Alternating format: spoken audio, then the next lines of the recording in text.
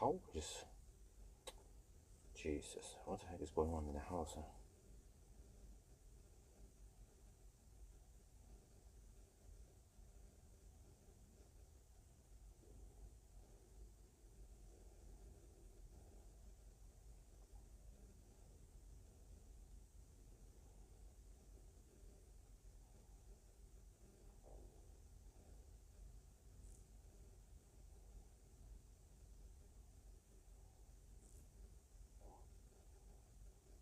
Get throttle here.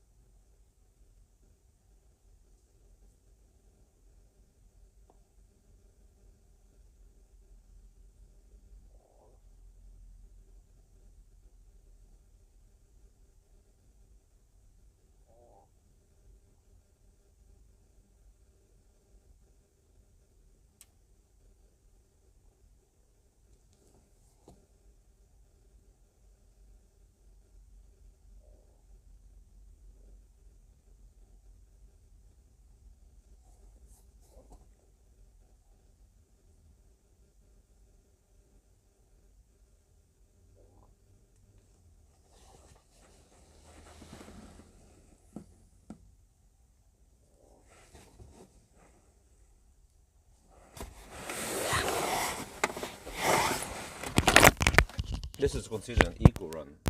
That's the point of the test.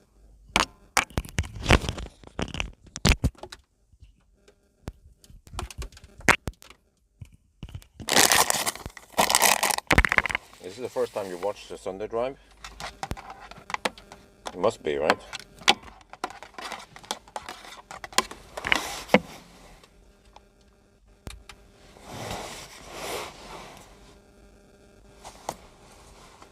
Okay, I think I set up most of it now.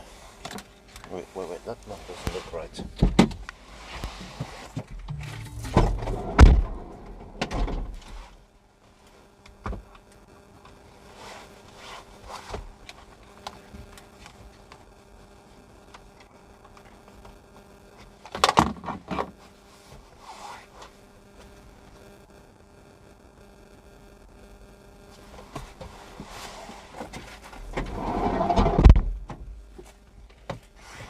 Well, you might as well sit and wait here, unless... Okay, the problem is that we are 97% and it's gonna finish in half an hour. But if I go to a fast charger, it will finish in just a couple of minutes. But I'm getting throttle. It shouldn't supposed to be that slow, but the wife is cooking supposedly. So I'll do the microphone closer. No upcoming car, correct? It is what it says. No upcoming cars. Well, except for the... It hasn't been updated, but we have Polestar coming.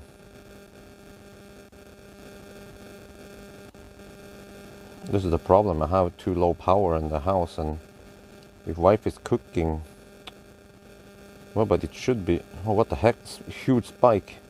Oh, well, that's only 7 kilowatt. Look at phases here. I think the problem is that the phases are getting loaded. Well, I can't wait to get over to the new house. If I pull too much power, then they blow the main fuse in the house. So Tiber has been set up to throttle. Wait, at noon, 5 minutes ago, we had 35 amp. Can you find out what the heck is in that? Which phase is getting yeah.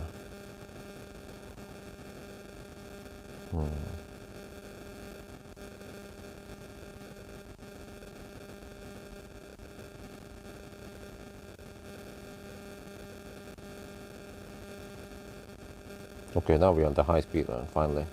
It usually takes around 5 minutes before it steps up the speed again.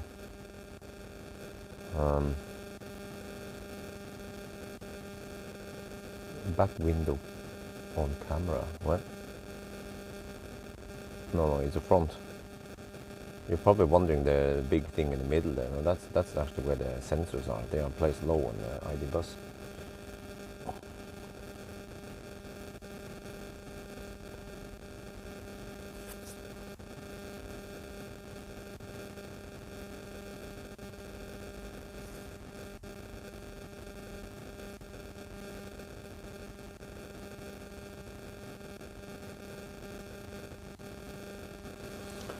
Okay, let me see. So now the car claims, okay, we had 98%.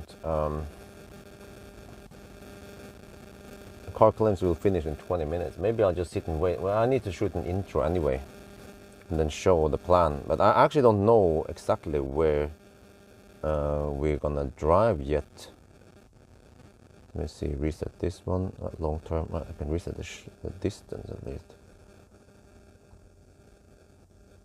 Okay. Yeah, I might as well sit and wait. Hopefully I don't get throttled again. So I'm getting 5 kilowatt now into the battery.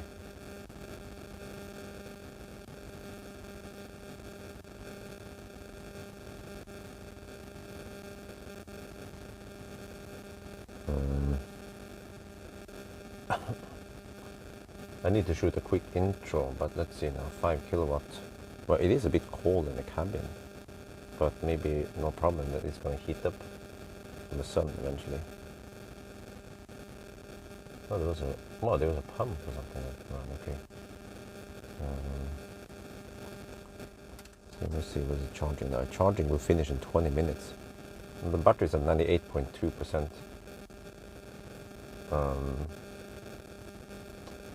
Yeah, man, can't wait to get faster charging in the new house.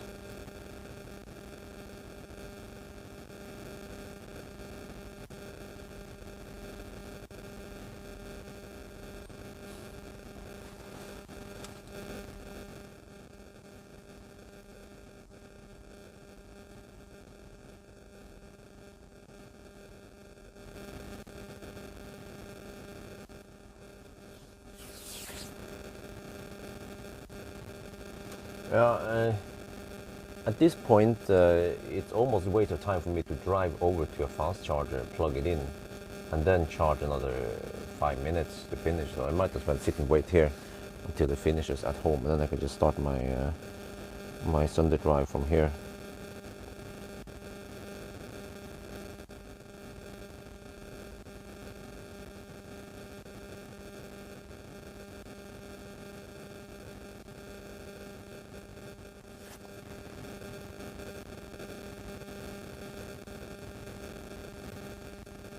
Yeah, I also hope someone can lend me a Fisker.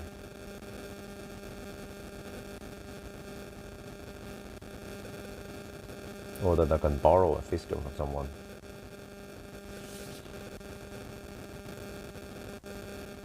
And we can always sit and chat here. Yeah, why not? We can have a little chill time here before we maybe flip mode. Any plans to test the V4 supercharger with 800 volt car? Well, if I can get an 800 volt car, I'll test it. Maybe I should try to request EV6 GT and do EV6 and do a pull trail with it. Oh, someone to lend me. Okay, great. Yeah, okay, I'm getting 5 kilowatt, 5.1, 5.2. Well, it is a little bit cold in here. But hopefully it will heat up. Well, I might not if it's only 15 degrees outside. No, whatever. I think it's fine. It's not too cold, but it means that if I run the heater, it's going to take even longer to finish.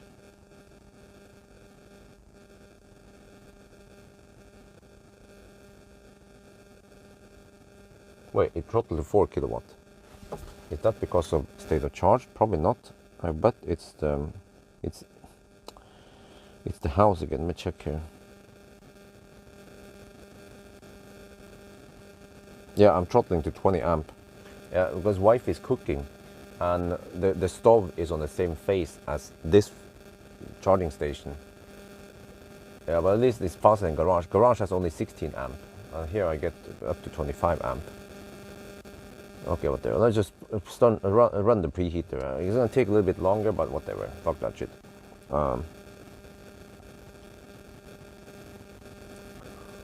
Can we get 500 kilometers? Well, interesting. I think we can get around 75 kilowatt hour from this battery, right? But that means that in order to go 500 kilometers, we have to average 150. I don't think so. On the 90 test, I averaged 100 and around 200. Norway enforcing mandatory, yeah, needed. I know a German YouTuber, Hamburg Fisker, you could try to, huh? Sorry, Felix, for practical reasons, I'm not going to Hamburg for it. Yeah, don't want to jump over the river to get water. Or it's more like jump over the, I'm not going to swim over the lake to get water, if you know the analogy there. Especially since there are plenty of Fiskers in Norway already.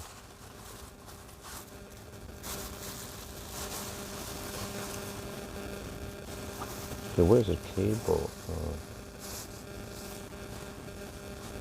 Oh, there's one. Okay.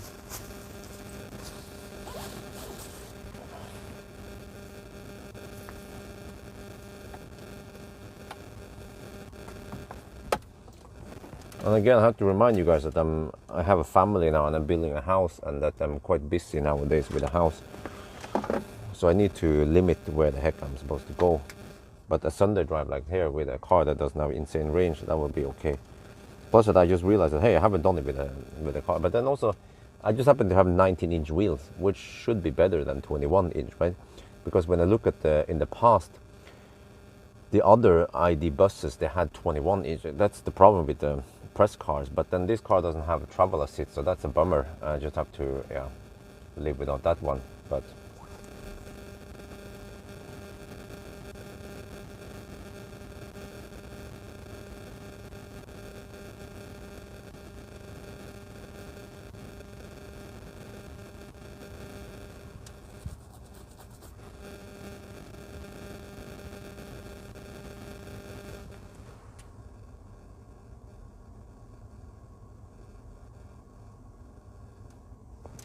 take the dishes, huh?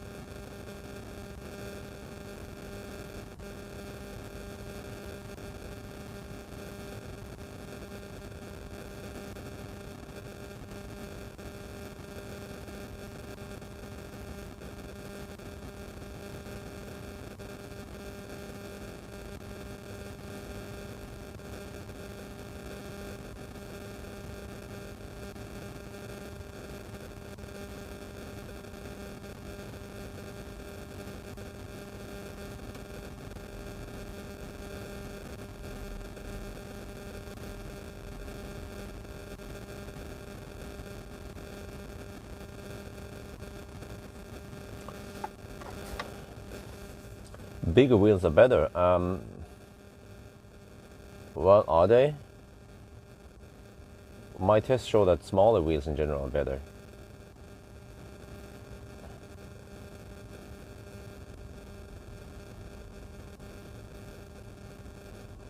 In the house, well, supposedly Sigdal, they installed the kitchen. When I was there on Friday, they were installing the kitchen. I transported some bathroom furnitures in the ID bus on Friday. So hopefully they are mostly done with the kitchen now. It would be nice to see the kitchen, but I'm going there on Monday or Tuesday. So yeah, maybe I should just use my time efficiently and not go back and forth there, even though I'm quite excited to see how the kitchen turns out. But the island also looks great. So given the money and the materials we chose, I think it still looks okay. Even though I would like to have a stone bench thing, or I mean the top to be, what they call it, bank, right? I would like to have granite, but it's way too expensive, 10,000 euros extra. So we just went for laminate or some shit like that. So it still looks okay. Okay, I'm back to the non-throttle state. Seems like I'm getting 4 kilowatt into the battery. So it will finish in 10 minutes. Okay, I also want to preheat the cabin as much as I can. But that means that maybe I should go pee one more time. because I want to drive as far as possible, maybe all the way to Ringebu before I had to stop. Model Y Blade battery, nope, no news there, unfortunately. Tesla is quite slow with that stuff. I probably need to bug them again, or maybe try, yeah. Getting press cards from Tesla is really hard, man. I don't understand how other companies can get press cards for them. Okay, the car says we'll finish at 12:27. We're at 98.7% now, putting in around 4 kilowatt into the battery with some preheating going on also. So I suspect that it might be a bit cold in the cabin here once we start driving, because it's only 15 degrees outside. Why nobody talks about that anymore? Huh? Talks about what? I need to scroll up here. Oh, okay, the Blade battery. Okay, so yeah, well, good question. Oh, it even says here. Okay, 7 minutes left. The car claims we'll finish charging in 7 minutes. Okay. If that's true, then I want to start driving as soon as we finish charging. So I'll just prepare then.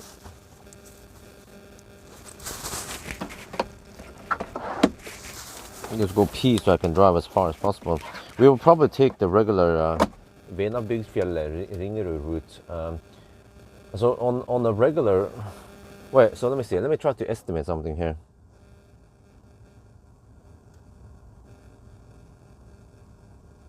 Wait, shit. Uh-oh, Marcus has problems with Plaid. Marcus is down in the continent, somewhere in Germany, and I got an email from Tesla about roadside assistance. The Plaid is down. It's down. I couldn't get contact with it on yeah. And Marcus says, wait a minute.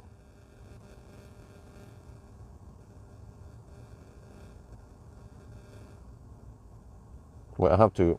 Okay, hold on. I have to do some stuff here.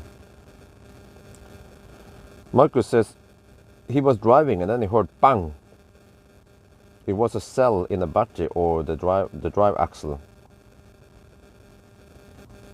The drive shaft, I mean.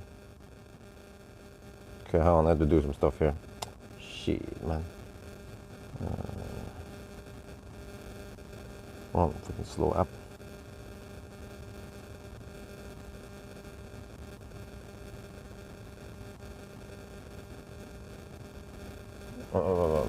Shit, huh?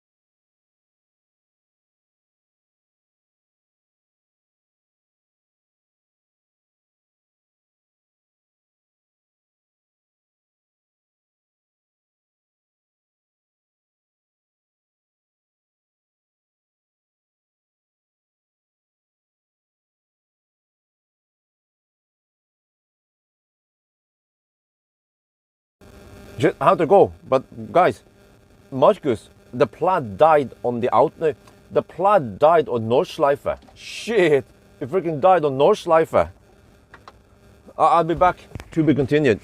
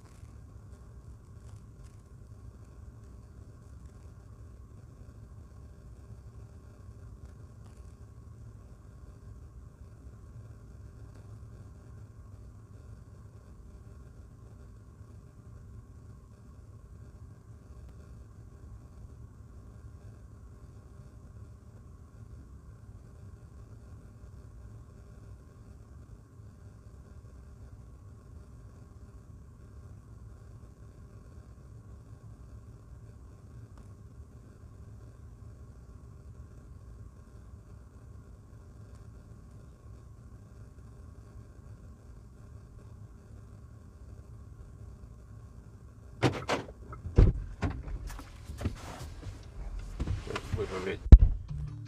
Did it finish or is it still charging it?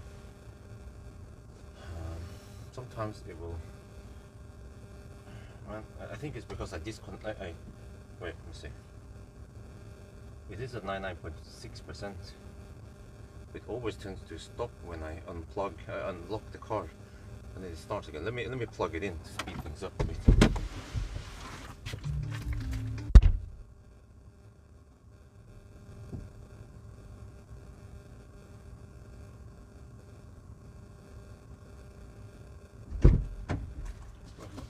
Oh, okay.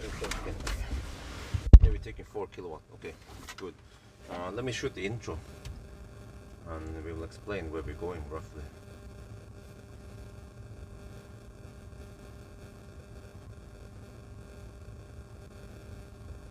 I think first stop will be Gjøvik. Well, or further beyond, but I just navigate to Gjøvik first and take it from there. Let's start. Okay. Is it still charging? It's good.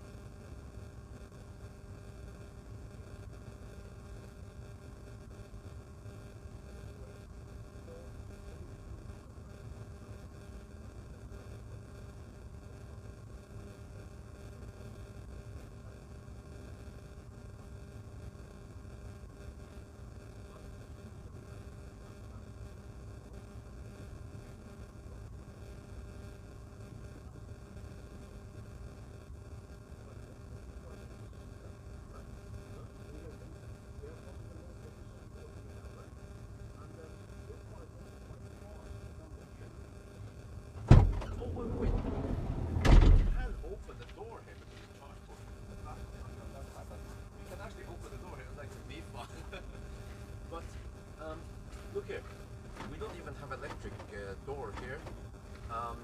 The seats are not that nice looking. We are missing some. We don't have travel assist, so it's like a stripped down, cheaper version of. Yeah, we don't have any. Did they ever have electric seats? I don't remember. But okay, but that's fine. So we are now charging. We are at 100%. We're still taking. Wait, do you see that? Shit, sorry. There. Still taking 4 kilowatts. And then the plan is that we will drive. Okay, what is Sunday driving? Well, it is actually Sunday today. It's like an eco run where we actually follow the speed limit for once. And then I think the plan is to drive here and then further up Lillehammer, and then maybe take Venabygdsfjellet. No, it's not that. Here roughly, and then we take Highway 4 on the way. Highway 3, sorry. Highway 3 on the way back. No, shit. On the way back, and I'm not sure how far we can drive. Huh? Really? Oh, it's funny. GOM claims that we can drive 201 kilometers. Is it something kaput with the battery? No. You see, the battery actually has 71, 72 kilowatt hour battery capacity, but we have been driving with trailers, so the GOM has been adjusted for trailer. That's why. But I'm guessing we might be able to drive around 450 kilometers. So we shall see. Let me see. If I go to the charging screen here. Yeah, we are now taking 4.5 kilowatt. So we'll just wait a little bit, and I'm also having the air conditioning here, the pre-conditioning on, because it is a bit cold. So this will be one of the last Sunday driving, actually of the summer Sunday driving. But eventually, I think we should also do winter Sunday driving to see how far can they go during winter. So let's wait a couple of minutes, and then supposedly it's gonna finish soon.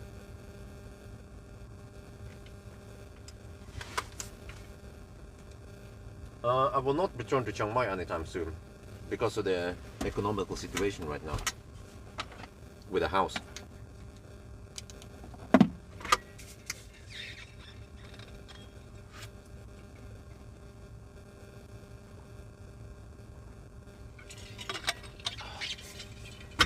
Okay.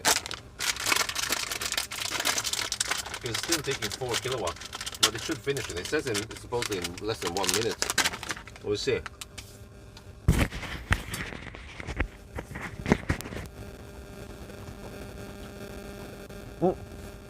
It finished charging. Charging successful, it says. Okay, let's go.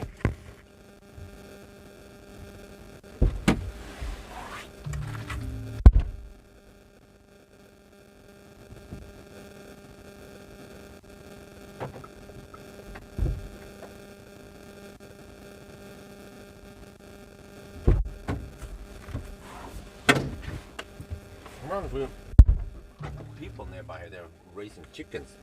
In here. Okay, since start, can I reset that one? Yes. Long term, reset this one. Since charge, okay. Alles gut. Let's go. Wait, I wanna keep HVAC off right now. I think we can drive it without HVAC for quite a bit. How's in Thailand? Maybe in the future, but I mean, obviously, if you haven't heard the situation, I'm quite tight on money. I've been borrowing some money from family even. So we're not going to build any house in Thailand anytime soon. Okay, I need to adjust the camera. Yeah, it seems to be slightly off.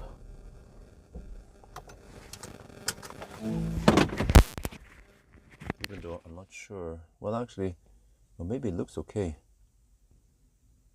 Okay, you know what? Maybe it's okay. Let's just use that one.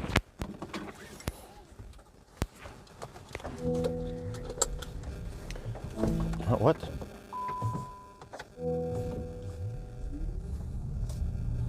Okay, so we have okay temperature in the cabin. The car claims 72. That one is great. I think we're supposed to get 75 kilowatt hour. Let me see the odometer here. The car is not branch banking new, so I have to check total distance covered. Wow, it has done 9,000 kilometers. Well, I hope there is no significant degradation in this battery.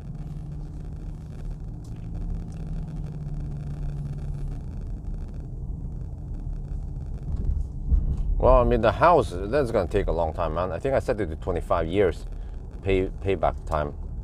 on the house.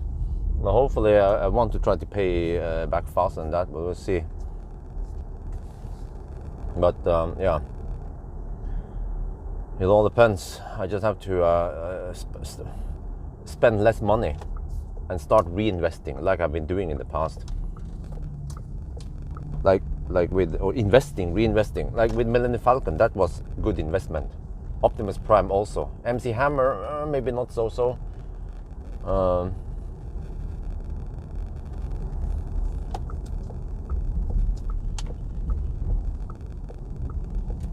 Hopefully we can see some nice, beautiful colors now.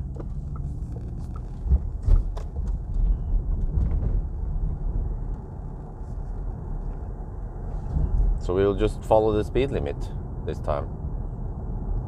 So yeah, I want to know how far the car can go when you follow the speed limit. But especially this van should benefit from driving slower.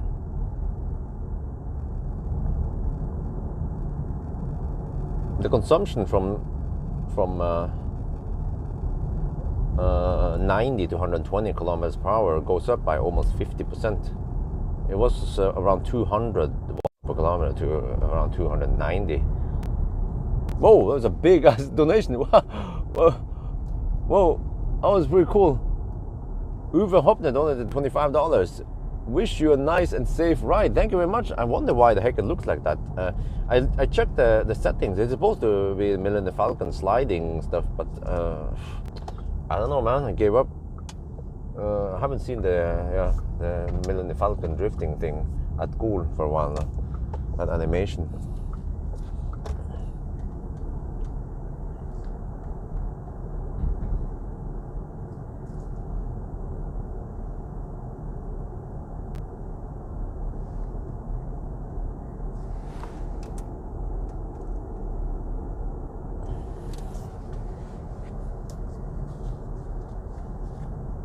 Since start, okay, let's see. Long term, since charging, okay. We have the since charging here, okay. I also reset the distance there, the one with decimals, in case we want exact distance. So, yeah. No, but okay, back to Plaid, by the way. Yeah, Marcus and Espen Lindstrand, the guy from Bodø, they were driving on the autobahn. They were driving on Nürburgring, and then fortunately they were lucky though, because they heard a dunk and then vehicle shutting down, and they were in a downhill when that happened, and they could just roll down the hill, and then there was an exit or something. They could just exit the ring. Well, that's an Ioniq 6. And get rescued. So now they have to get a loan or some shit like So Marcus just said, jokingly said that, there's with Tesla, there's never any boring day. There was something going on with Tesla. First it was the flooding, and then this shit.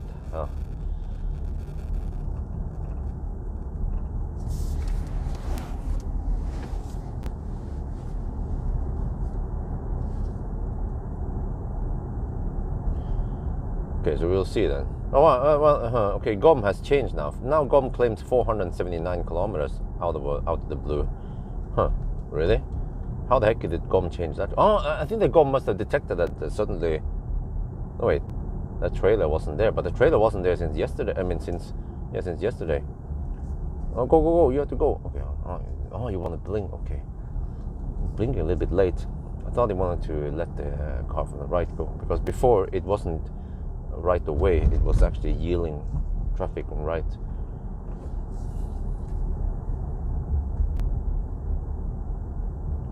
Don't you hate it when some car in front of you suddenly slows down, brakes, and then out of the blue he just suddenly turns right without blinking?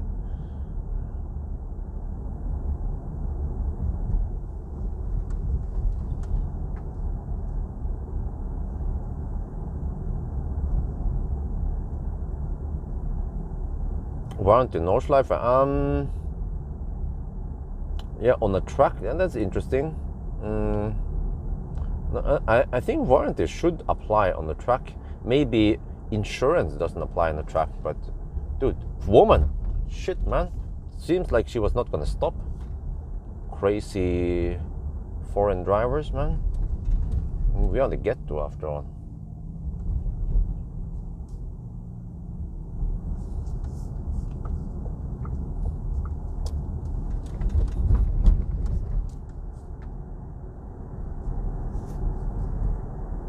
I was about to say crazy Indian driver, but I'm not sure if she was Indian.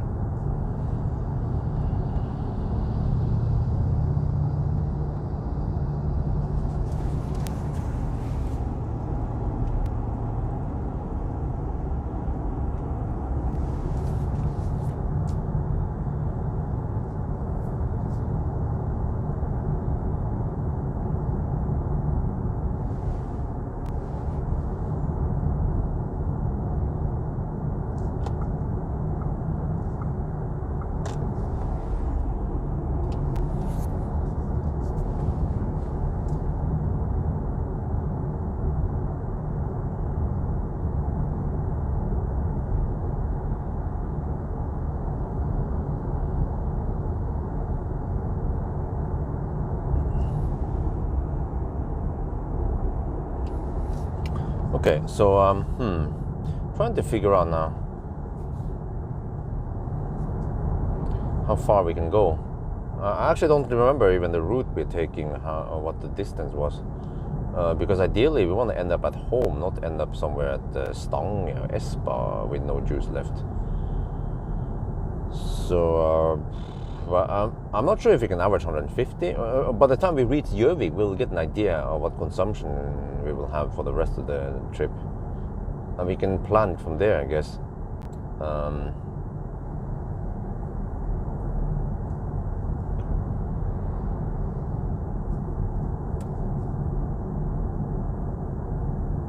yeah, I don't know. When you drive on the track, does it automatically void the warranty though? That sounds a bit weird, man. I mean, it depends on each case. If you're just on Nordschleife, I'm pretty sure that the warranty still applies. Otherwise, nobody would dare to drive Teslas on Nordschleife in case the battery or some shit would break down, right? Yeah, nice calm weather. Perfect for Sunday driving. Should I hammer that dude? No, okay, whatever. I'm on Sunday driving mode now. Just that in general, motorcycles they tend to be smelly.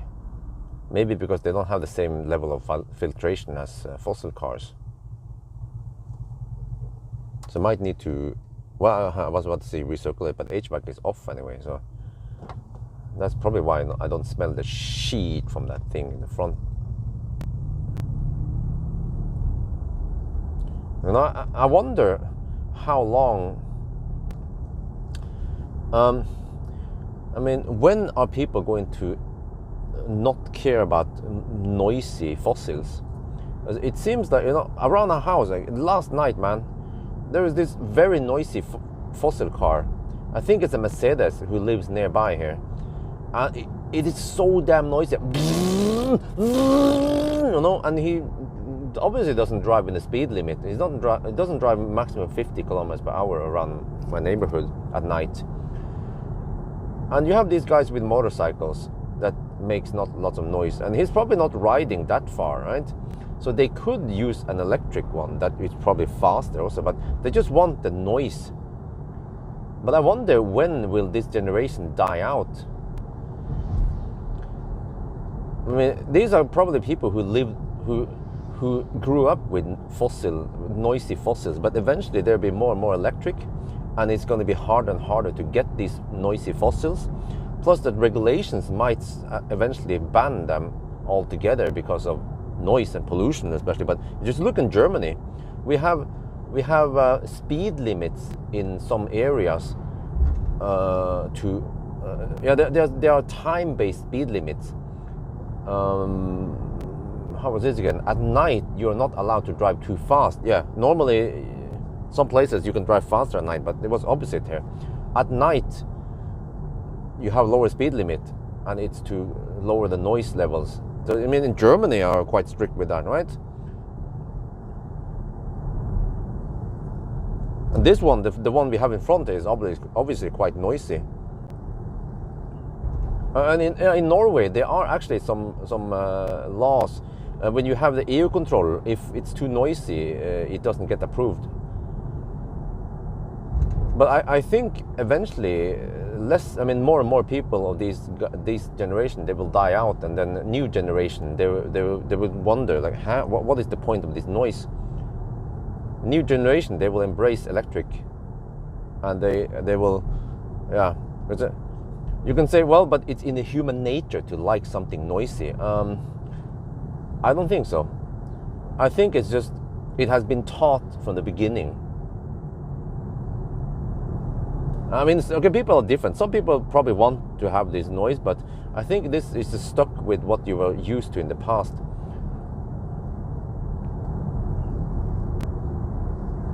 Yeah, they just want to sound. The whole burning thing, yeah, also the whole burning thing. Many people think it's cowsy to burn shit, to have a fire, and like, okay, fine. But I prefer electric heating or heat pump or something more efficient. I don't care too much about the cowsiness part of the burning shit. Just smoke and impractical. You have to light up the fire, you have to fill it up with more wood and shit. It's cultural. Yeah, I mean, it's also cultural. Yeah, of course. In some places in the world, you have more of this, you know, like in Texas, maybe. It's completely Texas over there.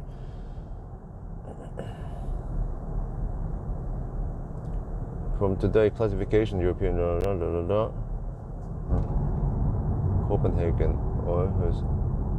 Oh, okay.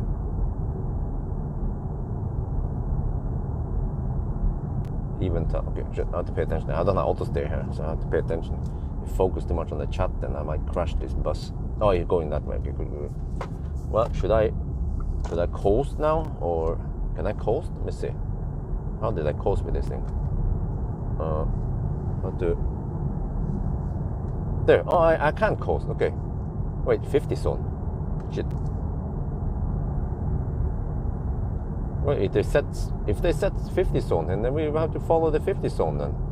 I'm not sure why they do that. Oh, limited lighting. Okay, whatever. Oh, they set 50. We go 50. Annoy the heck out of people behind us. Oh, they have reduced lighting. Okay, I see.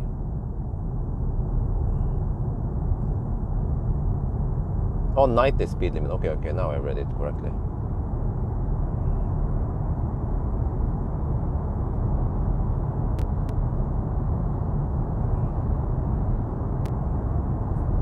Come on, you don't have to drive 50 over here. 70 would be fine, man. Oh, they put 50, I go 50. Alright. Gee, there's a bunch of cars behind me now.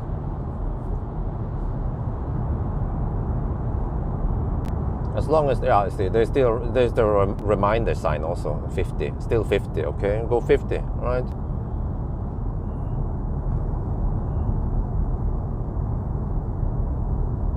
Even though it's dog slow. I have 5 or 6 cars behind me now. Everyone wants to go faster. But this is the rule of the Sunday drive. We follow the speed limit on the speedo. So I'm actually doing around 47 kilometers per hour. Yeah, now it's payback time. I'm gonna annoy the heck out of people by driving slow. Why 50 too slow?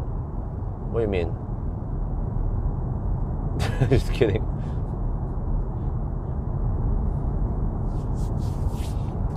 Okay, listen. Pierre Simpson. Let me repeat what I said just a couple of minutes ago. There is reduced lighting here. Reducert lysmengde. Lysmengde reducerat. Yeah, try to speak Swedish so he understands what I'm saying. Yeah, the rules are the rules. Actually, other people are also driving dog slow. But I mean, from my perspective though, this is fine. I've been hammering in pitch dark tunnels, no problem. We have headlights anyway. I actually don't understand why we have to drive so dog slow. because there are pitch dark tunnels, or tunnels darker than this, where you can drive at 80 kilometers per hour, or even 100, yeah, or 110, yeah, on a motorway. So I don't know, man. Well, whatever, it's good for the consumption, I guess.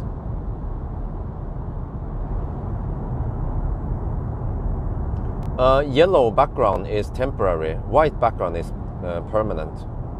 Yeah, here this indicates that it's a Baustelle, or temporary, or some temporary or construction site or shit like that. Or it could also be maintenance, but it's temporary.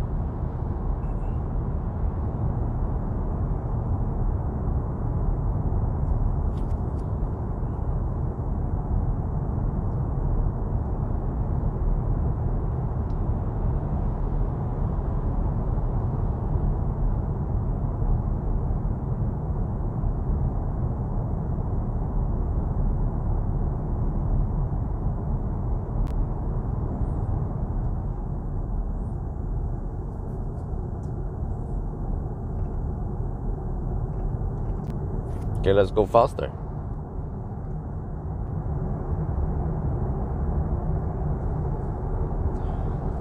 Okay, I think now we start seeing some beautiful colors in the forest, because the leaves are turning green, leaves are turning yellow. The leaves are falling now.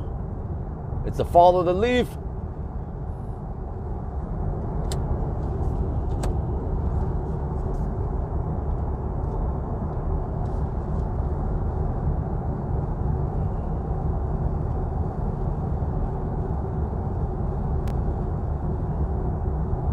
Maybe I should, yeah, let me coast. Well, actually, oh, I have to put the car in neutral and turn off cruise control. Okay. Yeah, but I should try to coast. Seems like it's quite easy to coast. Well, actually, maybe for this car, it doesn't pay off too much to coast, since it's quite boxy. Or maybe I'll just do it anyway. Yeah, so then I get slightly higher average speed. No,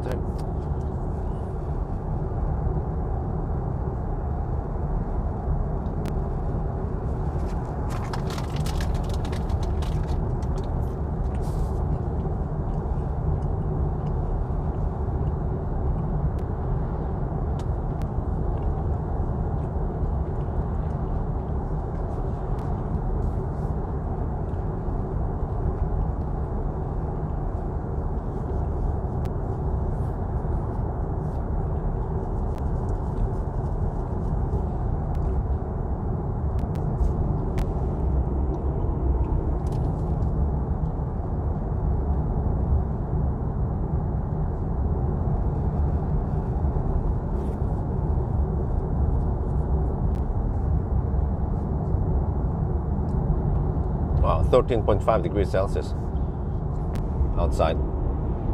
Winter's coming, it's 1st of October. Summer's over. We get a little bit of warm wind from the south nowadays. Otherwise it would be a lot colder now.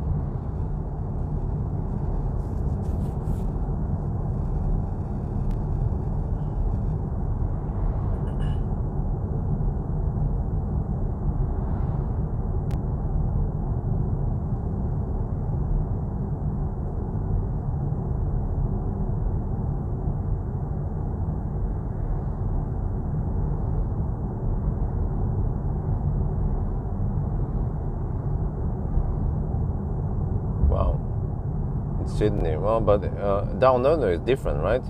Is it spring over there now, or how is it?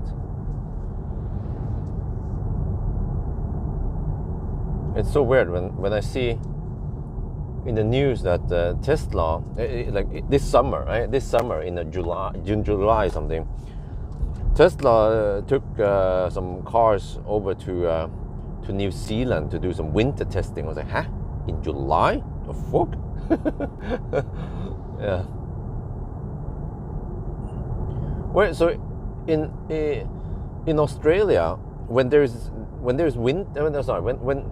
we have Christmas, how is Christmas in Australia or in December? Is it freaking hot then? Is that how it works? And also, I wonder if you drill a hole in Norway, if you drill long enough, will you actually end up in Sydney?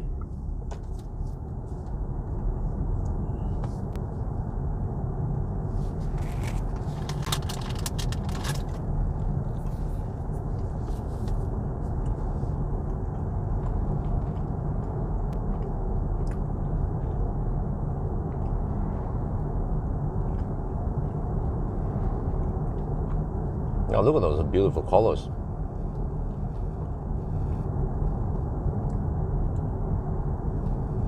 Now that barn is filled with solar panels. Christmas is hot. Damn. I need to go to Australia then during Christmas or New Year.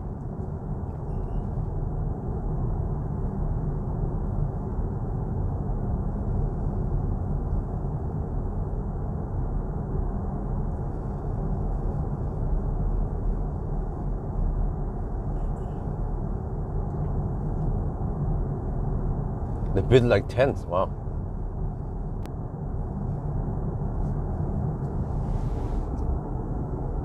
Why does it look so bland here? What shit? I need to pull over and adjust the camera a little bit. Okay, pull out now, pull out. Seems that the camera is not properly adjusted.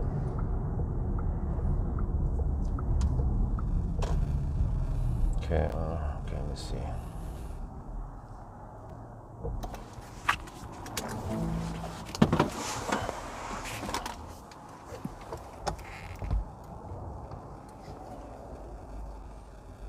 The ND filter also, I need to adjust that one.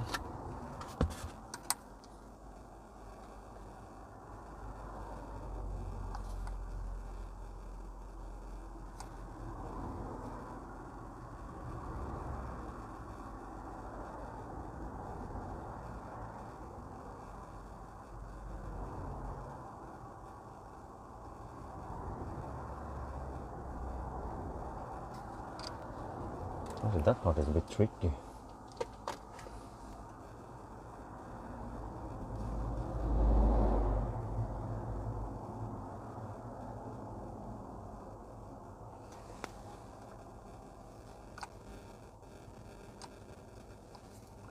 There maybe?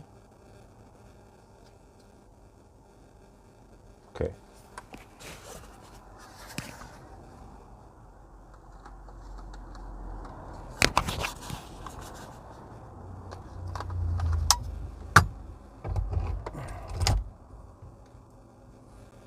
Okay, hopefully I adjusted it correctly now.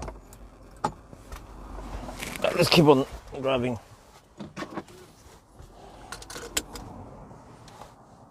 Yeah, I think it looks okay now.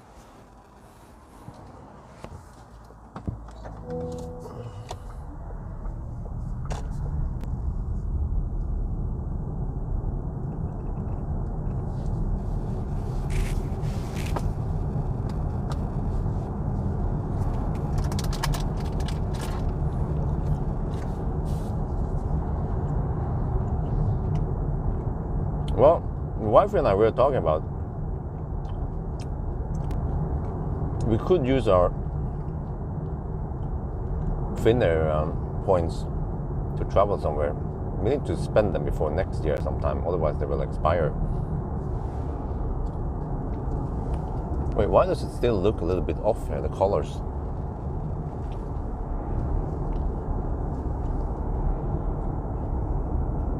Not sure. Okay. I need to go somewhere else and adjust I need to adjust the camera a bit. I have to go to the gas station then.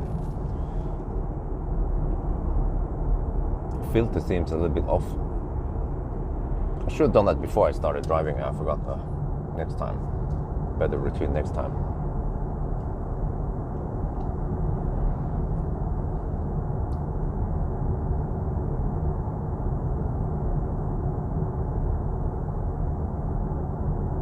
Wait, I thought it was here. Hakadal. YX Hakadal. Wait, no, is it here? Not yet. Okay. So I need to be facing the sun before I do my adjustment.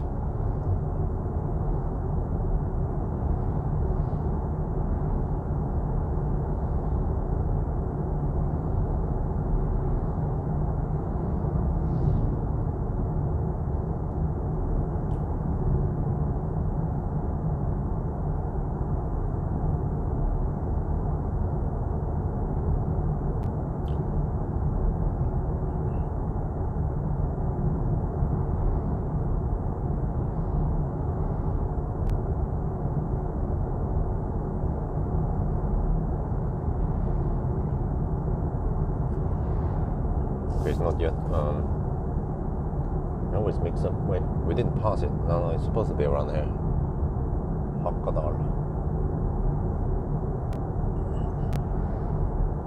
There's a okay. It's after Åneby. Okay.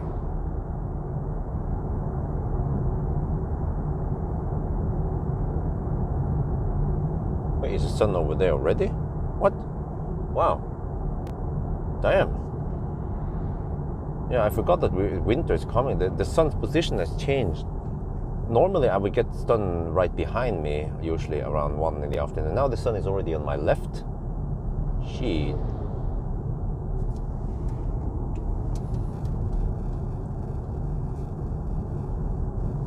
Which means, yeah, the sun is already in the west side. And it's only 1 in the afternoon.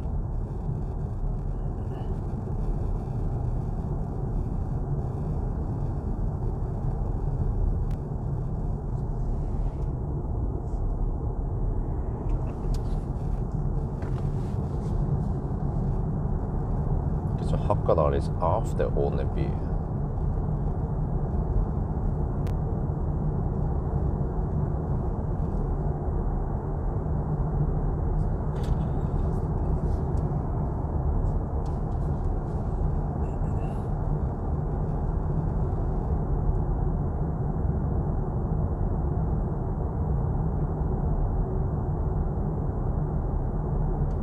Yeah, okay, let me pull out that YX there, and I'll face the sun and adjust.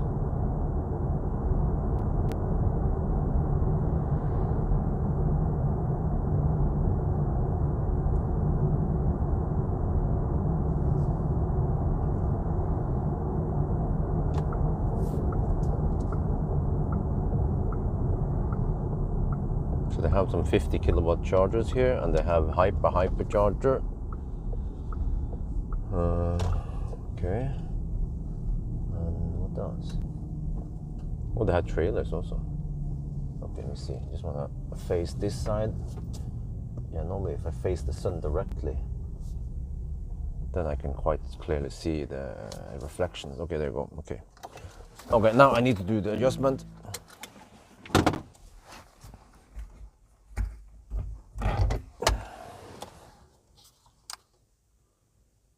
It seems like it was fairly good, well adjusted. Let me readjust it once more. Okay, there I see the reflection quite clearly.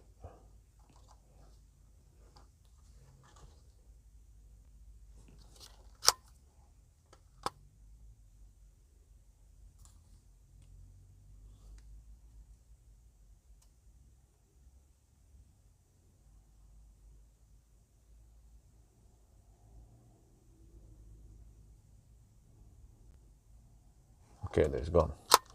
Okay, so this should be the best adjustment then.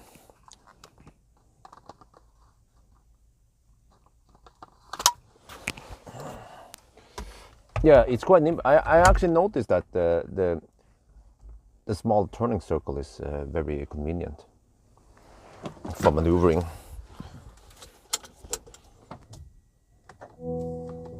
Okay, let's go. Pre-M, interesting. So what is pre-M associated with YX? I never knew that.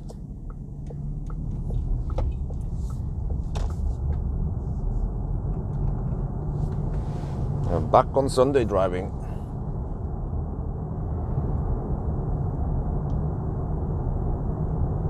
Okay, so I don't have to use HVAC right now. As we get a little bit of sun from the side, but I see that we won't get too much sun heat when it's partly cloudy. Is that dude on high beam? Yes, he is. Or she, rather. Freaking, oh, it's L. Oh, shit. Ionic 5 test teaching how to drive and with high beam on.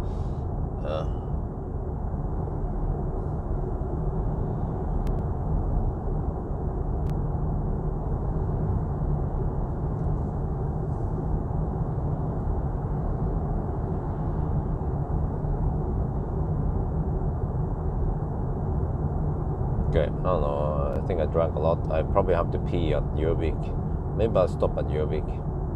It's a regular routine to stop at Gjøvik, right? Maybe this time I'll stop at Mjøstranda.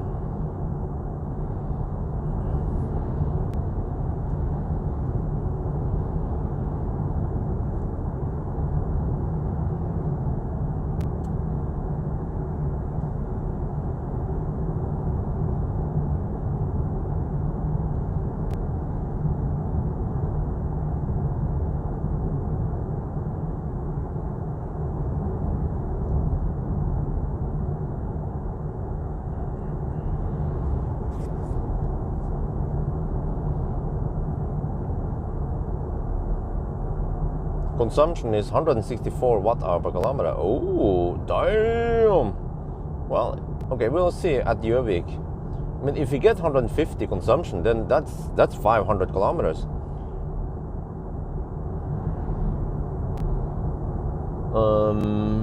How was this again? When I took that regular route.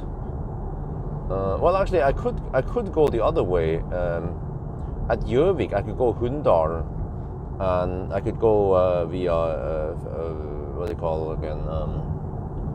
Aurdal, Gol, that route.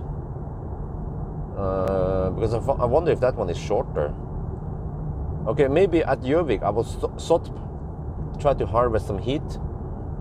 I have to park in the sun, and I will figure out based on the consumption there where we should go. I haven't planned this too thoroughly, but we have some common option. We can go Venabygdsfjellet and then Østerdalen, or we can go Golsfjellet. Yeah.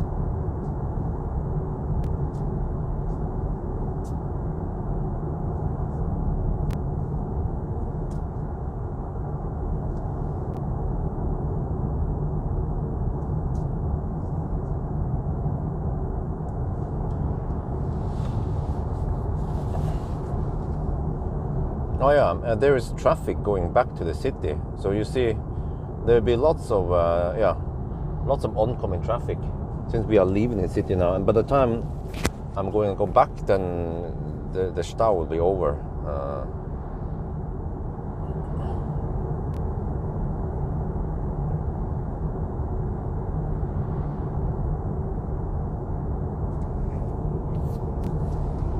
There's Nittedal jordstasjon. It's a satellite station thing. You see lots of discs. My friend Morgan used to work here many years ago. I think he was quite proud to get this job over here. Oh, that's the new Hyundai Kona. Wow, with a new front. I definitely need to borrow that one. Well, if that was most likely a customer car, so I should try to grab one from Hyundai then, if they can. Yeah, if there's a press car, that one might give me some views, since people in general interested in Korean cars. And I think the Kona was quite popular back in the days, so we'll see if it's still popular now that we have so many competitors.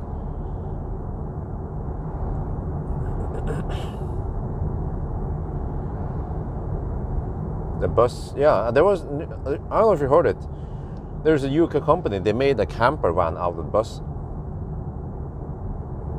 with a folded top roof and stuff, and kitchen in there, and some bed, a seat that folds down to a bed.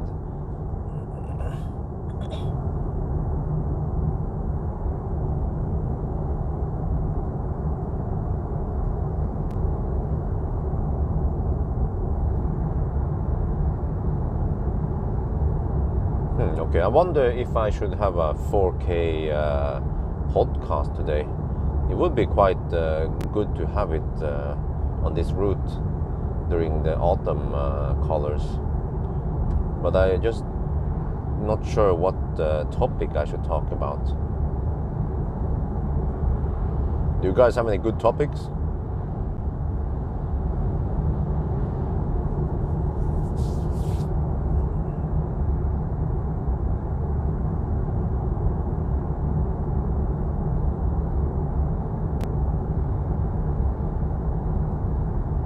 I could probably make a whole video about the round steering wheel and the stalks. Yeah, I could talk about that one and actually explain more in detail about the whole ergonomics behind it, like we had the other day around. Yeah, maybe I'll do that if there's no other better ideas.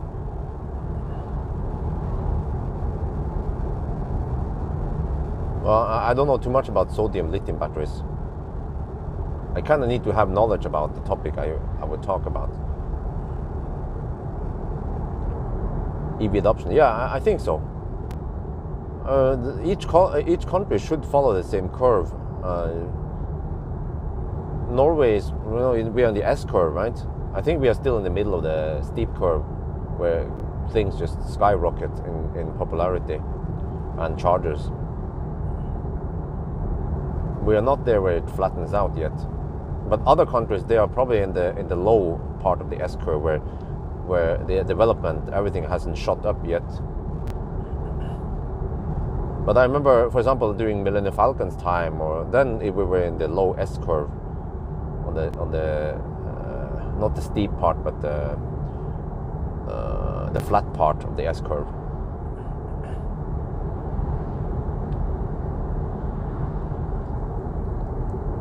No, the consumption goes up now because we're going uphill. Yeah, 187 watt-hour per kilometer. So it's likely that we could end up with 150 at Gjøvik. And then I think from there it will dictate where we can go, or distance, because I want to try to get back home with almost zero. You can talk about the house and deal with dehus. I could, but I feel like there has been too much talk about non-car stuff. So I think I want to focus on car stuff.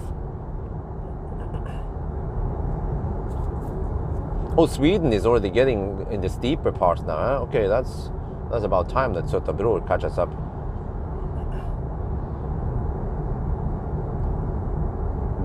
Base Hunter, Norway back in the. I'm not sure about that. What the heck is Base Hunter? What about top 5 features you think most important for you if you select new EV? Oh, okay. I haven't thought about that one. Will V4 supercharger be a game changer? Good question. Good topics. Tesla is already a game changer. Just look at how they open up the supercharger network, and then instantly, boom!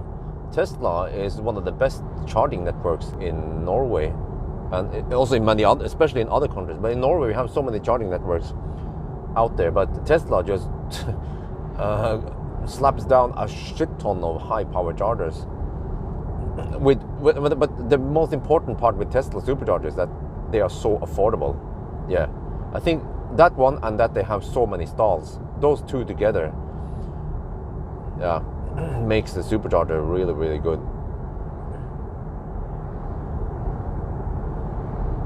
You could explain why you deleted video about Dolly. Still don't know why this was suddenly gone. I can explain in this chat why I deleted the video. There were too many haters out there. The problem is that you have to listen to the whole story to get to understand what was going on, and people didn't do that. They were just reading the title and they started talking shit, spewing out galle. So I realized that, okay, whatever, fuck that shit. There are too many idiots out there. So it's not important, that video, so I just deleted it. If it was a video about V4 supercharger, then I wouldn't delete that one because it's an important topic. But the Dolly video, it was like 50-50. Should I make one? Should I not make one? It would be an interesting story. It was actually quite a touching story about what happened in the... I had my opinions about the dog and my tight situation and about the future with the family and so on. And wifey also, she actually agreed with me, but by the end of the day, she couldn't live without the dog.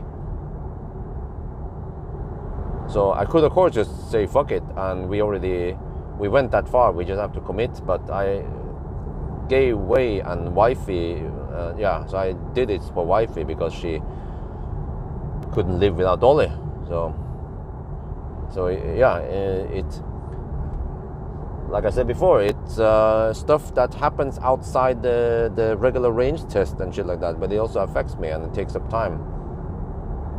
But apparently people in my chat, sorry, not in this, but people in my channel, they are cold bastards who doesn't want to understand the whole situation, that they jump to conclusion without knowing the whole story. So I was quite disappointed when I saw some of the comments, but I just deleted all of that shit.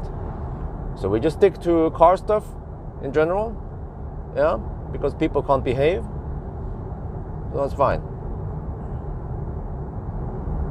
Videos only for patrons, no. So let me explain that one also, Alexander. I also mentioned this many times before. My whole idea is that I give something without asking for anything in return. So my videos will be available for anyone because it's very useful consumer advice. And I don't want to charge money, but if you want to support me, then you can do that. But it's voluntary. I don't want to be the paywall that you want to get, oh, this good news. You want to get the best news, you have to pay for it. I already get income from other places anyway. So the whole paywall thing, I'm not even aware that Tesla is up on a supercharger. Yeah, maybe I should do it. Okay, but you know, I should actually, if I need to take the time one day and go to a supercharger on a Sunday, for example, when it's busy. Yeah, typically Sundays, supercharger will be busy. For example, Nebenes, and I can go up to the guys at Recharge and ask them, hey, do you know that it costs almost 6 NOK per kilowatt here? But then just 10 meters away, you can charge for only 2.3 NOK per kilowatt hour. Like less than half the price. And it, yeah, you know, I mean, it's bad for Recharge, of course, for that site, but I mean, we have to break an egg to make omelette. And to me, yeah, I mean, this would be going against Recharge, true, but it's also about consumer advice about improving electric mobility, right? So Recharge might not like it that I'm actually stealing customers. Well, I'm just giving them the option. I'm just telling them that you can charge there at Recharge, pay 6 NOK, or almost 6 NOK, or you can charge at supercharger. Just install the app and instantly you will have access to a shit ton of superchargers across the whole Europe.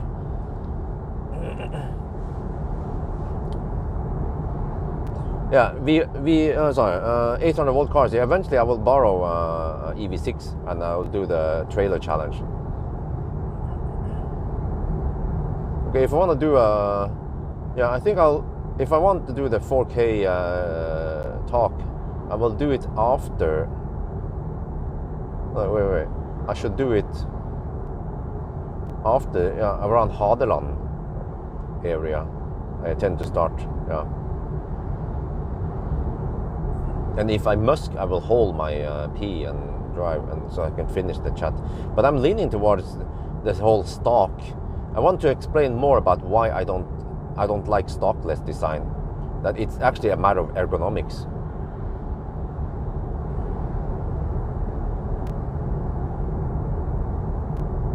It is a bit cold now. I might want to fire up the HVAC. Yeah, I think I need to fire up the HVAC. Don't want to suffer here. It is cold outside, 12.5 degrees Celsius only.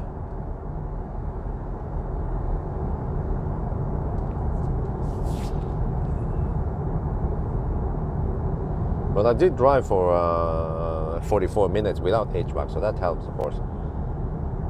Well, this is the downside of doing Sunday driving now, not in the midsummer.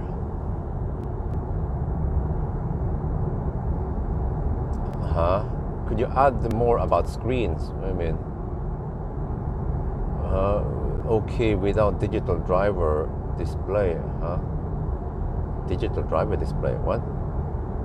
You like stockless? Okay. You don't believe? Okay. Yeah. In some countries, yeah. Okay. I mean, it's allowed to disagree, of course. Yeah. I mean, it seems like the whole stockless discussion and the yoke is something people want to watch. But if I talk about my house or some shit, people, man, that selfish bastard, he's talking about this brand spanking new expensive house again, Yeah, but yeah, so I should focus my 4K 4K podcast on some car stuff. Which of the Chinese brands I think will become major players in the EV market? BYD. Like it or not, even though I don't think BYD makes that great cars, especially the software part could be better, but BYD seems to be they're in the right niche. They have affordable cars. NIO, I consider NIO one of the best, or maybe the best Chinese brand. But yeah, I'm not sure. Somehow NIOs are not that popular, even though they make affordable cars also, and with battery swap stuff. So, but for some reason, BYD seems to be more popular than NIO in Europe.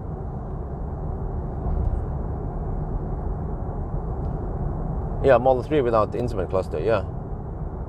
It's insane. Well, have you tried one? Have you lived with one? Without screen? No, but you have to, the EV, whatever, you have to try one. That's the whole point. Once you try a Model 3, Model Y without instrument cluster, and you use one for a while, then you will realize that it is actually better. And I mean, who am I supposed to? Because I've been testing so many cars, but I also used to own a Model 3, and I also used to drive Model Y, Model 3 a lot from Marcus, and I realized that I have to move my eyes back and forth. I will actually mention this in the ergonomics video, or the one about stockless stuff. It's the same topic basically.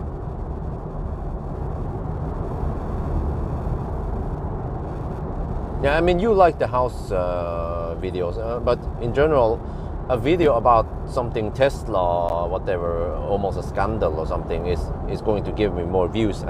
But I mean, do I care about views? No. Well, I care about views because lots of views means that people are interested in that topic. Low view count means that people are less people are interested in, fewer people are interested in that topic.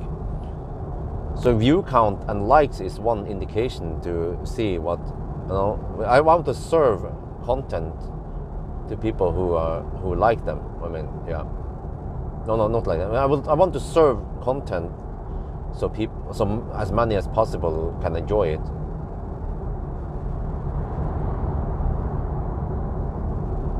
You wanted what? Keys to put Yeah, the start button, man, that one is totally unnecessary. Waste of money, waste of weight, waste of complexity. There's no reason for an EV to have a start button. Fossil car, on the other hand, they need a start button because you have to fire up that engine. But I mean, technically, fossil car, you can also you can just fire up the 12 volt. I mean, you can just fire up the main screen when you enter it. But okay, no HVAC or anything like that. And then once you press brake, well, but this must be a manual. I mean, yeah. I mean, can fossil car get away without the power button? Yeah, they can. If once you push the brake and put the car in gear, then the engine can fire up. But then, of course, if you're digging around with the screen too long, then the engine will automatically fire up if the 12 volts is needed to charge. Yeah. So you can actually make a fossil car without start-stop button. And this is actually good because it means that once you park the car, it should also stop the engine after 1 minute if you're just idling like that, you know, and then just fire up the engine if you need heat in the winter. So, and it will actually prevent people from idling, which is bad, and it's also many places not allowed. In Sweden, you can only idle for 1 minute, supposedly, in many areas.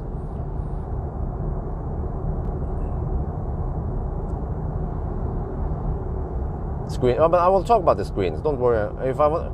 The podcast I'm thinking about now is about ergonomics, but it also touches into yoke wheel, and I will mention Toyota/Lexus yoke wheel versus Tesla. A Tesla poorly implemented. Like we mentioned before. I already had a dry run where I mentioned Falcon wing doors. The reason why the Falcon wing doors are not a total disaster is because Tesla engineered it well. It's not the gull wing door. Whoa, oh, they have chem power here. What operator is this? That's not Fortum. Or maybe this, or, oh wait, no, this white. Huh? Stogless is a bust, yeah. But it's about ergonomics, and they need to make a progressive steering with yoke. Then it makes sense. Because the whole idea is that you don't, if you need to rotate it a lot, then that's bad. Yeah, it's usually around here I start the chat. Well, actually, maybe I'll wait until after the tunnel. After Hadeland tunnel, or whatever it's called. Or Gran. Then I can start my chat. Wait, did they finish? Almost? Okay.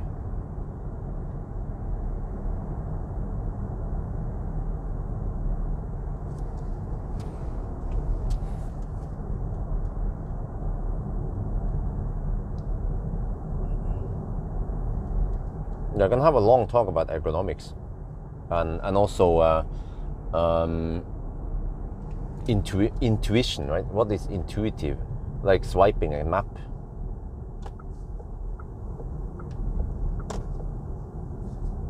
Or using a mouse.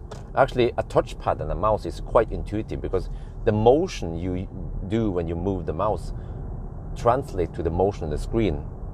But a trackpad, like I'm used to in a Lenovo, is actually not that intuitive. I have to push this joystick up and down, sideways and shit. And the harder you push it, then the faster it moves. But I have gotten used to it. But it's actually not intuitive.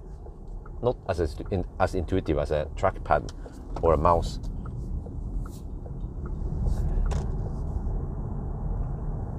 So yeah, I feel like I have a lot of knowledge and experience with ergonomics since I have background in computer engineering, even database design or UX design and programming and all that, you know, websites and shit.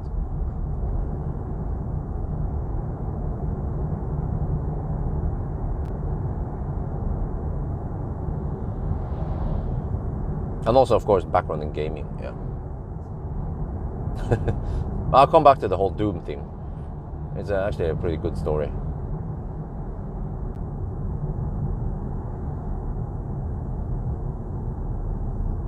But actually, roundabouts are very efficient traffic machines compared to stoplights. Stoplights, man, the advantage with stoplight is that it takes up very little space. But you can make big, complex roundabouts become super efficient, and there will be cars passing through the roundabout. It just needs a bit of common knowledge, but also people need to be slightly tolerant in roundabouts and allow other people to slip in between them. And also when there is stau, then you want to then in stau you don't want to always enforce your right of way. You want to let other paths be able to zip merge. But roundabouts are brilliant for solving traffic problems. But if there's bigger traffic problems, then the problem with the roundabout is that there's no bypass loop. Then people who don't need to go in the roundabout, they can then bypass the loop, and that would be better. So, but that's not the problem. The roundabout can actually support high traffic load if it's designed properly and it has enough space.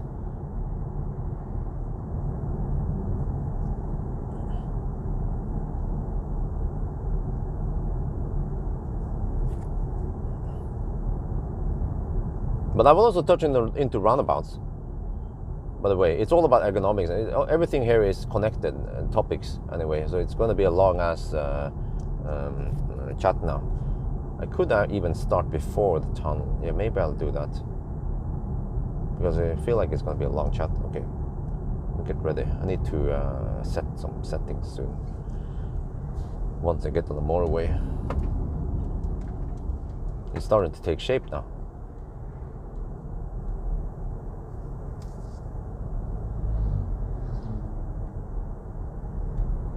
But yeah, also the roundabout can be really efficient to get rid of traffic or to multiplex traffic. But it depends on certain things. Like people need to be tolerant. And also not only that, they need to pay attention. For fuck's sake, pay attention, and understand how the stuff works. I've seen too many people, noobs, sit and wait while they can go, because the traffic from the left, they are not going the way, they are not going to interfere with you, or you're not going to, where you are going is not going to interfere with the traffic from the left where you have to yield. And they don't know, they don't understand that, they don't see that, I mean, if you've been driving for a while, you will have this sense of understanding when you can go in the roundabout or not go, right? So many times I get stuck behind people who just sit there and wait. I was like, dude, you can go there, chop, it's not going to be a problem. And also using blinkers is yet another thing you can do to improve the roundabout efficiency.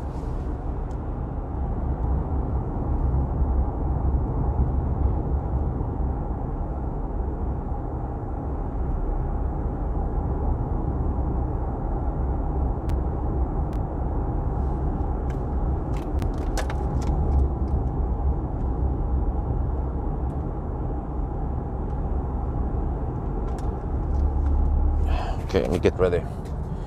Yeah, I think I'll just also do it inside the tunnel there. Or wait. Yeah, let's just start here. Okay.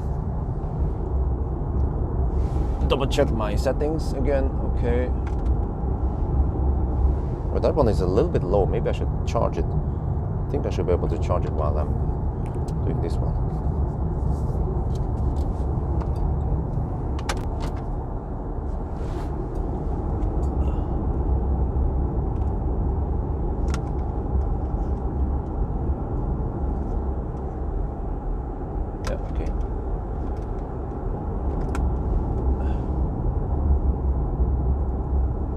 Well, now I'm almost in the tunnel anyway.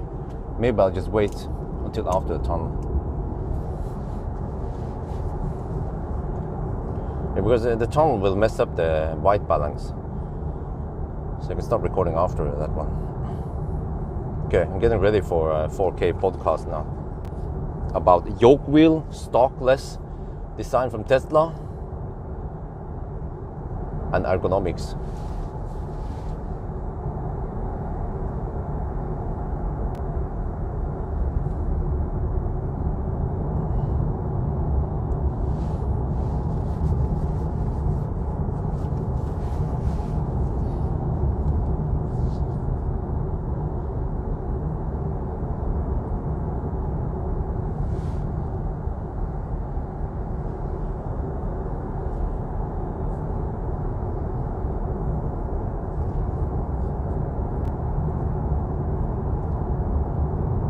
Yeah, there is actually a distinct interior smell in most cars. For example, this ID bus, every ID bus has its smell. Same with some Teslas, some other brands also. I noticed this many years ago.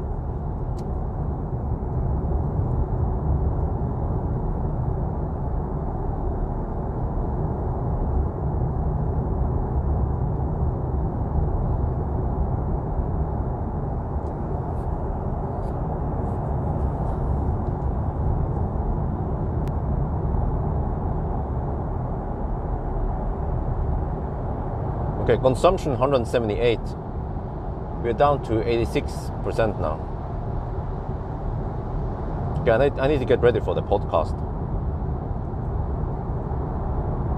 It might be a long one, because I'll be touching into many topics here.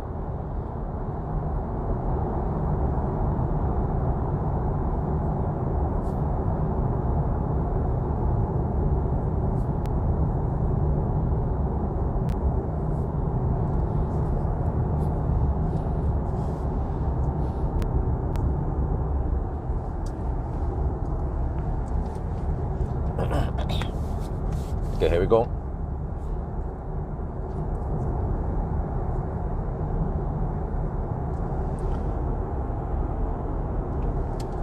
Yo, what's up? We're now sitting in ID bus, and I'm doing a Sunday driving right now. And yes, we're gonna have another 4K podcast. So this topic today is going to be about the yoke wheel and the stockless design, but also in general about ergonomics. Okay, I touched into this topic before, and why didn't I talk about it while I was driving the Plaid? Well, because now I have more interesting insight to come with, and also now I can focus on the talk rather than the driving, because it's kind of brainless driving, just doing the test here. This is considered an eco run for the bus. But over to today's topic. Let's start with the Plaid, or I mean, well, people mostly call it Plaid, but it's the Palladium, the latest generation Model S, Tesla Model S, with a yoke wheel. I mean, why is the yoke wheel so bad for many? Well, the problem with the yoke wheel in Tesla is that they didn't engineer it properly. It doesn't have progressive steering. If you look at Toyota and Lexus, they have, okay, Toyota, the BZ4X is supposed to have it, but they don't have it yet, but at least the Lexus, that is the same with I mean, they use the same drivetrain as the Toyota. That one does have a yoke wheel, but it has progressive steering. And what does it mean? Well, it means that the steering is not mechanically connected to the wheels, that there's just some stuff in between there. And on the motorway, for example, here, when you turn the wheel slightly, it's not going to cause crazy movement. But then when you have way lower speed at the parking lot, when you turn the wheel, then you will turn more. And I think ideally, if your maximum turning angle is 90 degrees or something like that, right? A little bit over 90 degrees to do a full turn at the parking lot, then yoke wheel will actually work great, because then you don't have to rotate the yoke too much in order to do something. But I think yoke initially was designed for an airplane, not a car. Correct me if I'm wrong, but I think in the start, when people started designing cars, not the ones that Ford designed, but the first generation cars who had a round steering wheel, they never thought about making a yoke wheel from the beginning. And the reason why we have some yokes here and there is probably because of it wants it to look cool. But then, okay, we can also touch into F1. Yeah, for F1, correct me if I'm wrong, but for F1 drivers, you probably don't have to go more than 180 degrees, right? Or maybe not.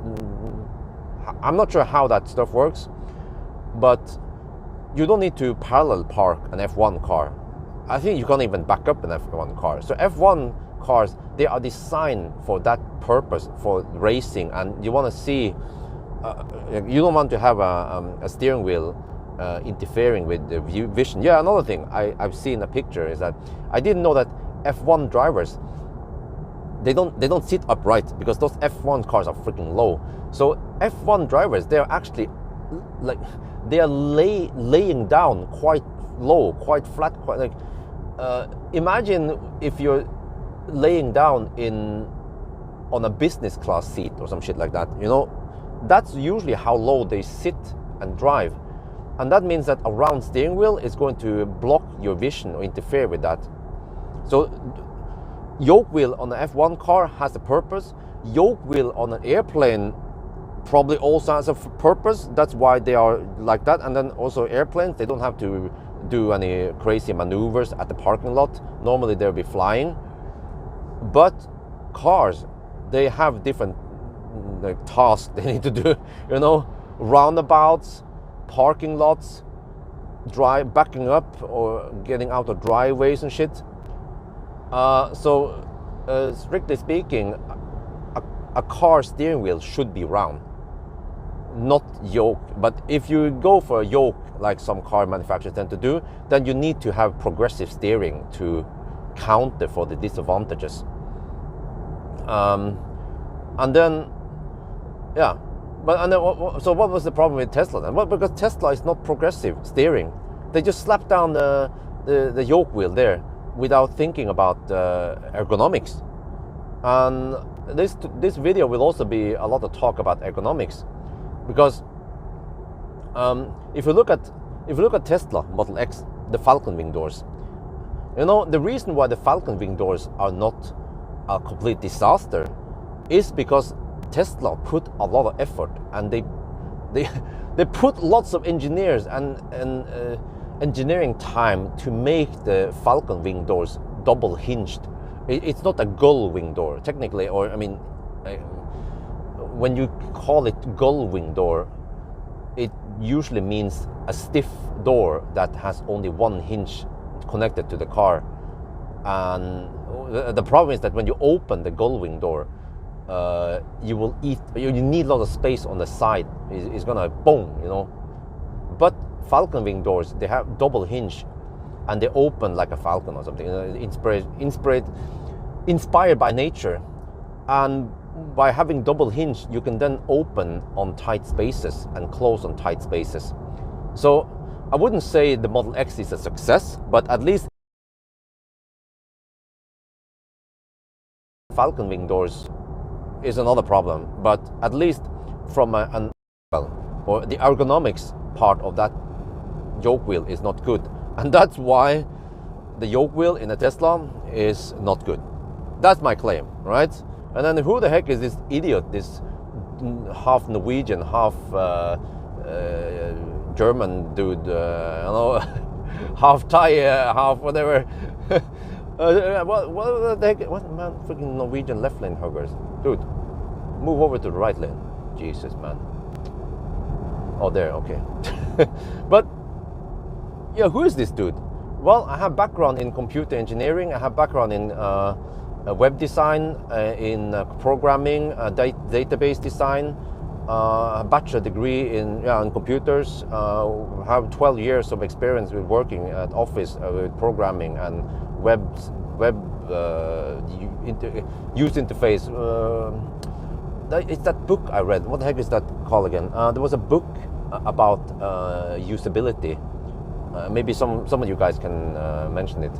Long time ago. But so, you know, I'm becoming an old fart now with lots of experience, and my claims is based on my life experience with testing cars, with my computer background, with gaming also. So when I read comments or hear about people bitching about, oh, Björn, you know, he doesn't want to adapt, he's old-fashioned, he's stubborn and stuff. No, it's all, hear me out, noobs. You know, before you guys spew out less intelligent comments and not knowing the whole story, just hear me out. It's all about ergonomics. Because let's just, finish the talk about yoke now. Now let's talk about stockless design. Tesla removed the stocks. Why did they do that? Was it to improve ergonomics? No. Was it to save cost? Most likely, yes. The problem is that the stocks, they they serve a very well purpose. The stalks stay at the same position all the time. You know, I just remember this. You know, some cars they have the flappy pedals, or what do you call it, the one on the steering wheel. But you can originally it was designed for changing gears on the fossil cars. So many fancy cars, racing cars, whatever. And by the way, it comes from F1. Yeah, many things derive from F1 because it's cool. It's the top of the crop. It's the fastest shit. And then you want to feel cool. You want to feel different. You put that in a car, in a regular car, passenger car. But for F1 driver again, you don't need to let go. You don't have to do a crazy 360-degree turn with your steering wheel.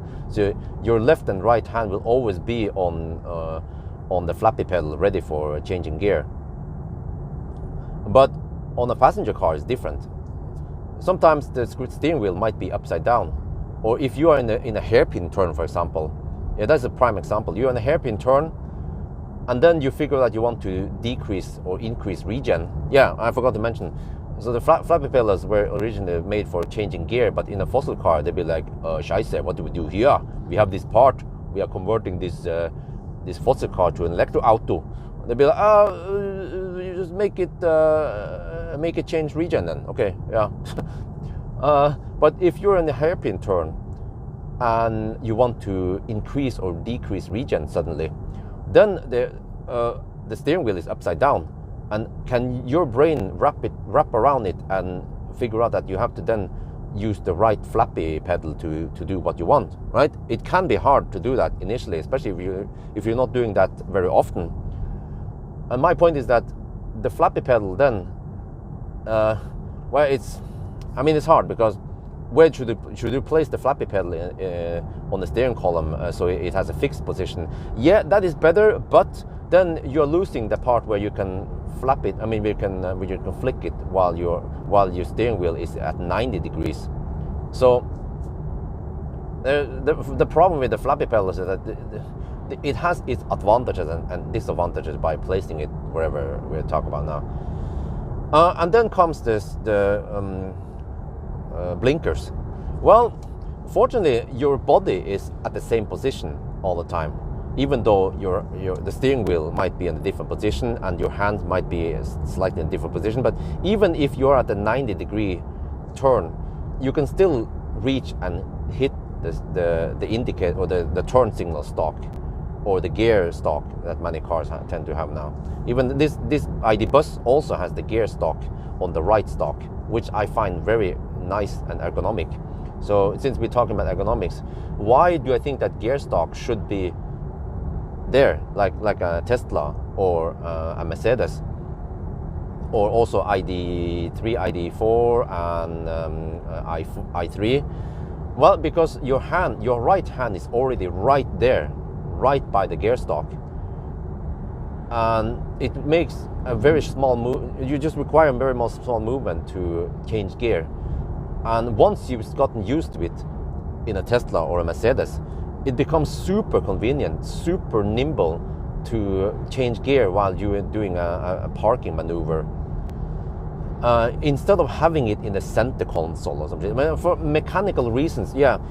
In the past, when you had stick shift, manual gearbox, then yeah, you need to reach down there to change gear. But of course, some American cars, they already had the stick shift. The stick shift on the steering column. Yeah, okay. But money to save part or whatever, right? To simplify things, cut cost. Traditionally, stick shift cars, they will have it down in the center console, and you gotten used to it. Yeah, true, but it's way more ergonomic to have it right near the steering wheel, you know. But okay, back to the blinkers then. So my claim is that having it there is better, but okay, you can swipe the screen. That's what Tesla forces you to do. It's still fairly close, even though I'm not a fan of it, but yeah, you can get used to swiping on the screen. Still closer than having to reach your hand over to the middle console. But the blinker becomes a problem, because when the steering wheel moves and you want to blink, then the blinker will be in a different position because it's on the freaking steering wheel.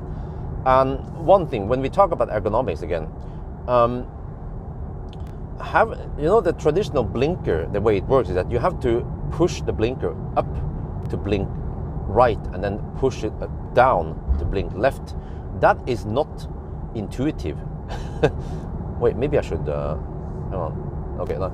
So it's not intuitive at all to have it like that. But we have gotten used to it. Just like we have gotten used to clutch. A clutch is also not intuitive at all. That you have to push the clutch and it will change the behavior of the car. But when you push the brake or push the accelerator, it does something different. But over time, you learn with the muscle memory how that shit works. And the same with the blinker. So, if Tesla wants to make it more intuitive, the left blinker should be on the left side of the steering wheel, and the right blinker should be on the right side of the steering wheel.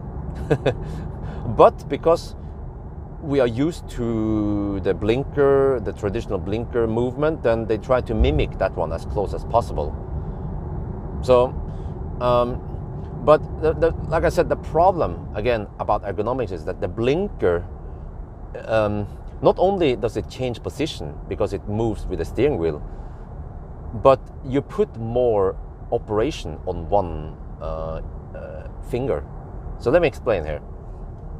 I used to play Doom a lot. That was probably over 20 years ago. And in the beginning, Doom, you have buttons for moving forward, backwards, but you also have the strafing to move sideways. And that is to avoid rockets and grenades hitting you in the face.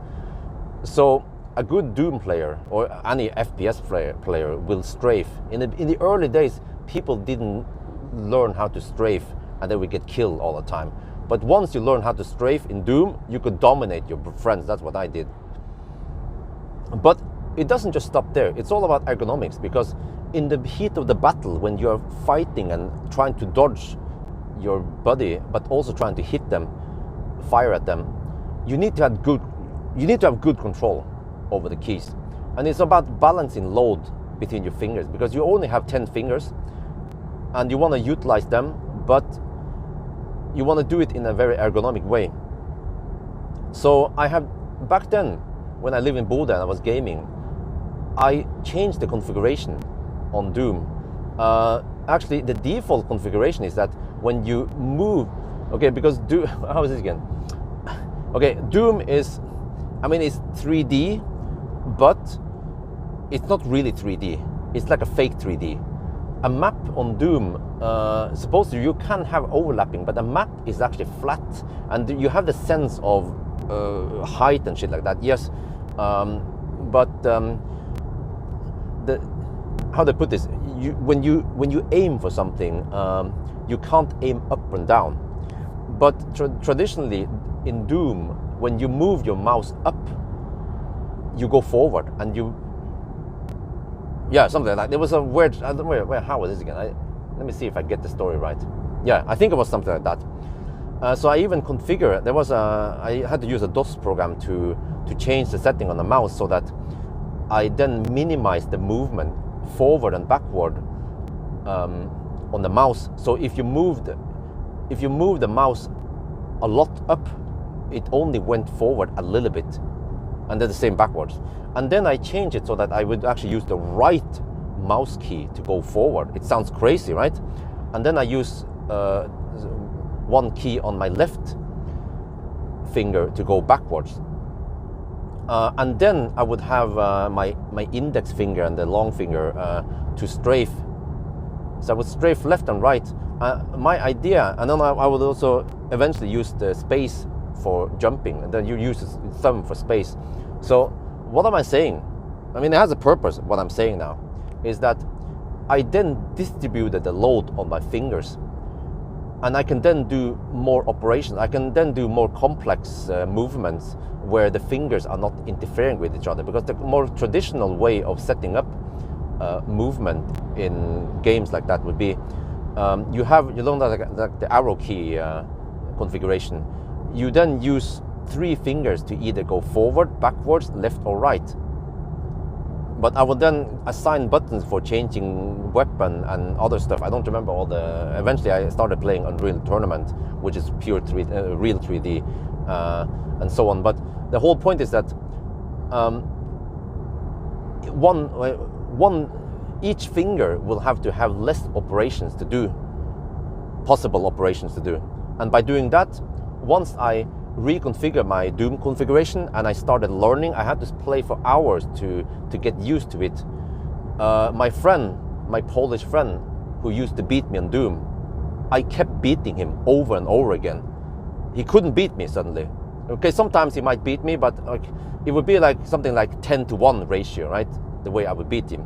So that was the strength of ergonomics and how to think about things, yeah. And back to the point with the stalkers, with the blinker. If you think about this, if you know the layout with the Plaid, they force you to use the thumb on the left thumb for blinking, but also for changing music and volume and next previous song.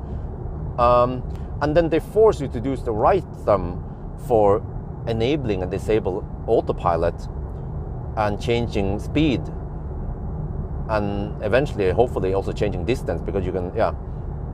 But also for enabling auto high beam. I'm sorry, for putting on high beam or use the flasher, but also for using the horn. Well, at least until they got the horn in the middle, yeah, finally.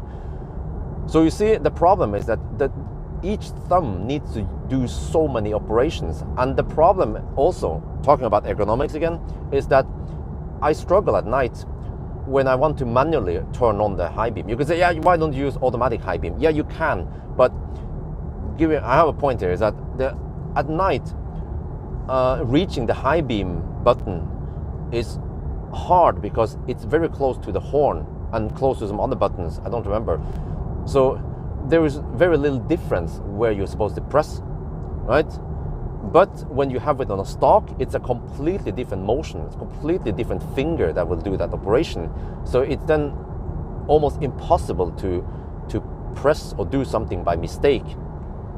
So that's what I mean, that the ergonomics of that yoke wheel or even the round steering wheel is bad, because you force the user into many operations in one finger. So, yeah. I don't know, man. Does it make sense? I'm trying to explain as deeply as possible now the problem, why I think stocks should come back, and also using autopilot, enabling autopilot with the scroll wheel is bad. It was brilliant with the stock, actually, the gear stock. And you can also, now we talk about overloading functions. Yeah, the gear selector, you have. You can, in the Tesla, in the Model Y or Model 3, for example, you push the stalk down to go in drive, and then you push the stalk up to go in reverse, and then you push the button to go in park, fine.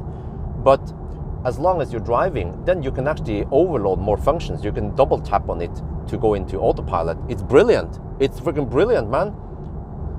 And once you learn it, it's but you can say, oh, it's unlogic. Well, have you ever thought about this? When you use a mouse, sometimes you right click, sometimes you left click, sometimes you click and hold, sometimes you double click, you overload several functions into the same button. But once you learn how to use a mouse, it's brilliant. And same, everything is, again, I talk about ergonomics. When you have a scroll wheel on a mouse and you scroll up and down for precision scrolling, but if you scroll fast, or some mouses also allows you to free roll, right? Then you scroll really fast down a lot, so that you don't have to use page up, page down, for example. So it's all about ergonomics and gestures. And once you get used to all those things, it becomes very convenient and fast.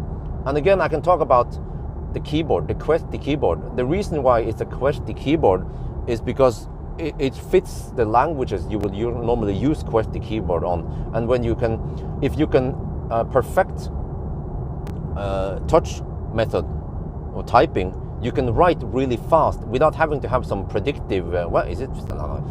Without having some predictive text, whatever, like you have in a phone, because on the phone you are limited to how many keys you can push, right? But yeah, you can type almost anything. Like the signs you see there, just past there, words that you normally don't type, you can type it perfectly fine with good precision on the QWERTY keyboard because of ergonomics. And also the mouse, by the way.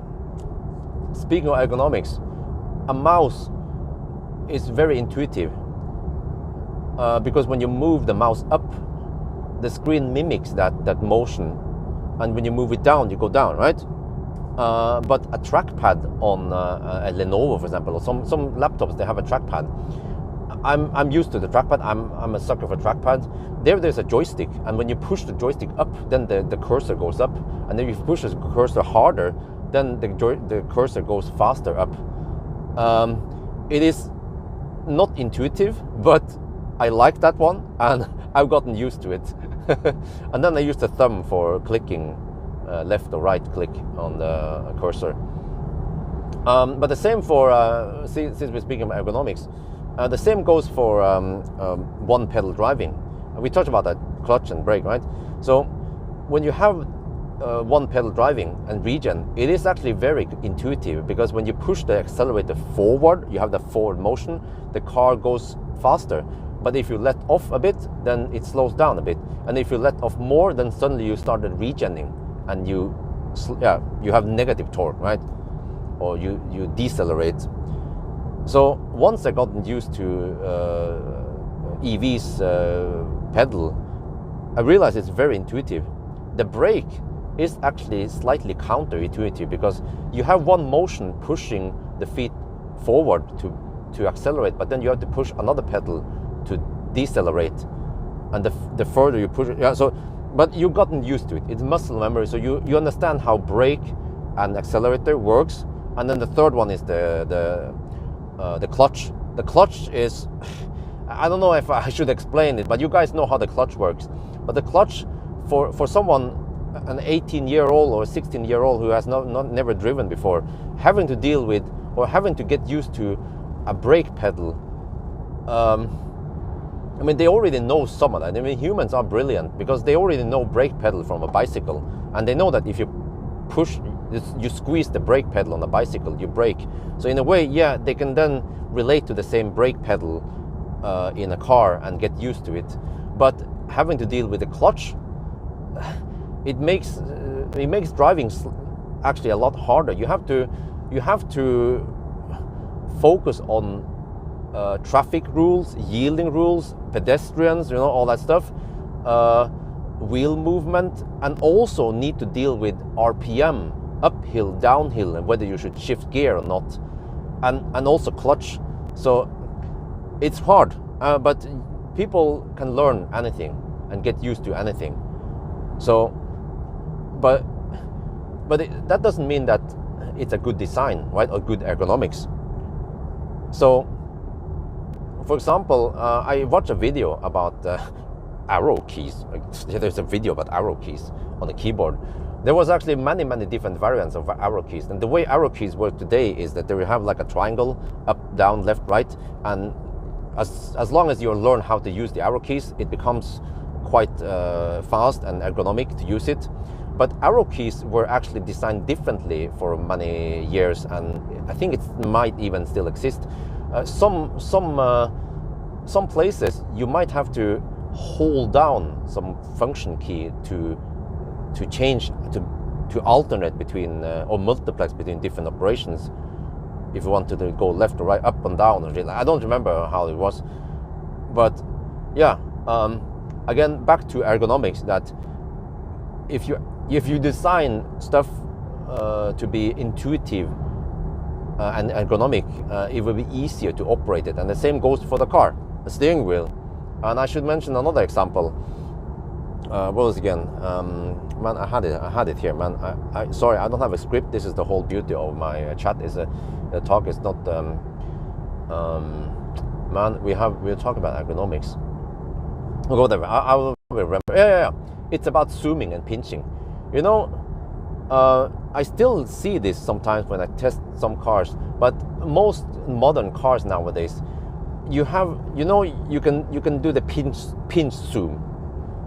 It's very intuitive. The pinch zoom, at least the swipe. Okay, when you, what do you call it, pan, right? When you in the map, Google Maps, for example, you swipe up on the screen to then move the whole. You go down on the map, right? Or you pan down. You go further south in the map, and then you swipe down on the map to move further north. And it is very intuitive, because it is like having a piece of paper on the table, and then by doing the same motion, you then move. You get the same physical motion there versus what happens on the screen. So that is intuitive. But every time I'm in a Korean car, the motion is opposite. So when I swipe up on the screen, I go north. And the pinch zoom, I think, well, you can't pinch zoom in real life, but at least the motion is quite intuitive and easier to understand, and easier to, once you learn it, it's quite ergonomic, rather than having to, well, how else would you do it with 2 fingers, right? You can maybe double tap to zoom in, and then how do you zoom out? Triple tap? No, but it's not as quick as pinching, because pinching is brilliant, since you can vary the angle of the pinch, or you can pinch fast and slow to zoom in fast and slow. So yeah, it's all about ergonomics. So back to the whole, yeah, some people claim that they love the yoke wheel. It's fine. Yeah, true. I mean, it's fine. Just like you can always live with arrow keys that has a function key for overloading it if you want to go up and down or some shit like that. Or you can live with the Microsoft ergonomic keyboard or some shit like that. You know, the one that doesn't look, that the keyboard is not straight, it's bent a little bit, it has an angle, you know? Yeah, you can always get used to everything, right? Like I can get used to a trackpad, but I know that the touchpad where you swipe and stuff like that, and I can actually do pinch zoom and scrolling on the touchpad. It is better, it is superior to the trackpad. Trackpad cannot do many of those operations, and you can use three fingers or 2 fingers, and you can do lots of cool stuff with a trackpad. But I just like the what do you call it, the joystick on my Lenovo. But I admit that it's not the best solution. But yeah, and the same thing goes for the yoke wheel in Tesla. It's not optimal, but you can always get used to it. Yeah, but it's not optimal. It would be slightly better if they had progressive steering. But also when it comes to the turn signal, the stockless design, it is not optimal at all, the way it works. Humans, we have lots of motions we can do. We can do the blinker motion, no problem. You take that away, that option, and you force the user to use the thumb for all the operations. So it's bad. It is bad. That is my claim. You know, I'm not just some high school noob saying this. Like I said initially, this is based on many years, decades of experience from the computer world and from testing so many different cars, that I claim all this stuff. So yeah, what else should I say? I mean, oh yeah, another thing I should mention, since someone mentioned this earlier, single screen. Yeah, there was one hater in my channel, by the way. He claimed that I'm very conservative. I was like, huh? I'm like the least conservative EV reviewer out there, man, bro. He's just a noob. But so he claims that I was conservative when it came to the single screen in a Tesla. Yeah, in the beginning I didn't like it, but that was before I tried it. And many people, they have the same opinion as me. They don't like the single screen. They want the instrument cluster. Yeah, okay, fine. But why? You know, because head-up display is good. Yeah, it is good. I understand that. I use many cars with head-up display. I agree with people when they say that head-up display is better for safety, because you have information right on the road or in your vision, so you don't have to move your eyes too much to see it. Okay, if that is an argument that reducing eye movement increases safety, then how can instrument cluster be safe? Right? We're like, huh? What do you mean? Well, listen, when you have one screen like in a Tesla, every time you look at the speed or something, you move your eyes from the road down to the screen, and the screen is not that low. Some cars, they have a freaking touchscreen way too low, but Tesla screen is fairly high up. You know, there was even one guy who was pulled over because the police thought he was using an iPad. That's how high up the screen is. So you only need to move your eyes away from the road for a little bit, down to the main screen, and they place it ergonomically close to your eyesight or your vision where you're supposed to be. So it's mirrored on the cars in Thailand, for example, where they drive on the wrong side of the road, in the UK. But then your eyes need minimal movement. You move over there to look at speed or whatever you want to see, driving settings, right? But if you're looking at navigation or other things, radio or some shit, you already have that right next to that because it's on the same screen. So then you don't have to move your eyes too much. And I noticed this when I was in a Tesla, that I just had to move my eyes a little bit, back and forth, no problem. And then, but in other cars like this ID Bus, I have to look at some information on the instrument cluster, and then I have to move my eyes over to the main screen to see something else. And then I have to move again over to the main screen. So if the argument for head-up display is that you want to minimize eye movement, then you should actually remove instrument cluster and put a bigger screen there, and just place it as close as possible. Place it as far left as possible without the steering wheel blocking the vision, of course. It will look a little bit weird to have the main screen like that, but my claim is that one plus head-up display is the best ergonomics. I mean, if I would design the perfect car for ergonomics, it will have stalks where you change gear and you change you enable and disable cruise control and on whatever on the gear stalk, just like a Model 3. You have horn in the middle of the steering wheel. You have blinker stalk like you know it, with other stuff there. You could be like, this one has some wiper stuff on the blinker stalk, that's fine. And some, also the headlight, the high beam stalk should also be on that side. And no instrument cluster, but head-up display. Yeah. You have to try a Model 3 or Model Y in order to understand how brilliant it is. And think about this. Lots of people complain about the horn in the Palladium not being on the horn place, but on a freaking button. And why do you think Tesla changed it so that the Highland suddenly has the horn in the middle of the steering wheel again? I think they realized they made a mistake. And why the heck did they even offer a round steering wheel if there was no other option, right? I think it's just because they realized that too many people, like, how to put this, many people don't want that one solution they had, which was yoke. And the same goes for the big screen in Tesla. They only offer one screen for Model 3 and Model Y. But you guys probably know this, right? Model Y sold out Model Y crushed all the competitors all over the world. Sold like hotcakes. So if so many people can buy Model Y and Model 3 also, without complaining too much about having one screen, that it bothers them and it makes it unsafe or whatever that some people will claim, you know, it must mean that one screen is good enough, or maybe even better for safety and ergonomics than having two screens. That's my claim. And I'm not always defending Tesla because of that's one screen solution. Because look, I'm actually not defending Tesla when it comes to yoke and the stalkless design, because I believe in my own experience and I have my own opinions. You are of course allowed to have your own opinions about things, but please, guys, try to keep personal attack out of this, right? Because I base my claims on lots of experience and actually well-known knowledge about ergonomics and stuff like that.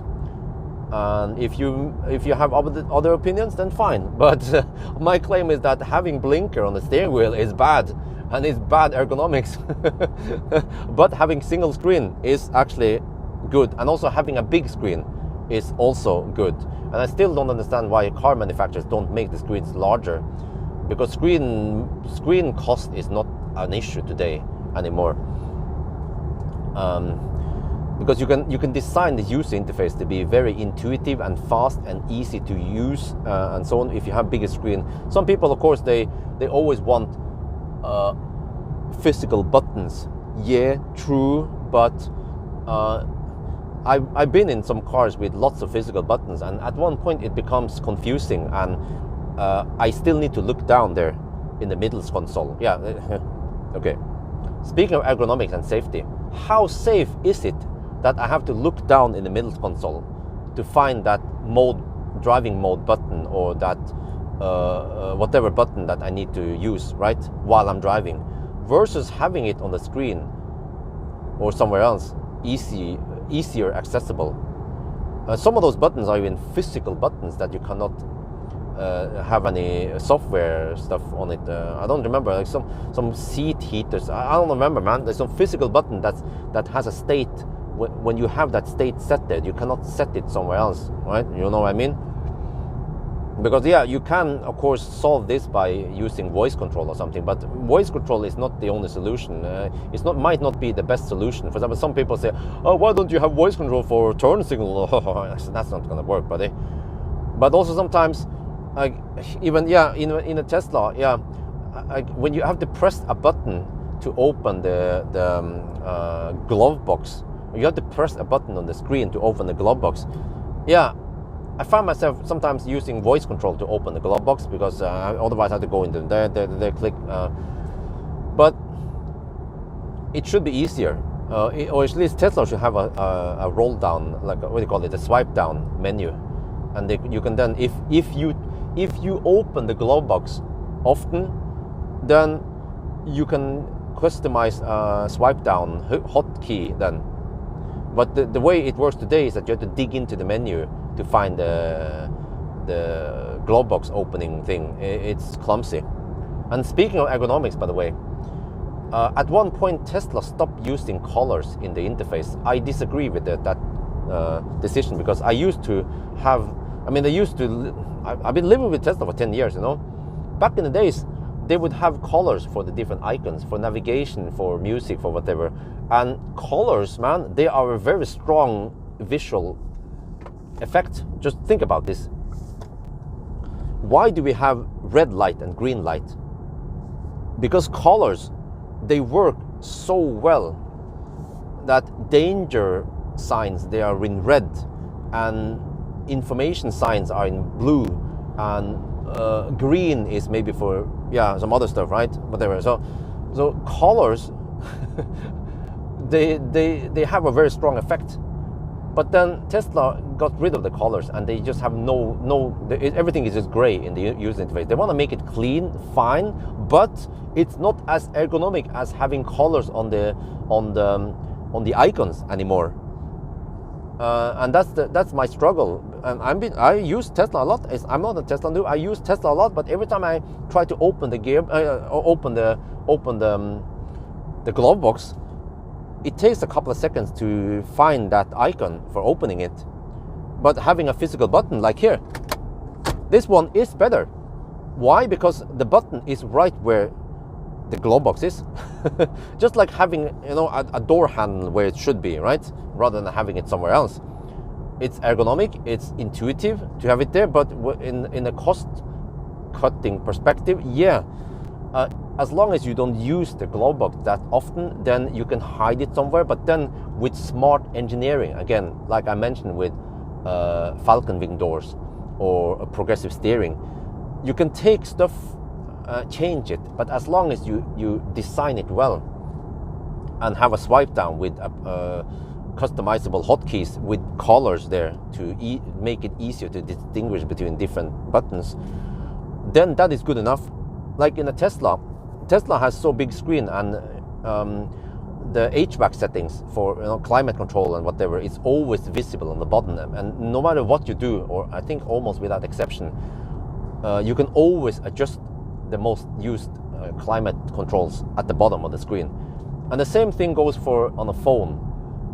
You design the user interface on the phone so that it's easy to operate, and that would be good enough. So you actually don't need to have physical buttons for climate control. And for the most time, I keep the climate control on automatic, because then it will just defog and adjust the temperature for me. And then sometimes I need to just adjust the temperature up and down, but no problem. You just press on the bottom of the screen. You don't need physical buttons for that. So, yeah, I mean, it's a long speech about ergonomics and and logic and common sense. So, yeah. Okay, now we're at Gjøvik. What is consumption, by the way, for the guys in the live stream is 170 watt-hour per kilometer. So this car will not go 500 kilometers. It will go around 450 kilometers then. So, yeah, it's always interesting. And what was I going to say again? Yeah, I can tell you that. I mean, some things, yeah. I remember in the old days, Tesla used to have the range number in kilometers very well, very big in big font, fairly big fonts in the center of the screen, because range was very important. But then eventually they moved it down to a little battery icon down at the bottom. And initially I didn't like it. I remember I was bitching about it. I was like, huh? Why did they move it down there, man? I'm struggling to find it every time now. I'm always looking at the center of the screen, but they freed up more space there in the center of the screen for something else. And over time, I learned to get used to the smaller display or the smaller range number at the bottom. So, what was my point again? It's all about ergonomics, but also it's also about how important is that information. Because I've gotten used to it back then, yeah, that the range number was in big letters. But over time, I found out that, okay, you can actually live with just a smaller letter on the bottom, and it's not going to affect my driving ergonomics or the way I operate the car. Yeah. And also when it comes to percent versus GOM kilometer, but that's probably a different story. That nowadays I'm leaning more and more towards percent rather than kilometer on the display. Or I mean, it's nice to have kilometer. You should actually have both.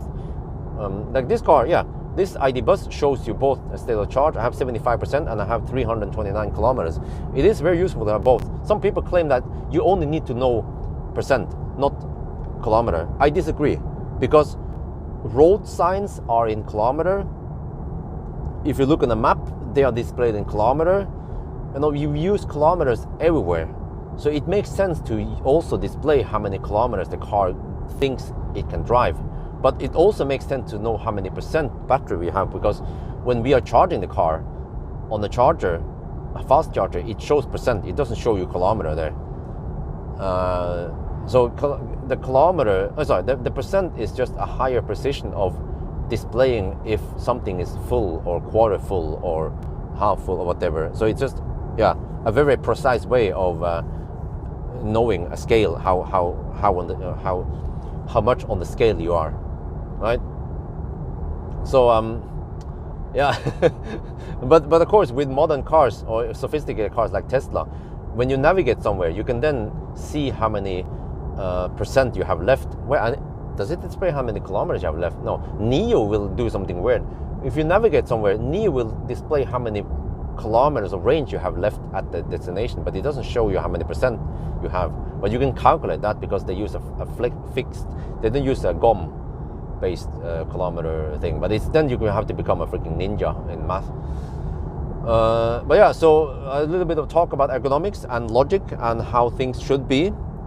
And that, at least I claim that an EV should show percent on the display, but many car manufacturers in the beginning, they didn't show that. Just look at PSA cars. I think even nowadays PSA Stellantis cars, many of them don't show you percent of the battery. It just shows you whether you're full or half full or whatever. But let me ask you guys, how many of you guys show percent on your phone? Some people just don't show percent on your phone, but I can bet 99% of my viewers, they want to show how many percent your phone is at. And why is that important? Why can't you just see, why can't the phone show you how many minutes of screen time you have left, or how many minutes of operation time you have left, right? Because people want to know percent. It's just a thing that we've gotten used to. We want to know how much it is precisely left. So, but because, I don't know, maybe because of my claims that, yeah, it was funny, man, since I'm sitting in the ID bus, in the beginning, the ID3 did not show you how many percent it had, but once the state of charge dropped below 10%, then suddenly you start seeing state of charge in the instrument cluster. So, which means that the argument that, oh, there's not enough screen space to show percent, well, obviously there is enough screen space, but they changed it, so now you can see percentage all the time. But it should mean that my claim was true then, right? That it's better for your peace of mind and for your ergonomics to do it like I claim it is. So then the question is, well, so when I have my claims about stockless design and yoke wheel, is that just me being an old fart, refusing to adapt to something new and better, supposedly? Or is my claims true, right? Or, you know, but yeah. But anyway, I think this is a long enough video. How long is it? Yeah, it's freaking long, man. So not sure what else I can say. Yeah, we can one other thing we can talk about. Very important, interesting. Start-stop button. Since we already touched into that in the live stream, do we actually need a start-stop button for a fossil car? It makes sense to have a start-stop button because, I mean, traditionally there would be this key you slide into the ignition and then you twist it. Traditionally it was like that, and you start the engine. And for fossil cars, it makes sense to start the engine because you want to have control over that engine. And if you run 12 volt stuff like music or whatever, you might the battery might go flat because those cars are not very sophisticated. They need a so-called alternator. Yeah, the reason why I explain this is that this video might be viewed in 10 years, and people in 10 years, that generation might not know what the heck I'm talking about. But fossil cars have an alternator that will charge a 12 volt battery. And if you're just on, you will see the battery icon, but there's a red battery icon. Wait, why the heck is it red? Why don't battery icons just be white? Huh? And what about high beam? The high beam, the high beam indicator is always blue, and the low beam is green. Wait, why is it like that? And why is the Tesla user interface flat and gray without any colors? Huh? Shit, man. Hope Tesla is listening. Bring back the colors in the user interface. It makes it easier, better ergonomics. It might not look as pretty, but was the instrument cluster a place where things are supposed to be pretty? Huh? Okay, anyway, what was the point again? Yeah. So with a fossil car, it makes sense to have the ignition, and eventually they went over to a start-stop button instead. And it makes sense, yeah, to have a start-stop button. But in an electric car, you don't need it, because what does it do when you start the button? You start the engine. This engine starts spinning, and actually it's consuming roughly 0.7 liters per hour, which is insane, man. It pulls freaking 7 kilowatt of energy just to idle. Actually, when it's idling, when it's cold, it's pulling way more, maybe twice that amount, because it then needs to heat up the engine. Yeah, it's crazy, man, that the engine has lower efficiency when it's cold until you heat it up. But okay, whatever, that will be a different discussion. But okay, my point is that in a fossil car, it makes sense to start the engine first before you start driving, when you kind of need to do that. And then you put the car in gear, and then there's lots of mechanical stuff happens, and then the car starts rolling. But in an electric car, technically, when you say start engine, we had talked about this before. There is no engine in electric car. Electric cars, they have motors. They don't have an engine, all right?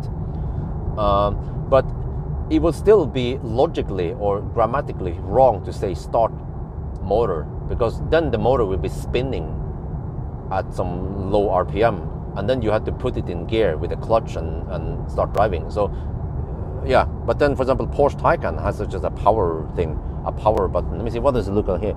This one says start, stop, wait, I can't see it. Wait, how? I'm gonna look in there. It says, what? This one says, shit! Freaking Volkswagen, it says start, stop. Well, actually, the letter says, okay, if you read it top to down, left to right, it will say start, engine, stop. Wait, or does it say engine, start, stop? Or does it say start, stop, engine? No, it says start, engine, stop.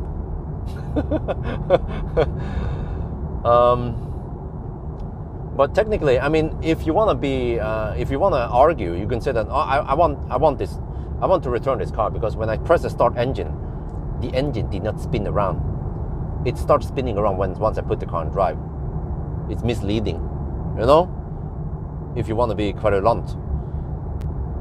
But electric cars don't need a start-stop button, because just do it like Tesla, like Neo, like I don't remember, but like Maxus, Mifa. You enter the car, the infotainment comes up. You can say, well, but sometimes you want to enter the car without firing up the main screen. Well, but is it a big deal that you fire up the main screen? No. It just takes a little bit of 12 volt, that's it. So once you enter the car, there is a 99.9% chance that you want to do something there. Whether it's start driving or check something or listen to music. There is very few cases where you just want to enter the car to pick up the potato you forgot in there. Yeah, okay, that's fine. But do we have to take care of that? I mean, do we have to design the car for corner cases? No. Or I mean, do we have to make compromises just for very few corner cases? No. So, but then when you start driving, you just press the brake and then put the car in gear and you start driving. So it works great. And saving that button means cost cutting. Like, you know what? I don't even many times I don't even notice in the, oh shit, I pressed the button for fun. Yeah. Oh shit, ignition switch. Oh shit, what the heck, man? I managed to switch off the ignition while driving. What the freaking shit was that? Oh shit, shit. Okay. I'm driving. What? Is that even possible? Shit, man. There was no foolproof system. Holy shit, man. That was scary. You can power off the so-called ignition. It was saying in the, what the heck are you trying to ignite here? The battery? No, but it was saying in the screen, ignition switch off. It should, no, dude, Volkswagen, if you're listening, fix that shit. Don't allow the driver to be cruising at 80 kilometers per hour and switch off the ignition. That could be potential dangerous if you're clumsy, if you press it by accident or shit like that. Oh shit, man, okay. No, but you know, if you try to, I've tried this before with my Laguna. I tried to stop the car. I think I tried to push the stop button while driving and nothing happens, fortunately, unlike this Volkswagen. No, but you don't need that button. You know, what I was saying is that when I'm using these ID cars, ID bus or ID3, ID4, I never use that start-stop button, because when you enter the car, the screen already fires up, and then when I leave the car and I lock it, the car stops and stops everything.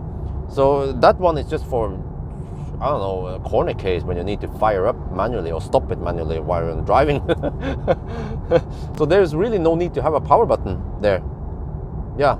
And then some people argue, yeah, but it's nice to have it there. No, I mean, just listen to my arguments. There is no need to have it there. It brings the cost up. It brings the complexity up. And as long as you design the car well, like a Tesla, no problem. Like, if you ask any Tesla driver, have you ever wanted to have a power button on your Tesla? They'd be like, huh? No, why? You would say, but you know, sometimes if you want to idle so you can keep the heater on, if you're waiting in traffic, or if you want to camp, you want to sleep in the car. Well, guess what? Tesla already solved that long time ago with camper mode. You want to put your wife in there? Use dog mode, doggy style mode. Like I said, as long as you design the car and the system for it, just like I mentioned with the yoke wheel and the progressive steering and the Falcon wing doors, as long as you design it well, then you can leave out some buttons or whatever. But for that one, by the way, yeah. So for that one, but Björn, you're a hypocrite, because you say it's fine to remove the start-stop button, but you say it's not fine to remove the blinker stalk. Well, did you listen to what I said for the past hour? Huh? Are you listening to the words that come out of my mouth? Okay, anyway, but you know, okay, since we talk about the start-stop button, this got me thinking. Can you actually remove the start-stop button in a fossil car? I think you can. Are you a Thai can or a Thai can't? You're a Thai can, yeah. You can remove the start button on the fossil car. Because fossil cars nowadays, they're so modern, they have a electronic starter and all that. Well, so you can remove it. Also many fossil cars nowadays, they're plug-in hybrids. They have a battery and shit like that. So hear me out. If you enter a fossil car, do you need to fire up the engine? Well, technically no. Okay, let's do it like this then. You can, if you enter a fossil car and you push the brake, regardless if this is a stick shift or automatic gearbox, by pushing the brake in a fossil car, you can then start the engine. That is my claim. You can do that. Okay, you can maybe you can override. You have to do an extra thing. Maybe push that one and then something else, clutch and brake or something for a stick shift to start the engine, so you don't accidentally start the engine. But it's no big deal if you actually accidentally start the engine, I think. But they should have a start-stop system so that after 1 minute it stops the engine again, cuts the engine. But if you're entering a fossil car to use the navigation or something, or just to sit there and do nothing, then no problem, right? But my claim is that once you enter a fossil car, the infotainment should automatically fire up. It will suck a little bit of 12 volt, but no big deal. If you don't start driving within a couple of minutes, or let's say, I don't know, depends how much the system is sucking, of course, but it should only run the minimum infotainment stuff, which shouldn't pull that many watts. But because you don't want to drain the 12 volt battery. Those fossil cars are not very sophisticated. They don't have a DC-DC converter and all that. But like I said again, you know, as long as you design the system well, then you can actually make some radical changes. So what you can actually do is that you enter the car, you push the brake, the engine spins up, you start the engine, and then once you put the car in gear, then normal operation goes just like a regular fossil car with a start-stop button. And then when you stop, yeah, but what about if you want to idle? Well, that's your problem, right? Because many places you are not allowed to idle. In Sweden, for example, you are only allowed to idle for 1 minute. And also, but they say, but you know, you should heat up the engine. You should warm up the engine. Yeah, it's better. Yeah, oh, wow, that's funny, man. So what you're saying is that that fossil car is so old-fashioned, and it has so many disadvantages that you need to heat up the engine. No, okay, whatever, man. Modern fossil cars can start even when it's winter. It can start driving when the engine is cold. It doesn't take damage from it. But it's more like a convenience thing. Yeah, you want to heat up the coolant and the engine so you can get some leftover heat, so you can heat the cabin, because they are fundamentally inferior to electric cars. Electric cars, they have heat pump or other systems that can then preheat the whole car in nice temperature. But fossil cars, they need to rely on leftover heat from the engine. But it makes sense. If you want to put PTC heater or heat pump in a fossil car, it becomes more complex, more expensive. Are people willing to pay for that? No. Just like, are you willing to pay for the start-stop button? Well, if you can shave off 100 or 200 euros off the price and you have no start-stop button, would you go for it? Yeah, hell yeah. No, but that's my claim. You can actually design a fossil car without start-stop button. And okay, in the case where you need to keep the heat in there, right? Well, actually, by the way, start-stop cars with start-stop system, they already stop the engine while you're on the red light anyway. Did you ever notice that? But then they will fire up again if the coolant is too. I mean, if you suck too much heat from it and you need to keep warm in the cabin, so it will already cycle that one. And also same for hydrogen. Sorry, for hybrid cars. I noticed that eventually, once the leftover heat is gone, then the engine automatically fires up. I think also, yeah, and it also charges the 12-volt system. So I mean, the system is already there. It has already been engineered and programmed and implemented in plug-in hybrids.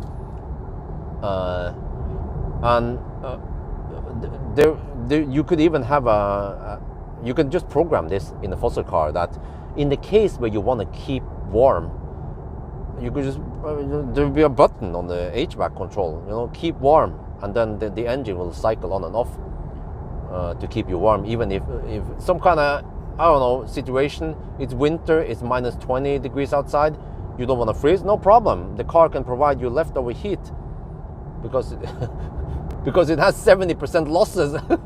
The fossil car has 70% losses. There's plenty of leftover heat in the system you can get. Okay, anyway, it was a long chat about mainly the main topic is about ergonomics, but of course I used the clickbait about yoke wheel and stockless stuff to get you guys hooked. Yeah, I think I'm just gonna end it here. I'm getting hungry. I want to stop soon and pee and have some food, and we'll see. So yeah, I feel like this topic is not done. I might make a follow-up video where I talk more about ergonomics and stuff that I experience with the cars I test. I test so many cars. It's funny that when I read some, I don't want to brag too much, but sometimes I feel like I need to brag, simply because people don't know who I am. Don't you know who I am, huh? I'm just kidding, but because they make some stupid comments or false claims based on not knowing who I am. But when there is some kind of, like when NAF, they have the biggest EV range test in the world. They drive 20, 30 cars together. They actually drive this route, by the way. And then they go up there, and you see all those car models, like BYD, Tesla, Mercedes, all those cars. And when I look through the list of the cars they test, I'll be like, I've driven that one. I've tested that one. I tested all the variants of that one. I tested that one, the rear wheel drive, the front wheel drive. I've tested so many cars. I have no clue how many cars. You can look in the video description, look in the spreadsheet, and you can see the test result. I've tested so many cars. We're talking about hundreds. I never counted how many cars I've been in. It must have been over 999 by now. Yeah, and I've seen so much, and I've seen good and bad things. And I can mention, by the way, since we are in this ID bus, that the ID software, well, John Carmack is rolling around in his bed now. Shit, man! ID software, that's my invention. No, yeah, John Carmack, it's the guy who programmed stuff for Doom. But ID software user interface. First of all, the screen in the ID family is too small. Why didn't they make it bigger? The user interface is clumsy. You have icons. Yeah, you enter. You go to the home button. Yeah, you have telephone, radio, media, navigation, vehicle. Those are icons. They have the same color, by the way. It's probably good for a visual impression. Yeah, it's beautiful in that regard, but it would be better to have different colors. Mercedes, they have different colors on the icons. I love it in the EQS or whatever, Mercedes. But in this ID, I can't show you guys the screen, but I can tell you that when you go to the home, whatever, you have 8 icons: telephone, radio, media, navigation, vehicle, whatever. When you enter one of those, for example, sound, if I click on sound, then the whole screen is filled with the sound settings, where you have focus setting, we have the volume, and you have another setting in the setting again with a cogwheel. Okay. But then if I want to go back and go to some other setting, then I have to go to home again. But then when you drill into the sound and then click on the cogwheel, then you get some other settings. But if I want to go back, there is no back button here. You have to press home. So you have this multi-layer that fills up the whole screen. This is very old-fashioned design that should not exist in cars in 2023. Have a menu on the left, where many people are used to having a menu on the left, or that is way better usability. Yeah. But I mean, what can you do with the ID software? You can't do much. There's not much headroom to change things here, simply because the screen is too small. Yeah. So they just designed the screens to be bigger, and then we come back to the whole thing again. I have to mention this. When people saying, but touch screens are unsafe. Well, but is pressing a screen, pressing a button in the center console, a physical button in the center console, safer? Huh? Is it? Because you have too many damn buttons there, and you actually have to look there so you don't press the wrong button by accident. And these buttons in the cars, they don't have those indentation or whatever you call it. Back to, by the way, I should mention it when I talk to the keyboard. You know, when you have a touch, when you are using the touch method on the keyboard, 102 key keyboard, whatever. Have you ever noticed that the F key and the, oh shit, what was it again? What key was it again? I have to see here. I have to bring up a square. Yeah, the F key, F and the J key, I think it was. F and the J key, they have a tiny little tab that pokes up, and you can feel it with your index finger, or the index finger, is that? You can feel it with the fingers, those two. So even if you're blindfolded, if you know roughly where the keyboard is, you get there with the keyboard with your hands, and you can feel those two things, and then you are aligned. That's like alignment pin for you.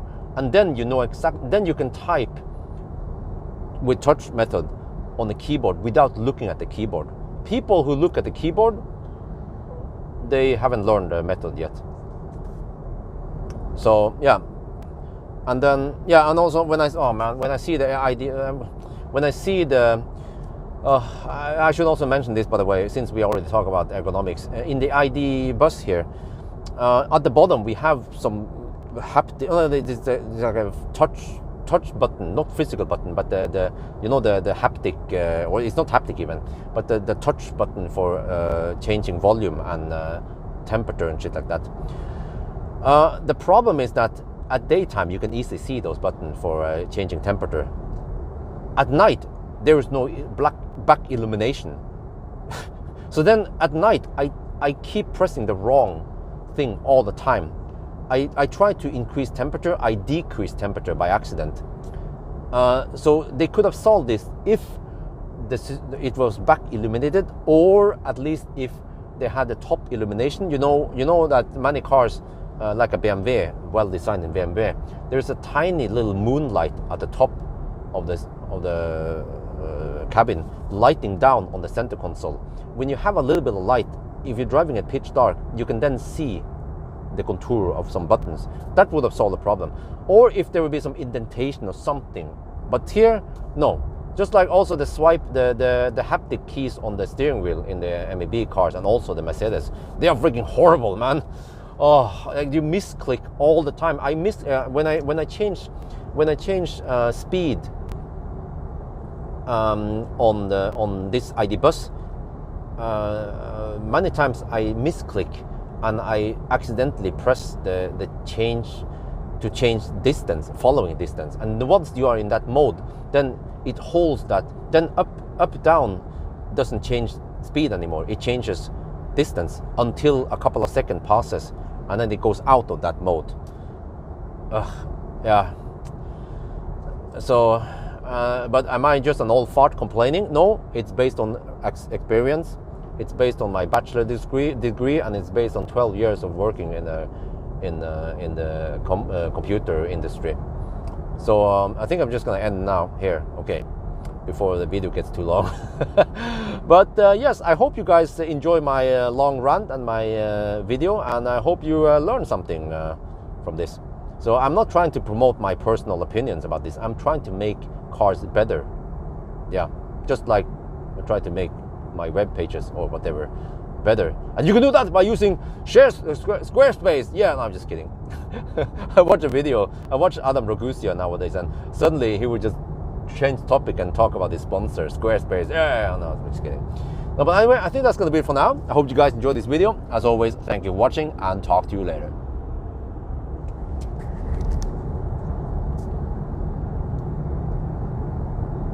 Well, you never misclick. Well, good for you. But lots and lots of people are complaining about the haptic shit in the ID. But just like I said, you know, I mean, people are different. But just like I said in the earlier here, is that, you know, I use a trackpad on my laptop, and it works great. But wifey, she can never get used to the trackpad. It's super confusing for her, and most people, they cannot use the trackpad. I mean, no, sorry, not the trackpad. The joystick, yeah, the joystick on the laptop. It is very counterintuitive, but I gotten used to it, so no problem for me. I can use it, yeah, just like you can use the touchpad. But lots of people are complaining about it, and that's probably why laptops in general, they don't have the joystick. They have the touchpad because most people they prefer that one. And also, like I explained in the video, the touchpad is actually, like, operation-wise, it's superior to the joystick.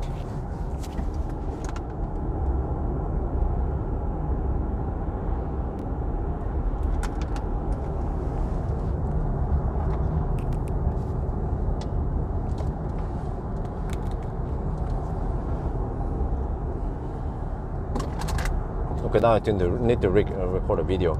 I think I will just go 170. Wait, I have 172 watt-hour per kilometer. I'm not sure which route I should go for. Venabygdsfjellet or Golsfjellet. Oh shit, man! I already passed that one. I can't go that route now. I forgot. I have to commit to this one then. Venabygdsfjellet, and we will end up somewhere near Mjøsen, I think. Let me calculate here. If you have 175 watt-hour per kilometer, we can go 428 kilometers only, which is actually not the full Venabygdsfjellet route thingy. Okay. I feel like I want to stop and pee soon. Let me record a little video. We have been driving for a while now, actually over 2 hours, and we're getting close to Lillehammer. So yeah, the consumption right now is 172 watt-hour per kilometer. Well, that's pretty good, but I haven't decided where to go. Wow, look at the water level there. Oh, and look at those beautiful colors. Yeah, it's 1st of October now, but despite being that late in the year, it is 13.5 degrees outside. Simply because we have some wind from the south nowadays, some hot wind from the south. But yeah, I have to figure out where to go. I might go Venabygdsfjellet. It's a little bit longer route, but that means that we will run out of juice before we get back to Oslo. But yeah, maybe that's it. Or I could go some other route. I'm not sure. Yeah, I feel like maybe, okay, I'll figure out something. But I think I need to take a little pee break and maybe grab some food before we continue.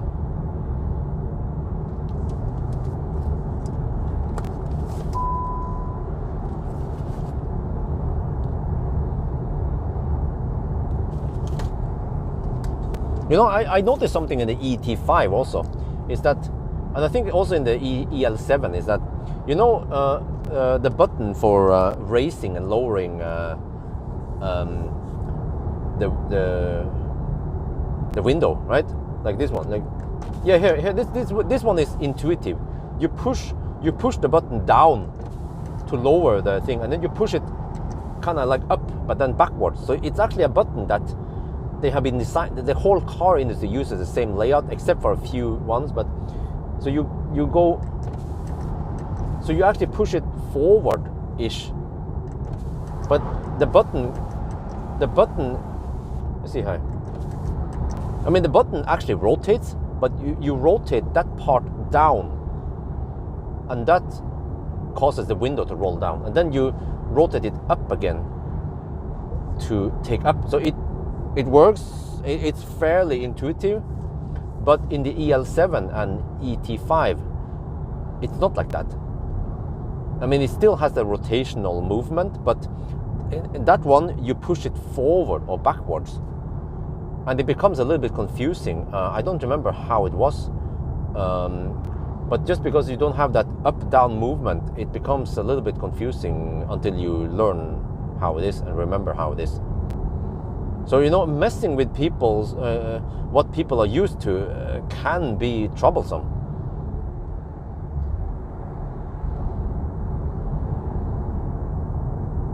Wow, look at the landscape here, damn.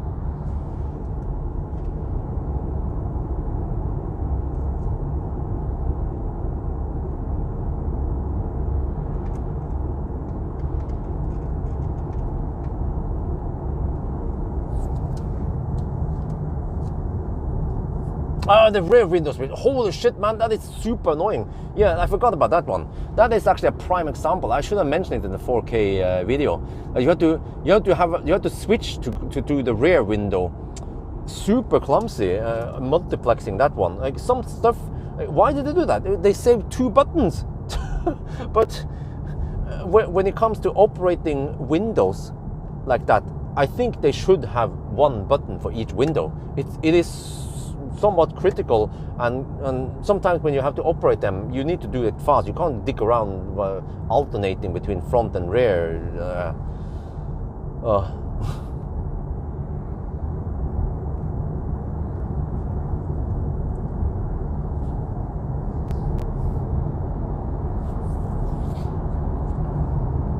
Okay, but should we just go for Venaviksfjellet then? I think we'll just go for it. Yeah, Venaviksfjellet. But maybe I'll stop and have some food soon. Okay. Well, okay, maybe I should hold it. Yeah, let's hold it for... Wait, or should I not hold it? Yeah, maybe I should not hold it. We stop here at Esso.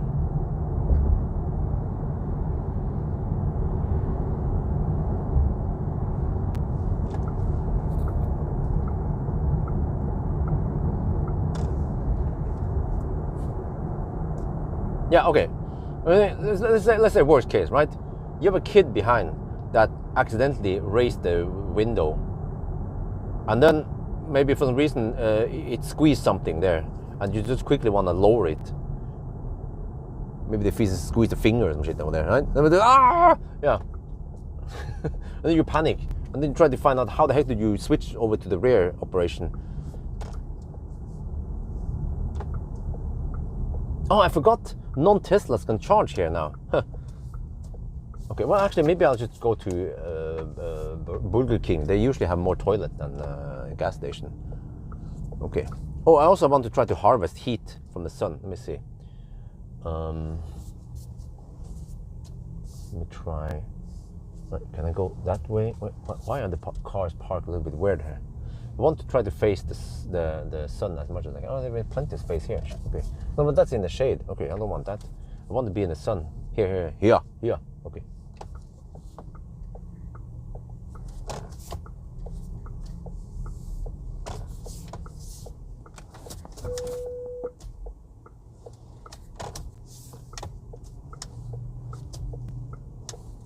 Well, maybe I can just find something here I can eat, or I'm getting a little bit hungry. Podcast was about ergonomics and yoke wheel. I'll be back.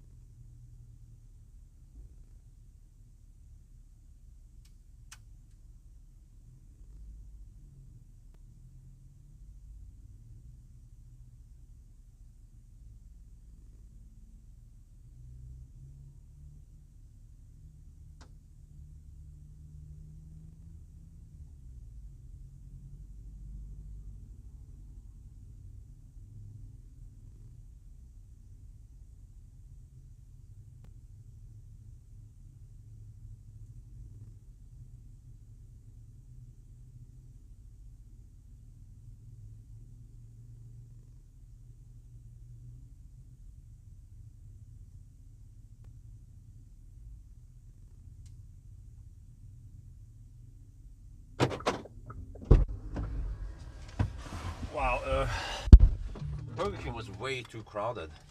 So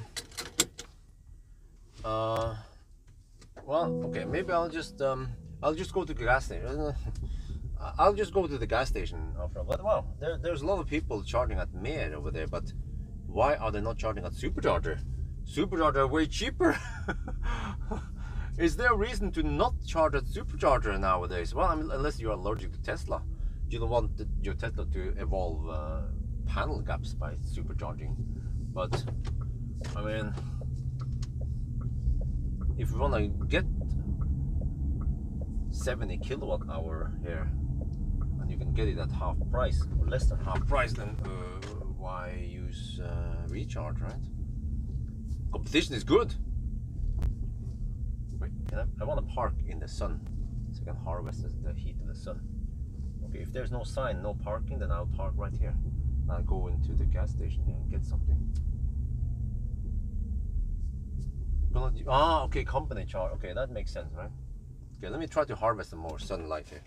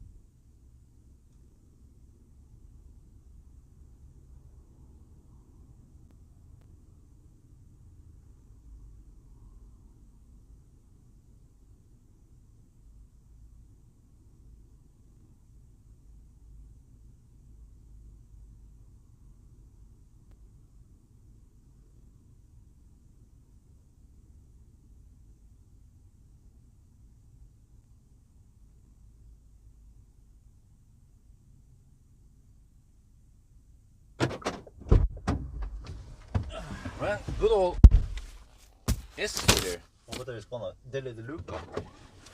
You know, the first time I supercharged, I came here. I used to come here a lot and eat burger while I was supercharging here with Millennium Falcon. Brings back memories. Nowadays I don't come here that often anymore, or to this gas station. But yeah. Anyway, let's get going. And now that we heated the car slightly in the sun, then I can keep HVAC off for a while until it becomes too cold again.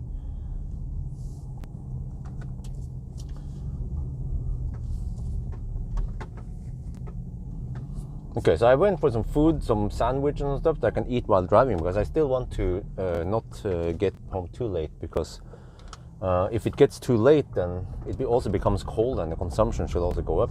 So we will just go for Venabygsfjellet. It's not optimal, but yeah, not sure where else I'm supposed to go, right? So we're just gonna go there then.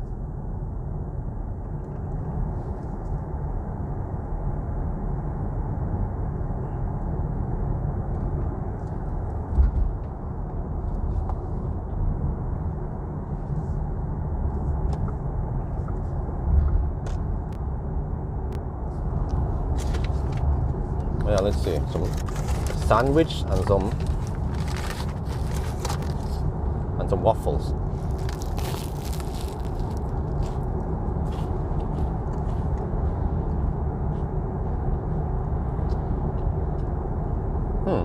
I wonder what the price for the car payment will be.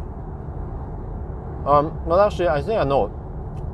The problem with car payment is that it will always be non-membership price. So if one membership price, you have to use the app. Simple as that.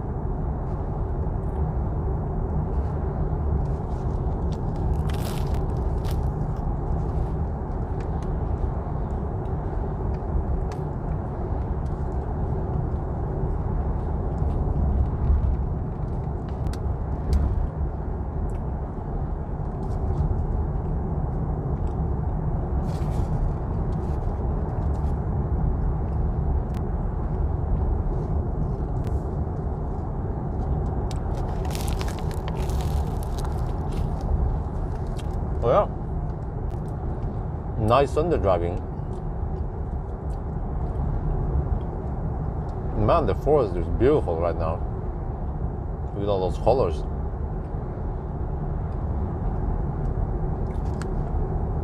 Yeah, brace yourself, winter's coming.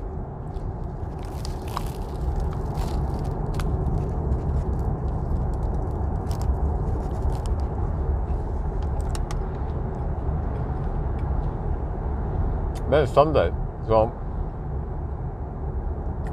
Burger King was overcrowded, lots of people there queuing up. Or something like a sandwich, a panini, because it can be easily eaten by driving. A burger can't. Even a hot dog is a bit clumsy to eat by driving.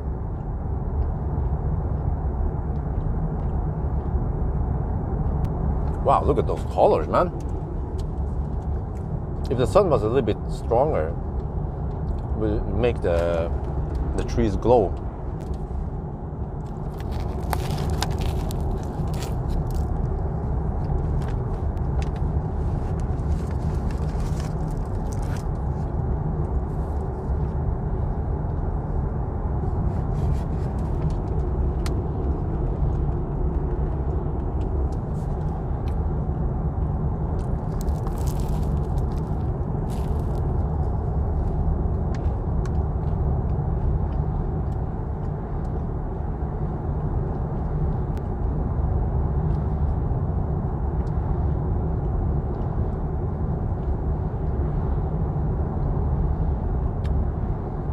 Oh, it's funny. This one shows 79. Huh. The other one at Eina showed 75. But the correct speed is 77. So none of these show the correct speed.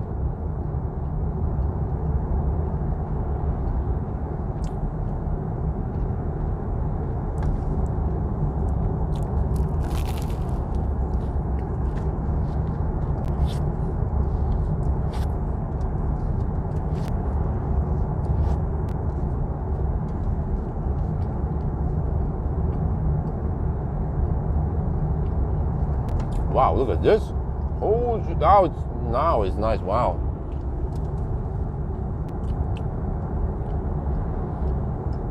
So many colors in the forest now.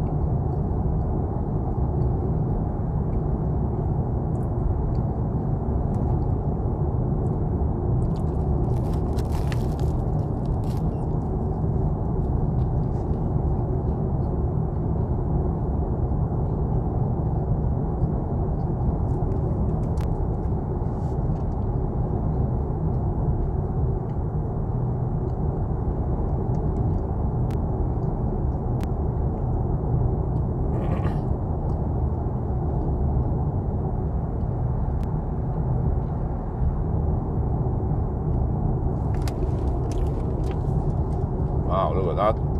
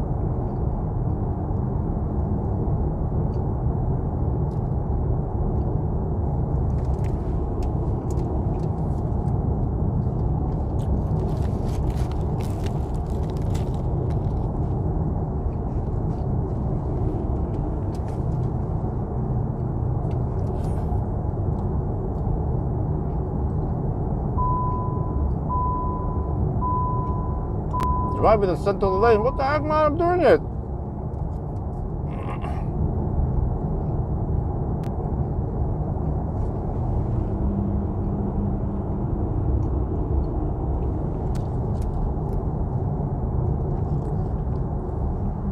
Well, there's a shorter road than the Ergonomics field I could take, but that one has no 4G coverage. It's quite twisty. So I'll just go the regular experience a little bit of Østerdalen. I used to go to Alvdal all the time. I kind of misses Alvdal and that route. I think I have to go back to taking some more Arctic Circle runs once the whole family stuff and house stuff has settled.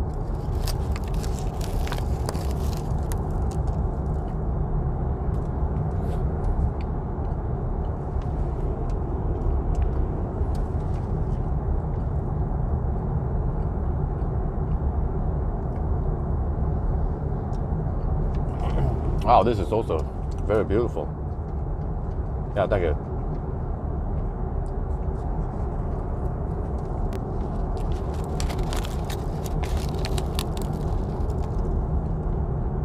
Right.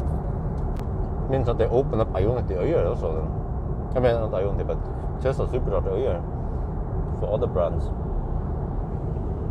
Yeah, I see a Taycan charging a Tesla. Oh! Interesting. Why would a Taycan charge a Tesla, not the supercharger 10 meters away? No, that I don't know.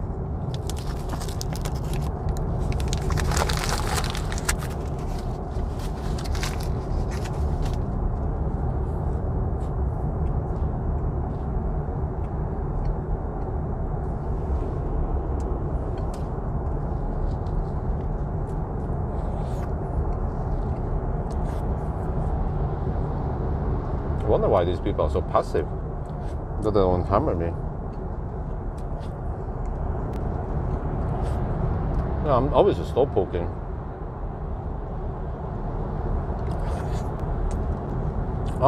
Okay, here's the deal. The house was supposed to be finished in about 2 weeks.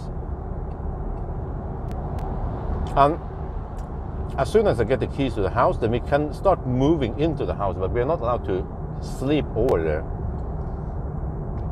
or stay there permanently. So that's good because that leaves me room to start moving all that shit, and I can get all this cargo out from the thing. What do I go? The storage, and I can then end the storage deal thing. But wait a second. Wait a minute. I was thinking about using the trailer for carrying stuff, but I could hog on this bus for a little bit. Except for that, suddenly I will have lots of cars at my disposal. I will have Millennium Falcon, Frankenstein, and actually next week I will have Millennium Falcon, Frankenstein,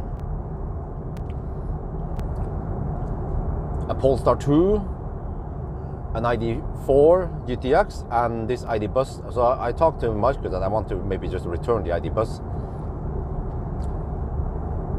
Yeah, maybe I'll just do that. I can always borrow it again. But it is actually very practical to use the ID bus for moving some shit. And you can also pull trailers. I can put stuff in the bus plus the trailer. Yeah. First I thought about using the ID5 for the purpose, but maybe, oh, sorry, not ID4. Well, or I could just use ID4, yeah. ID4 plus trailer should be sufficient.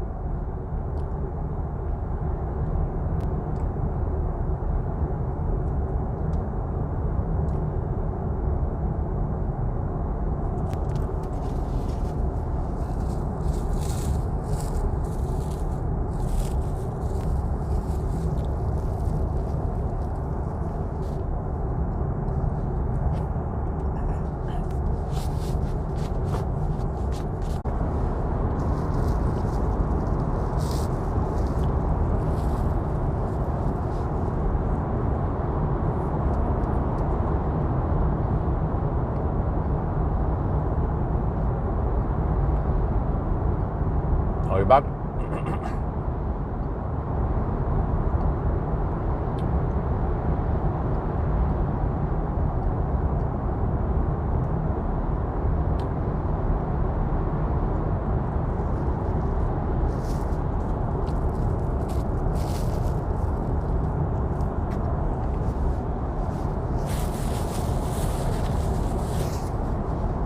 This might be the first van I do Sunday driving with.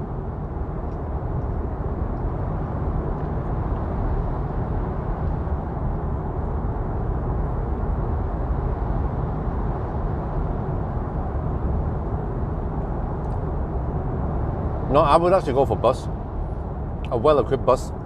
Even though I like the seats of the Mifa, it's just that it's nice, but it's also impractical in many ways. But then Mifa has more seats, so it depends what you need. But a bus has so much space for cargo.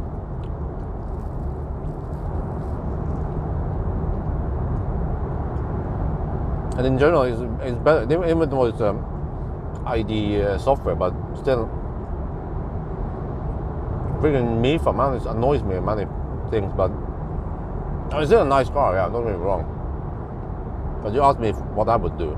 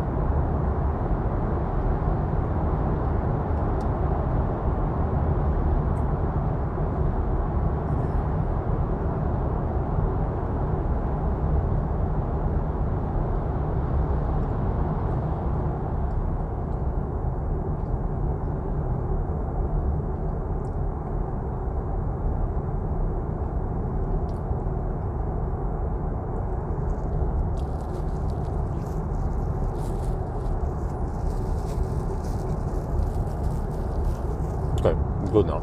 Food. Man.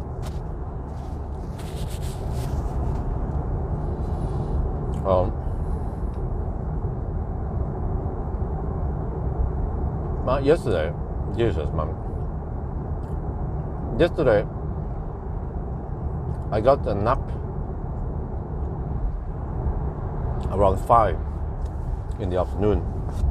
So, I was awake for over 30 hours. It's not healthy. But I got the work done.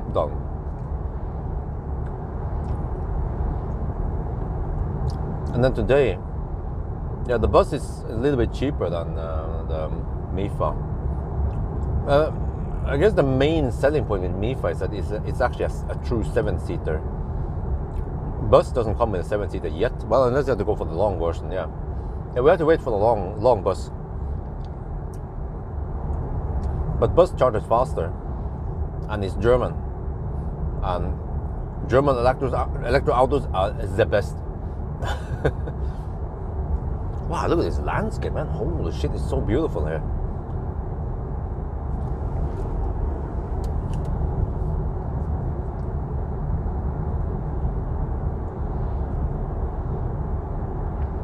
Now I get caught in the Sunday traffic.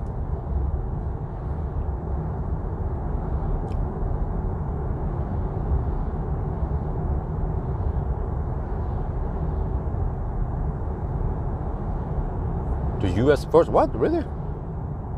Is there anything? They should bring bus to Europe. Okay, consumption 174. If it's going some uphills. Yeah. Okay. So predicted range around 430 kilometers. So it's slightly more better than VLTP, but it's not ideal temperature today. It would be better if it was 25 degrees or at least 20 degrees. And especially a bus like this takes a bigger penalty on it. Actually, yeah, HVAC has been off now since Lillehammer. But now I start feeling that it gets a bit cold-ish. Well, I'll wait a little bit more before I fire up the HVAC. ID7 software, oh, okay.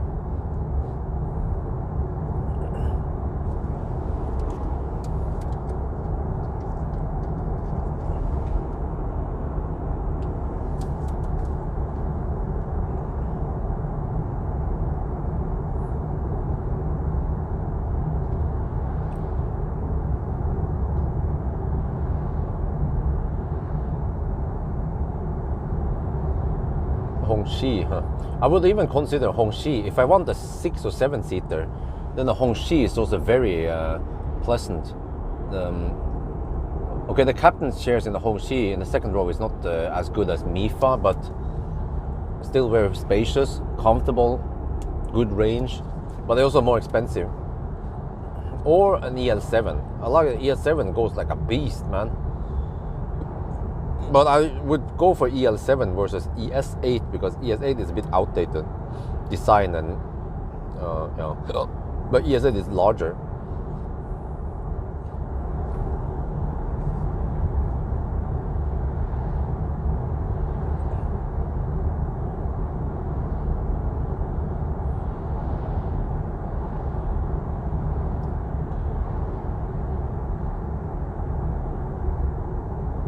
Now there's a freaking boat in front of us.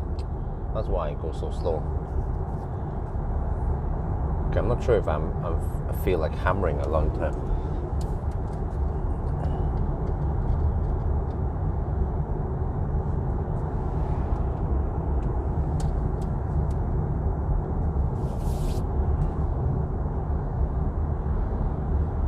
Yeah, maybe I should take. Yeah, I'll on Wednesday I'll pick up. Wednesday at 10. At the Møller Ryen, I'll pick up a branch back in new ID4 GTX. I wonder what color it is.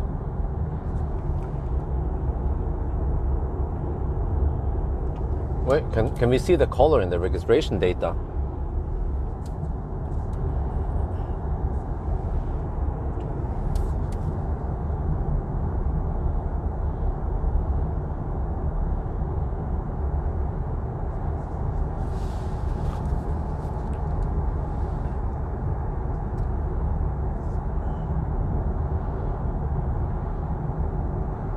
Because I have the registration here. It's EH Echo Hotel 2020 and then 7. Yeah. Echo Hotel 20207. How's the family doing? It's doing great. We went to Jordmor, whatever it's called again, a couple of days ago this week.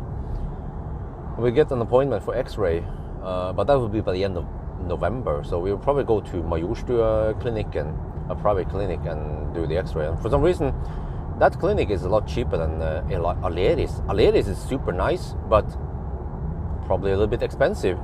Because I think I paid as much as 3,000 something NOK or 5,000 for X-ray and also for some nip test. But then Majorstua clinic, and they take only 1,200 NOK. No, the X-ray. I kept saying X-ray. I meant ultrasound. Yeah, ultrasound. Wow, look at this landscape, man. Damn.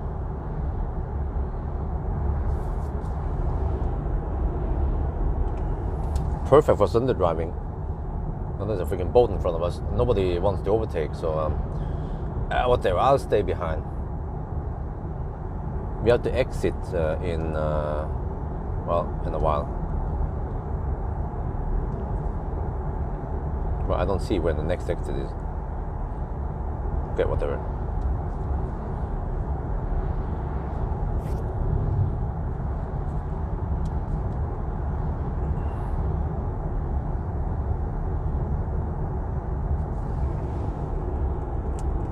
Yeah, some of the landscape here reminds me of Switzerland. Green lake, or this case a river, and lots of hills. There's sheep over there.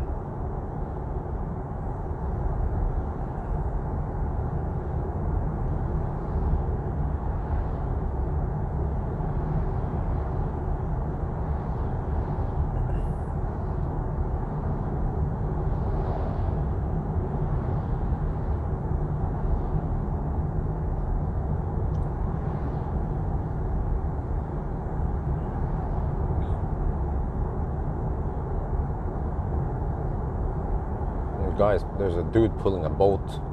He's going a bit slow. That's why there's a pile of cars in front there. Normally, I would be the first car driving. There'd be a bunch of cars behind me. But not today, son, not today.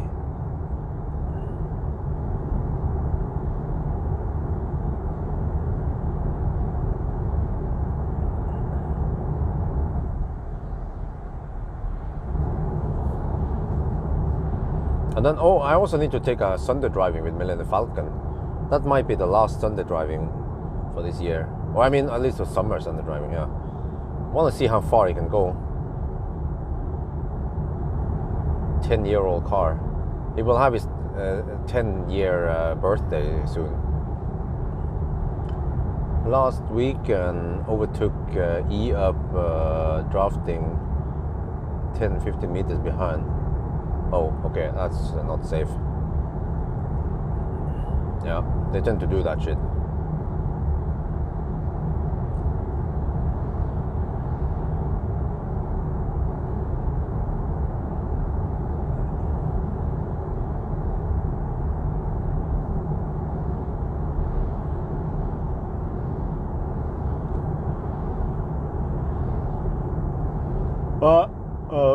I think the official name is not long bus, it's something else, right?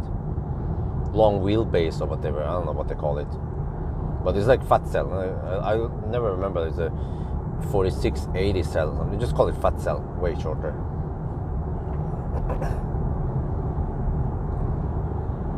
Fat e-tron.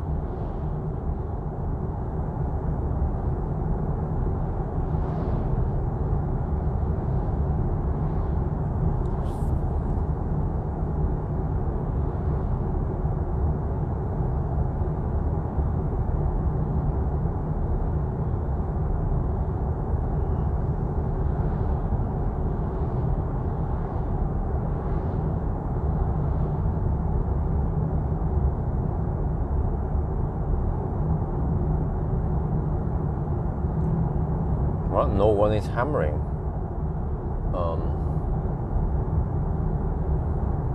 Should I hammer? No. Okay, now it gets cold. Okay, let me fire up HVAC.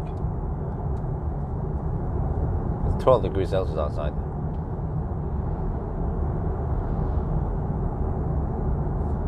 But Model Y is already unique. It has a distinct name already, which is Model Y.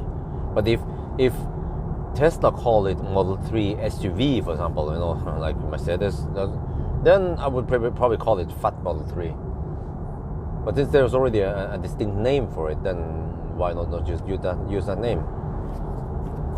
So if Mercedes call it, or I mean, if the e-tron had a distinct name, now it has though. It's Q8, e-tron Q8, even though it's still long, man.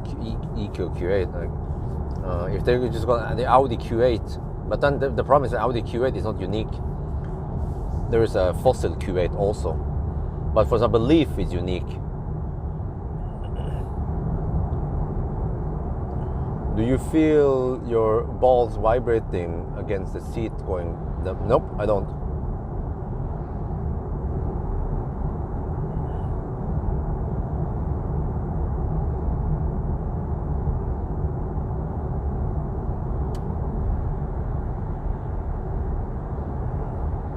One, two, three, four, five, six.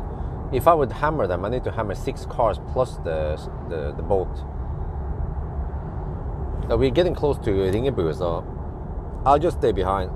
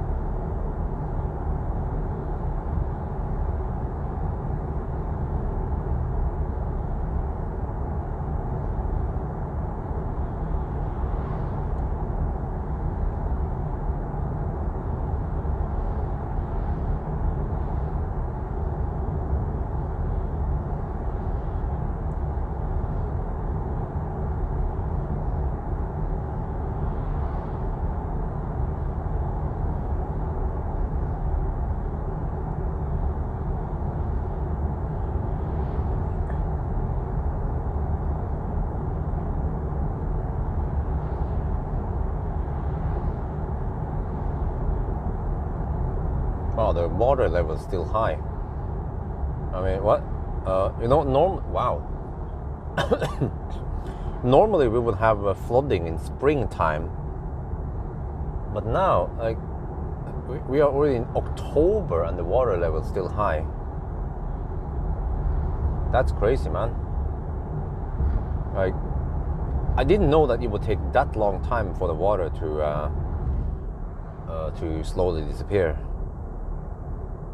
Well, again, and the problem is that we have been getting some massive rain lately also. Yeah, that's true. So it keeps adding up. And that's probably also maybe part of the reason why the electricity is dirt cheap nowadays.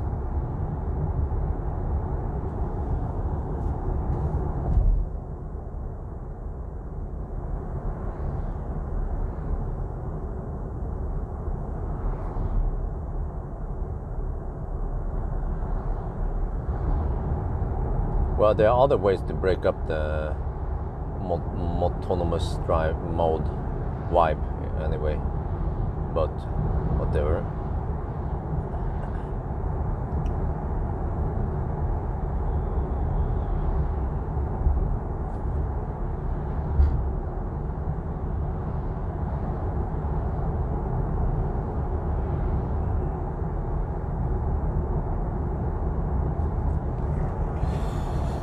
Okay, let me see. Monday tomorrow. What do I need to do then? Okay, I might pick up Millennium Falcon tomorrow. It depends on Idehus.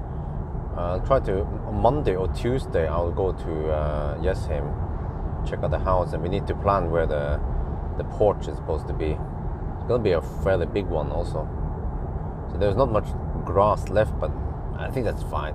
By the way, on Friday when I went to the new house, I saw that the dude who put up some places they have just some gravel, but then some places they have put soil there. Jord, right? And then it seems like he put something on it. It looks to be seeds, but I'm not sure. Would it be wise to seed now in October? And is it gonna will it grow will it grow next year, next spring? So could it be grass seed that he put there? Or it wouldn't make sense to put fertilizer there, right? So it's not fertilizer, it must be seeds.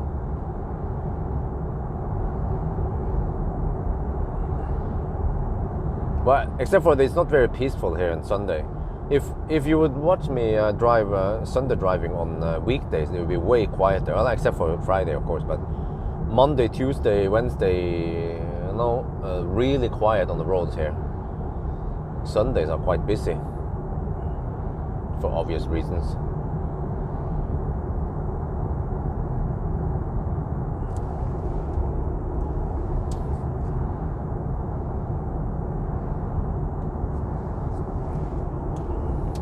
Grass grows fast.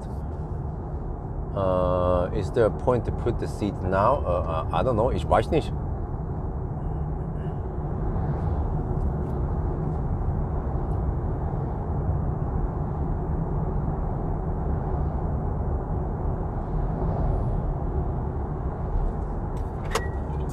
Let's see how Vienna Bygdfjell is now. How cold it is up there.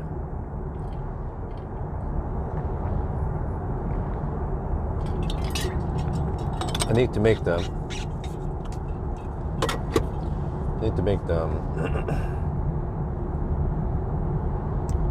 the thumbnail also up there, same spot as last time. Yeah, but I'm surprised I never did ID bus Sunday drive. I think it was because when I had the bus the first time,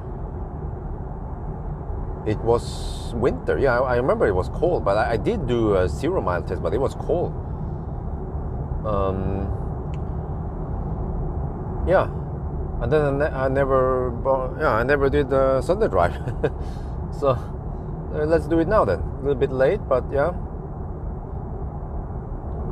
So I'm not sure if I will get many views on this, but okay, why not? I get a nice drive anyway.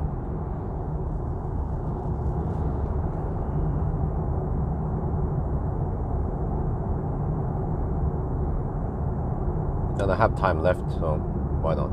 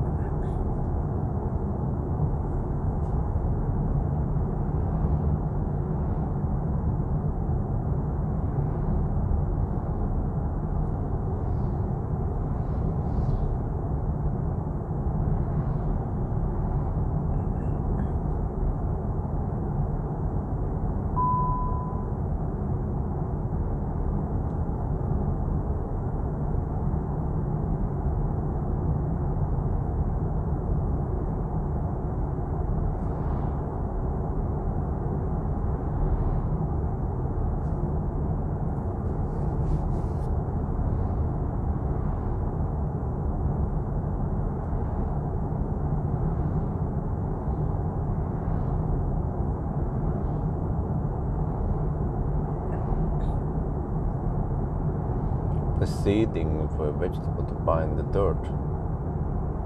Or for vegetation. Well, what kind of vegetation? It must be. So, only makes sense to put grass seed there, right? Because why would they seed for something else than grass there? Many owners, they want to have grass.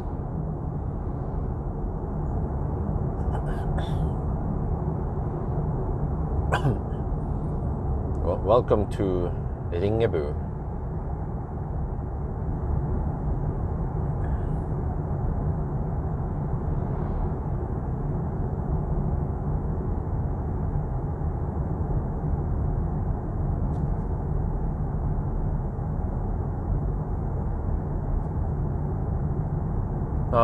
To SC, you mean service center, right? I don't know. I don't know the status there. We heard the news this morning, but then I'm busy driving now.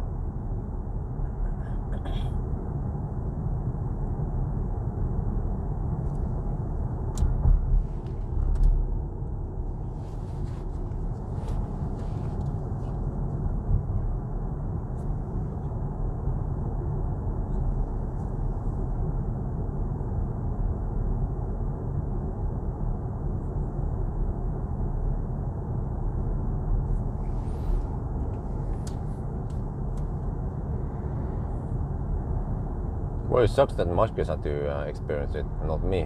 When I had the Plaid, it was no problem, fortunately. But it would be probably a lot of views if I got in trouble with the Plaid. I got stuck with the Plaid, yeah. But that would also just fuel all the haters. Lol, Tesla failed, yeah. But nobody talks about when other cars fail. Like freaking I-Pace, man, fails left and right, needs to be rescued by the tow truck. Or other cars also. Other electric cars also fails, like leakage in panorama roof in Fat e-tron leaking, door handling classic Ionic braking all the time. Do people talk about that? No. Some Plaid that breaks down, okay, it shouldn't break down like that. A fairly new car shouldn't just break down, so that was not good, of course. Sucks, but yeah, I would like to know why it breaks down, because it should be quality checked, good reliability. It shouldn't break down. Okay, a 5-year or 10-year car, or like Optimus, Millennium Falcon breaking down, that's a different story. Yeah, eventually shit might break. But even the Tesla, if it's well maintained, shouldn't break down. Even Millennium Falcon. The problem with Millennium Falcon is that when I had those problems, it was just some poor design on the grounding thing, and that's what happened. Oh man, it's too slow. Okay, let's go.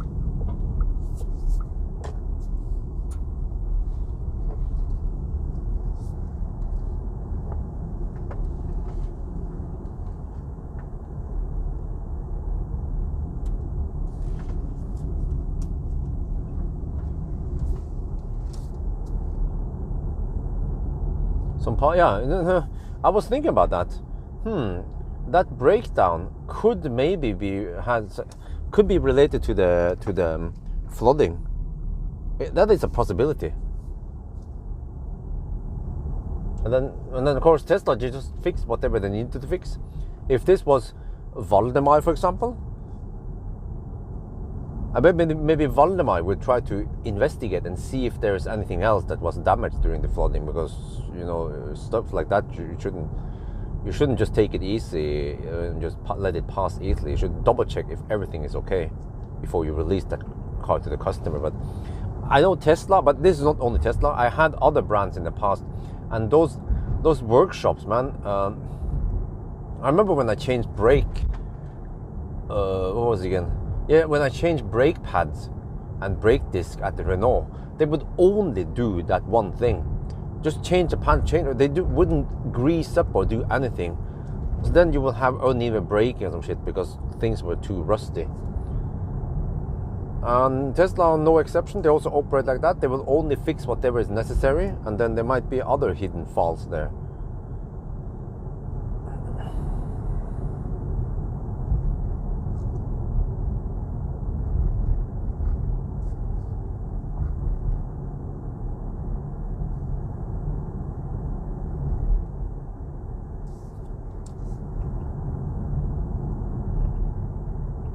Oh shit, I misclicked on the speed changing button and I clicked on the distance button instead. And then once you're in the distance change mode, then up plus minus means increase decrease distance, not increase decrease speed. And those buttons are too close and there is no physical divider. Like if it was a physical key, yeah, a physical button, then it would be way harder to misclick that one. But since it's a touchpad swipe thing, then always misclick.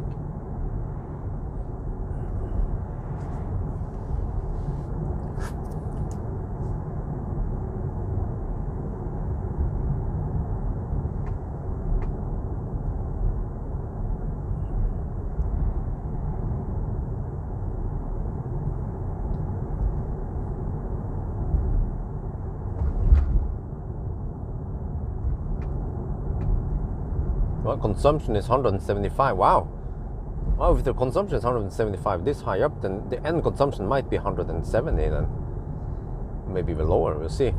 Let's hope we can make it as close as possible to Oslo. Because if I have to bail out at Espa or Tangen, then that's worse for me or for the car. But as far as I know, there's no shortcut on this loop.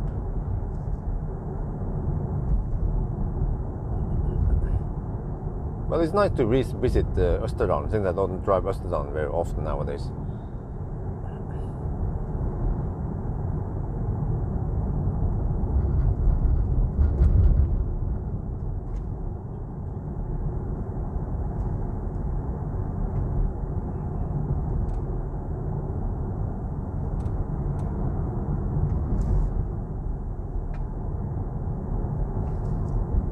Oh, there's a lot of traffic here today compared to a regular weekday.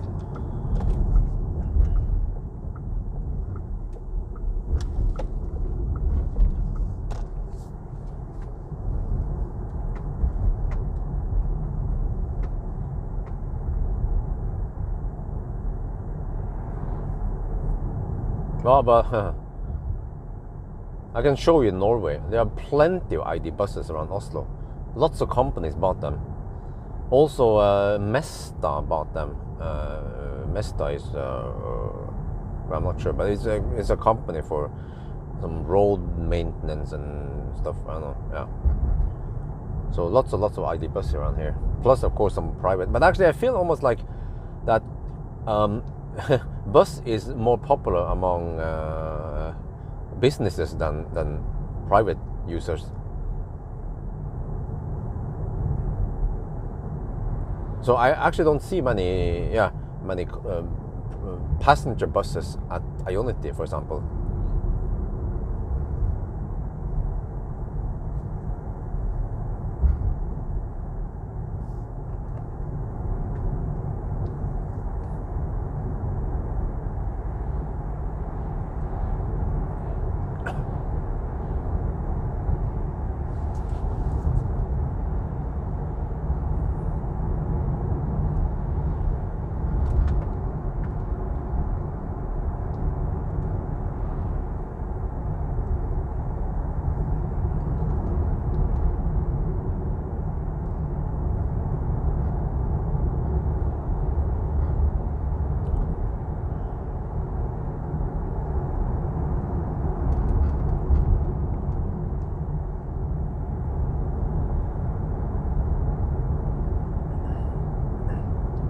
Fårikål, well, not lately, mainly because wifey is not into eating sheep, mutton, what they call it. So, yeah. But I've eaten fårikål and pinnekjøtt before. I like it. I actually like the taste of sheep.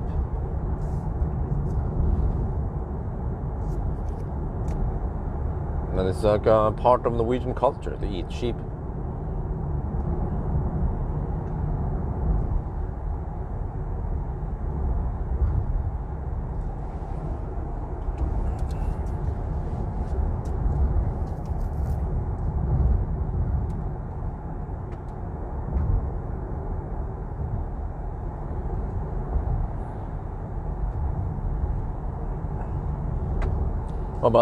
Well, I guess the advantage with buses is that you get so much space,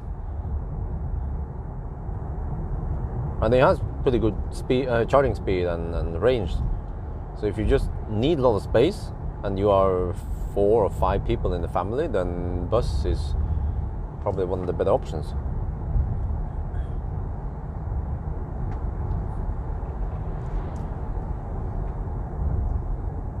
But I mean, true. I haven't seen many people use EQV as a private car.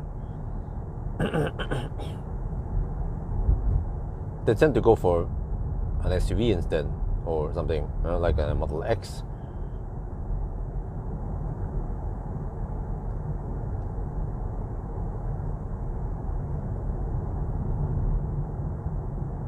But I mean, in Norway, people can afford fat e-trons and Teslas, so Norway would be the country where private people would use bus.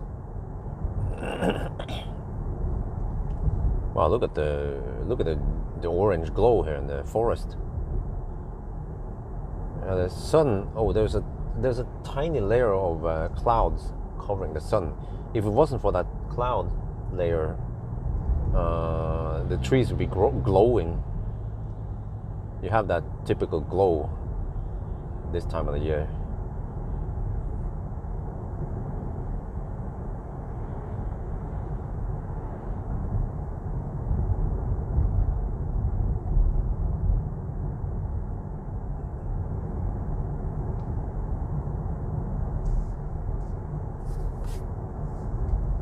Oh, you're talking about fårikål. I was like, huh? What are you talking about?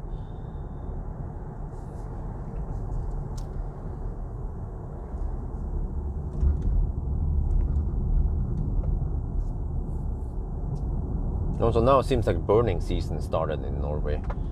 Some people are burning wood in my neighborhood, and it smells so bad. I wonder if they are not using clean wood. They're probably using impregnated wood or some shit that has stuff in there that smells when it burns.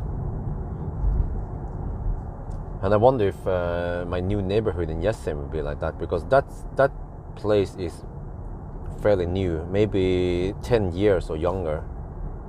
So with new houses, there should be less need for heating, but also burning shit. But I mean, who knows? The Norwegians, they like to burn shit.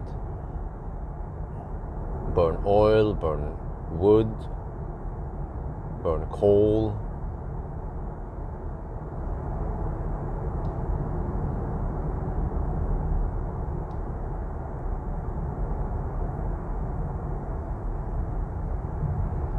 Well, this winter, well, I mean, I have to wait until January usually.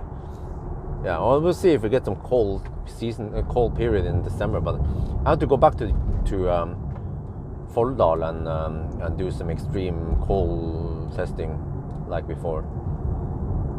Those videos are usually very interesting, and it's like an ultimate stress test for cold weather. See how the cars can handle it. I had to put the eGMP cars to the test. I already tried the MBB cars, and of course Tesla, but Tesla is the best. It's the best when it comes to cold weather.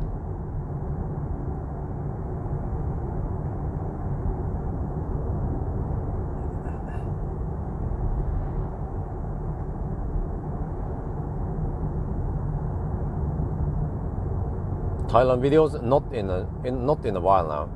I might go to Thailand by the end of next year, but because of the house situation and economical situation, I can't afford going to Thailand.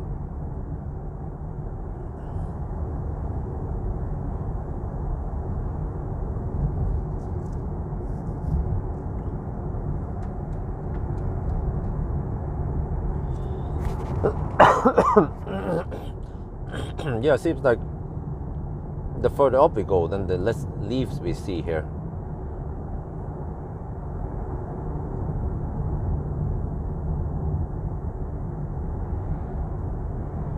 For natural reasons, right?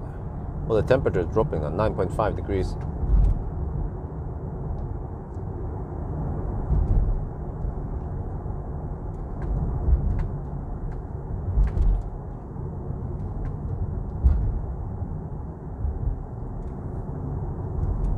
Which other car can handle the coldness? I'm not sure. I haven't tested that many cars yet.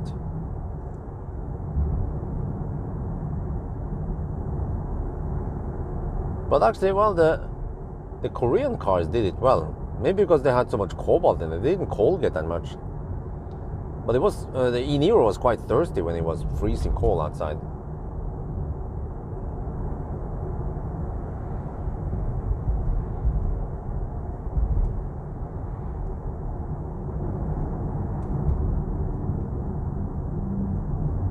Stats, 194 watt-hour per kilometer, 41% left. Oh shit, I have 41% already? Haven't even gotten over to Atna yet. Shit. Okay, it will be a premature ending then. Somewhere at Tangen, or I don't know where I'm gonna stop now. We'll see. I'm pretty sure I can't make it back to Oslo.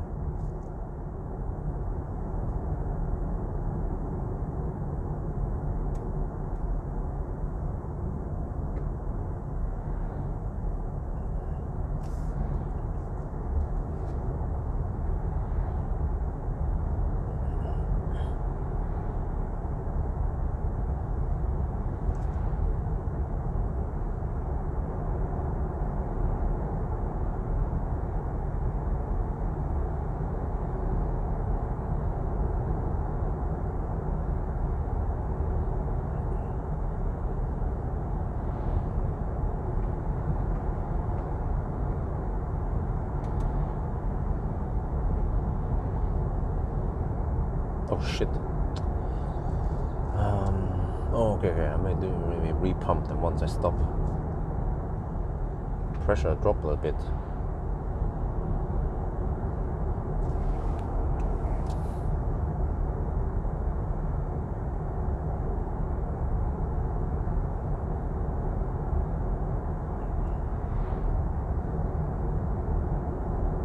EQ SUV has heat scavenging. Okay, well, that would be great.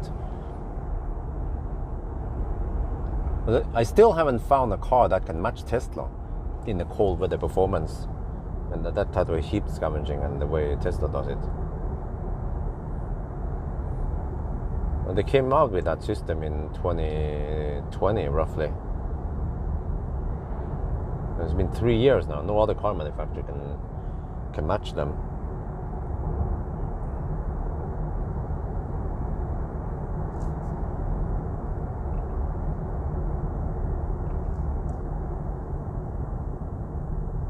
But before that time, Tesla was in fact behind in the efficiency and winter efficiency because they had to run PTC heater. But the advantage with Tesla now is that it wouldn't overheat the battery. Like, if you try to run HVAC, if you just happen to be wanted to sit in the car in a brand spanking new EV6 or Ioniq 6 even in winter, and you're charging and you overheat the battery. Oh shit, the road is a bit tighter. Dude, right, driving in the middle of the road, freaking woman. Seems like she was looking at the screen. Man, I should come here on weekdays instead, not Sunday when there's also NIS on the roads.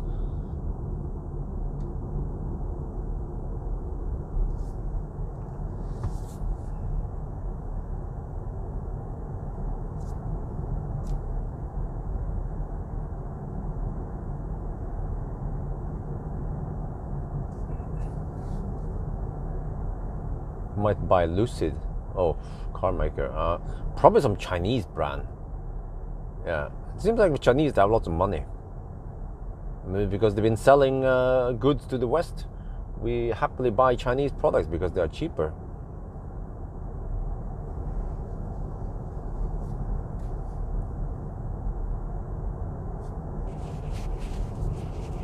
I was thinking Geely maybe would buy them.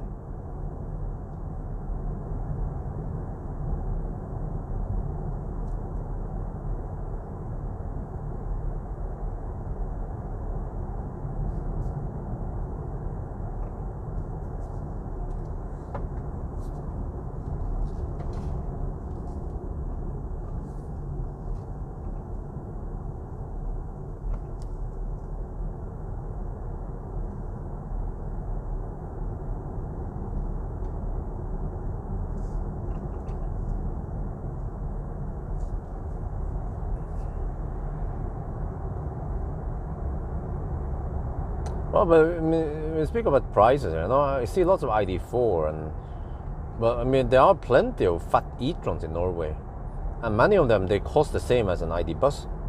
So Norwegians they have money, and they can buy ID bus if they want to, but for some reason they don't. Maybe it's because they don't need mad space because the ID bus has so good space.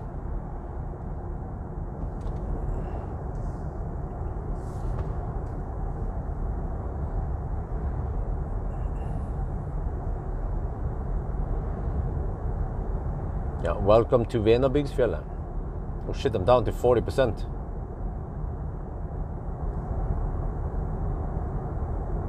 Okay, well there. I'll just stop and charge somewhere and then we hammer back home. I don't know, for some reason I don't feel like taking Fagernes route. This one is actually way more chill than the Fagernes route. And today is not windy for once. It tends to be quite windy up here.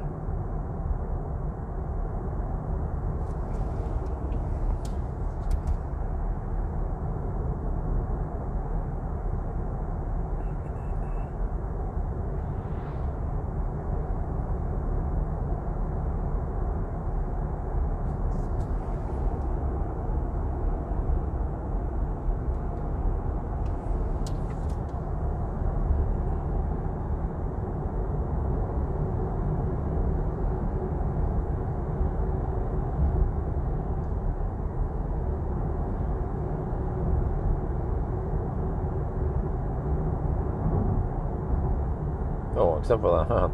Well, once I need to stop and charge, then I'll be cold gating a little bit. I have only 18 degrees in the battery now. This is what happens when you slowpoke.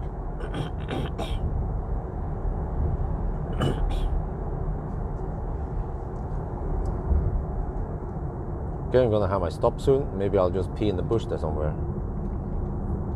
so I can keep driving far for my next stop.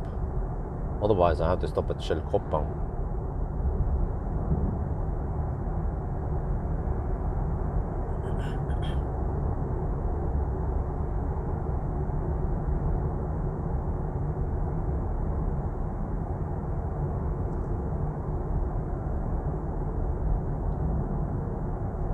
Yeah, Model Y. Saw lots.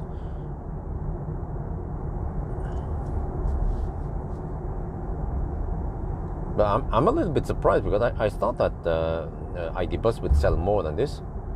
I mean, it's a very practical car. It's not. I don't get the typical van feeling, and it's not that big, so you can fit it in most normal garages. And it's also not that thirsty. And I've taken it on a trip with wifey, and it was super wonderful. Space-wise, we had so much space here.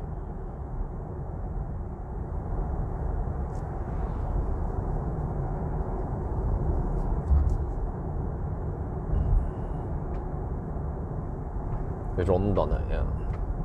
Nice mountain pass. Becomes quite hostile during winter.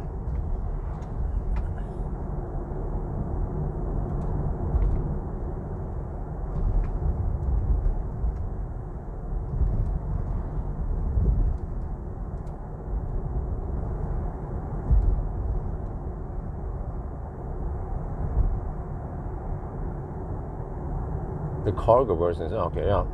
Lots of companies are getting them, like I've seen around Oslo.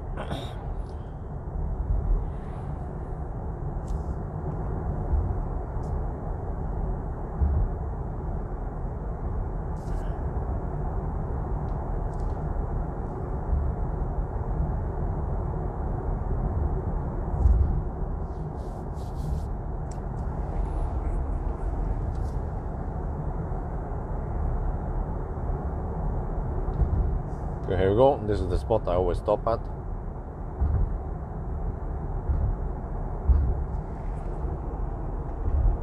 Need to do a thumbnail and shoot a little video here like I always do.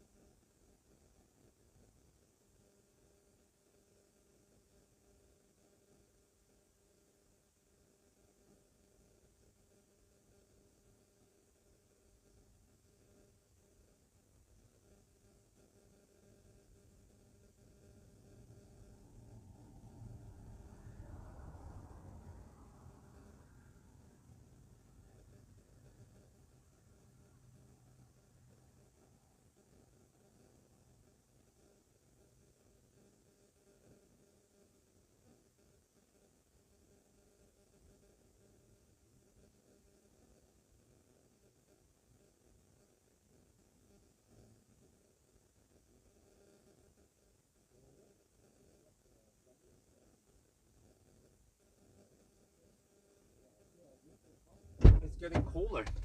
So let's hop in. We'll see that now we are at 37.5. What can you see it? 37.5% only left. So we will probably not be able to make it back to Oslo. Let me see. Wait for the lag. Oh, no, I can do this one. Okay. Let's go here. Every time I have to do this. Okay.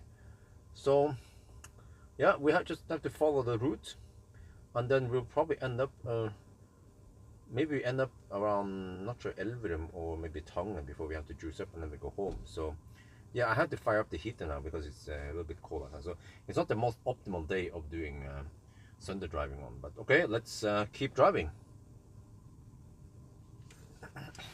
Now in winter, this route becomes a little bit, yeah, sometimes it's even closed.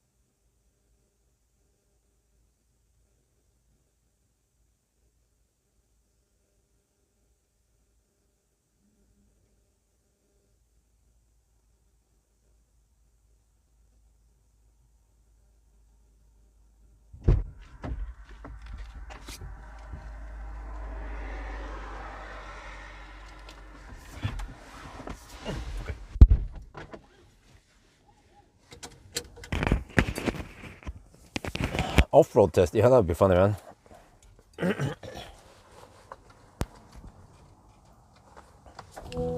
What about that off-road mode is? Every time I enter the car, I have to choose whether I want online mode, off-road.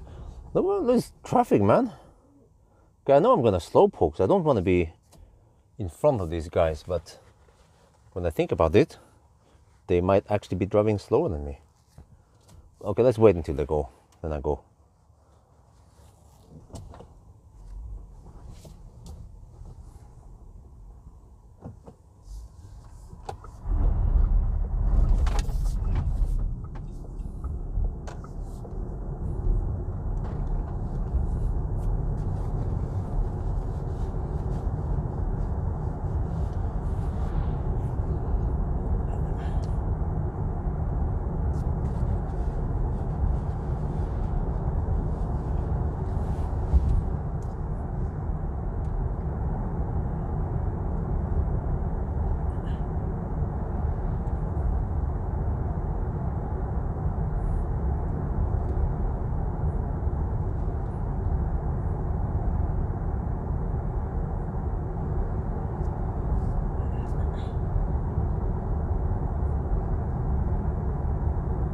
Yo, what's up? Cool trip. I haven't seen you yesterday.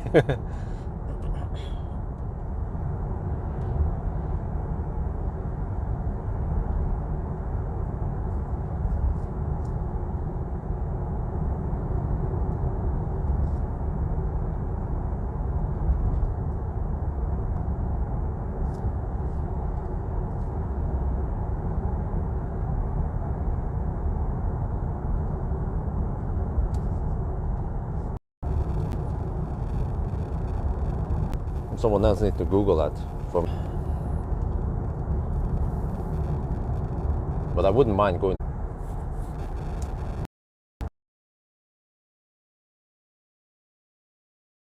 coasting downhill here, but not sure if I can do it because of the slow pokes in front of me. Okay, let's try. But it seems like they are coasting, kind of.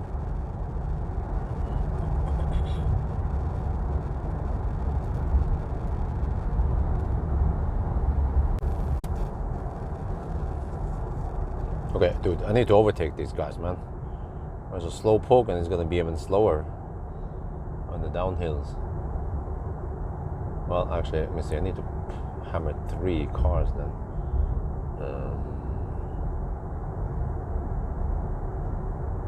Okay, now let's wait.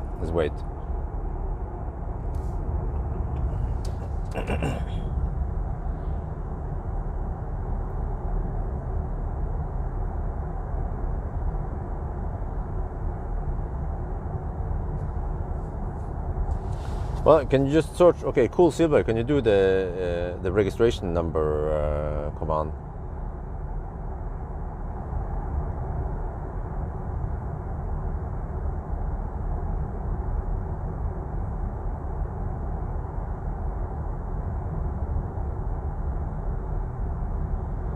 Okay, this car's registration is Echo Foxtrot 65246. So Echo Foxtrot 65246.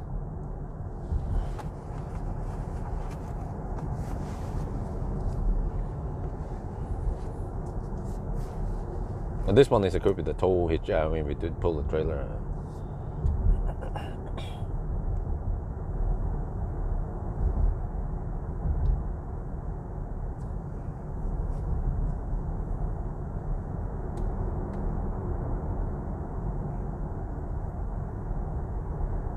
Well, I have to say that the car becomes nice and quiet with 19-inch wheels. So the 21-inch makes bus somewhat noisy. I wonder if I ever checked the noise level on bus with 19-inch wheels. Maybe I only had 21-inch wheels on my press cars with bus. In that case, then I should do a noise test with it. I could even do an acceleration test to check maybe smaller wheels and also not so well equipped car. Maybe it goes a little bit faster. Video with bus should give good view counts. Or I mean, people in general should be interested in bus rather than some Chinese car.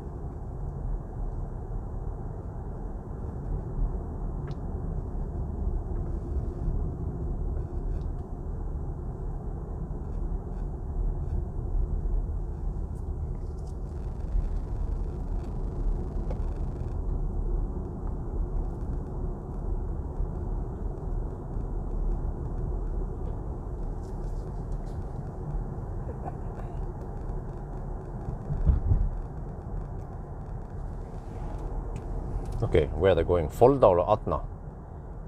That one go left. The Bimmer left. Yeah, like I said, more people are going to Folda than going to Atna.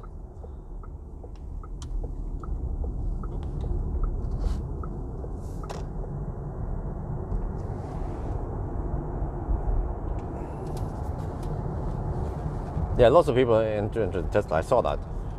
Highland got lots of views. So, man, it's going to be a nice jolt in view counts once I get Highland from Marcus.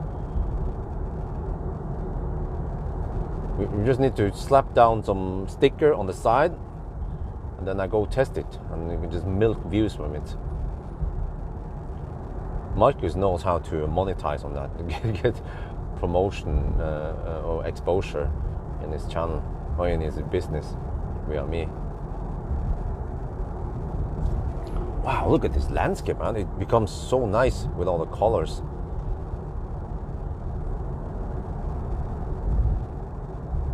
very peaceful place. Like here could be a nice place to camp, for example. Almost no traffic, a nice little lake. If this is summer, you know, I wonder. One day in the future, I might want to buy a caravan, and use something. Yeah, which car would be best for caravanning then? I'm not totally convinced with Tesla though, because they are a bit clumsy. Like, once I've seen the solution in Mercedes or even in the ID bus, super convenient to plug in and unplug. In Tesla, you have to dig around and dig down there, and then you can't automatically retract the trailer hitch, which I tend to kick. I accidentally bump into the trailer hitch. That is so painful, man. So, Enyaq. What about Enyaq? Oh, okay, that was another question. Does EV handle better with trailer, especially? Oh, that one, yeah, kind of. You can use some regen.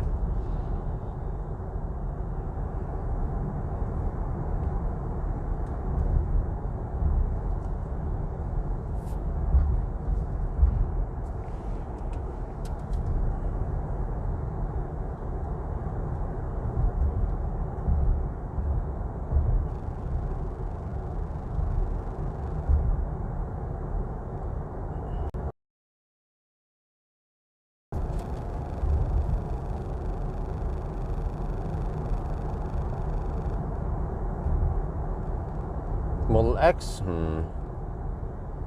yeah, that's true. I might probably end up with a big ass caravan because I like lots of space. I don't want to be cramped in a small shit. And the caravan would probably cost more than a house. And what else? Good range, fast charging. 50, but that might not be enough.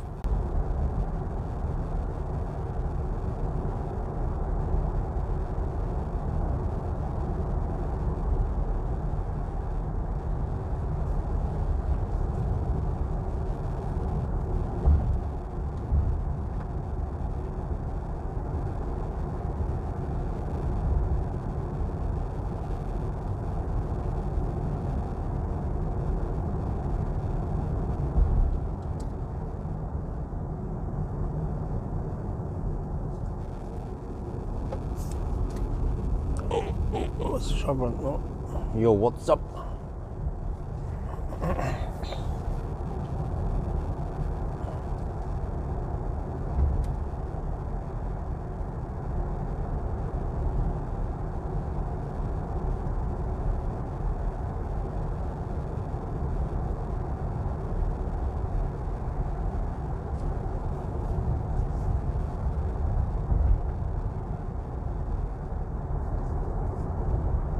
Okay, I'm down to 34%. Yeah, we're using less juice over here. Consumption is 186. We're still in the highlands. Now the estimation has changed slightly. The car estimates will arrive at 22% at Shell Koppang. Oh, okay, maybe the estimation is not good at taking into account elevation. It's not as good as Tesla. Tesla is super accurate. But I'm guessing we will end up somewhere near Tangen maybe, or Elverum at least. Because the Model Y did around 450 kilometers, and that was around Tangen. No, wait, but the Model Y has smaller battery. Sorry, the same battery size roughly. Oh, okay, this one, I might end up at Elverum then. Okay, that's not the worst place to end up at, and then charge up a little bit and then hammer it back to Oslo.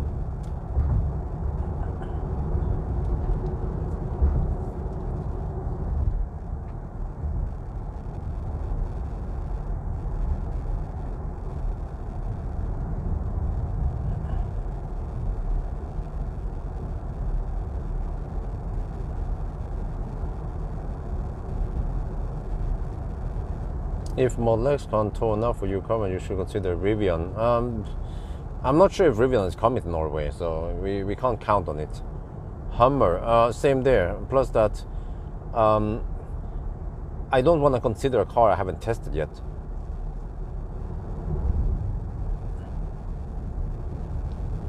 camper van. I was talking about 8 to 10 meters, but I'm not too serious about this, because I might figure out, okay, maybe it's better to just sleep at hotel instead.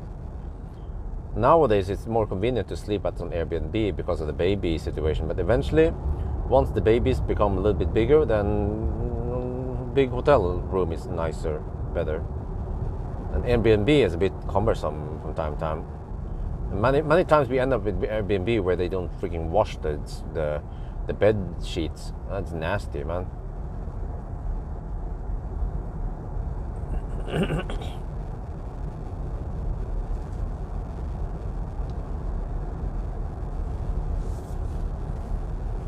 I mean, with Isabel, it's already getting slightly better now. She's 1.5 years old. No, actually, it's not. She's well, she's 16 months. Yeah, it's getting close. But then the new baby comes, so I just have to live through that phase again. But then that's it.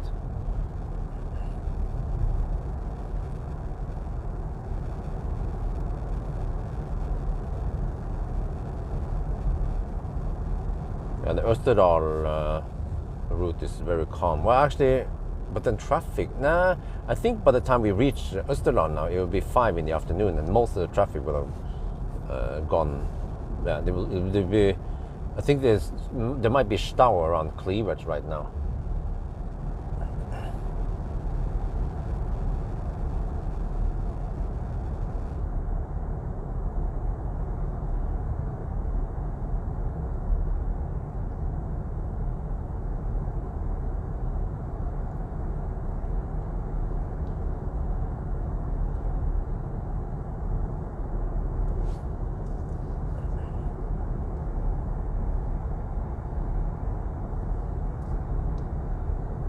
Okay, regenning downhill. Consumption is 180. Oh, so there's a possibility we get over below 170 watt-hour per kilometer consumption. That's not bad for a van. That ain't too bad at all. But we will most likely not see 150. That's wishful thinking.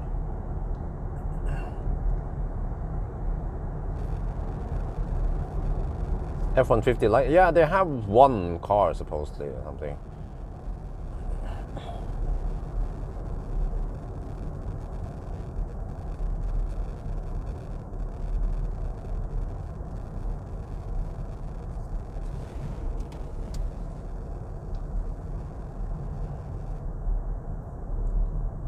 So I haven't booked. You see that upcoming is a bit empty right now because I have to reserve second half of October for the new house. I might be busy. Well, actually, how much time do you actually need? Because if I just do it full time, I don't focus on anything else, right?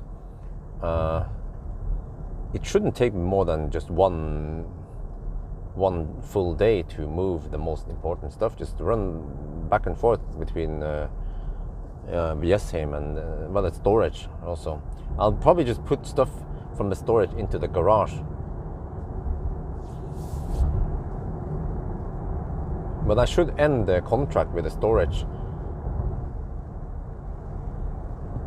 so that I don't have to pay for it after 1st of November, for example.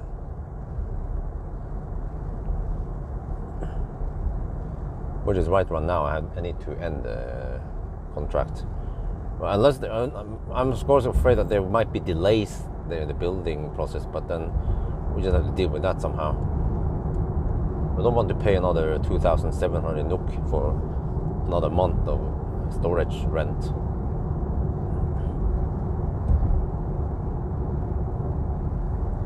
But the storage, man, I could.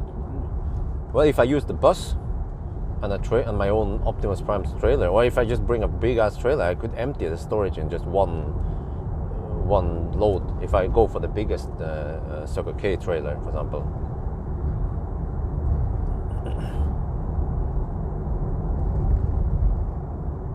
And then move some stuff from the basement also. Start emptying out, just clear as much as possible, so that the day when we can move, then we just bring living room. stuff over, and that's it. Yeah, so maybe I don't need that many days when I think about it. And maybe I should just start booking up cars forward. Yeah, and then maybe, okay, what I should do at least is that I book cars that doesn't need too extensive testing. For example, Polestar 2, you know, I don't need a whole week to test it. I only need 2 days maybe to do the testing. So I can just find a slightly different variant on something that might interest people and then go for it. But for example, new Kona might need some extensive testing. I might need to do a new banana box test and yeah, but 1,000 kilometer challenge definitely, and some range test, and maybe it's an interior view. But there's always some cars I can grab and review.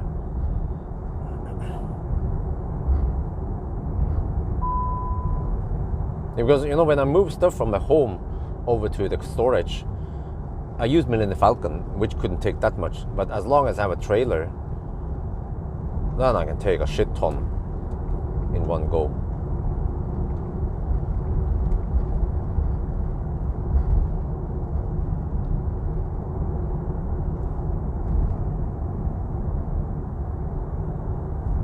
So most likely I can just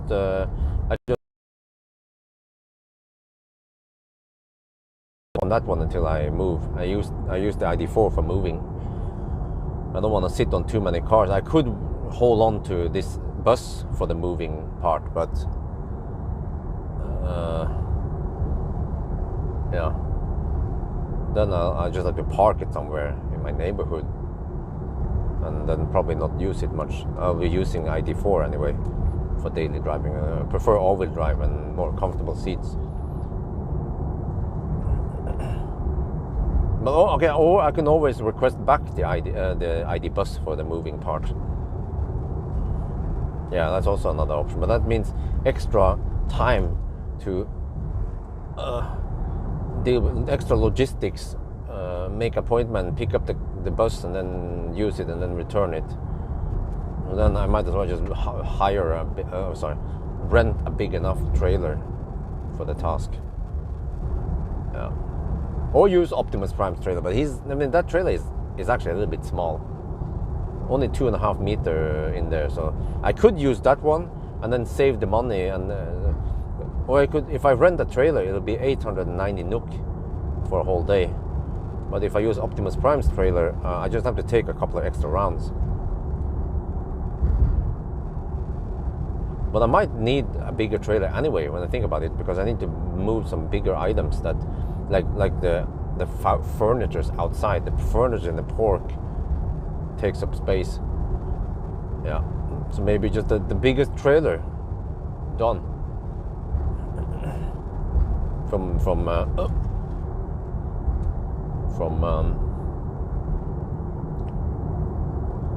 so okay. You know what I can do? Think smart, you know. If I shoot a video that I'm moving, I shoot a vlog that I'm moving, then the trailer rent becomes company expense, and actually get all the tax deduction I'm allowed to get, of course, without breaking the law.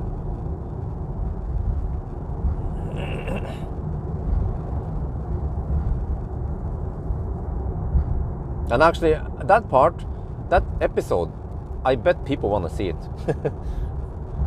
Just want to see. They're just curious. Okay, Bjorn is moving. Okay, how is he doing it? Okay, he put stuff in the garage. Oh, that's a big garage, you know, stuff like that. But also, once I get access to the house, I will actually spend some time painting the garage inside. I want to paint the garage finished white before I start using it.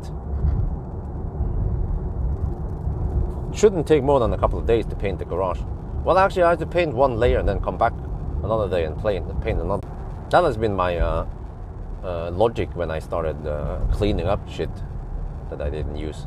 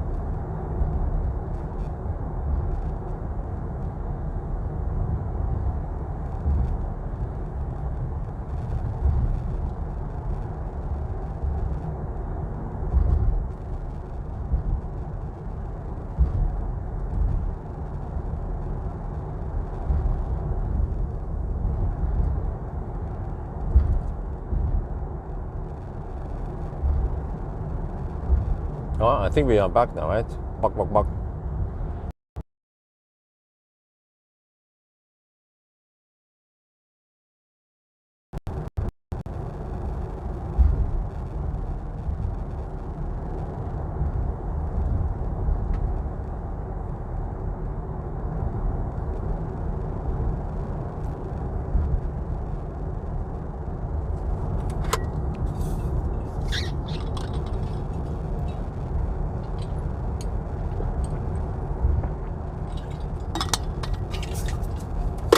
Yeah, we're back. Okay, we're almost back in Österdal now.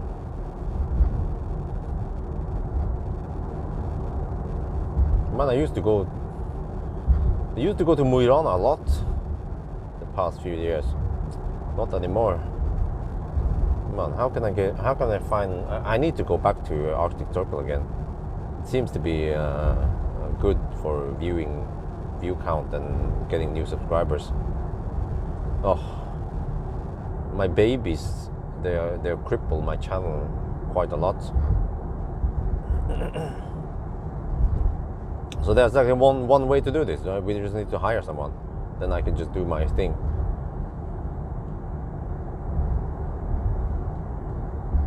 Next year then. Yeah.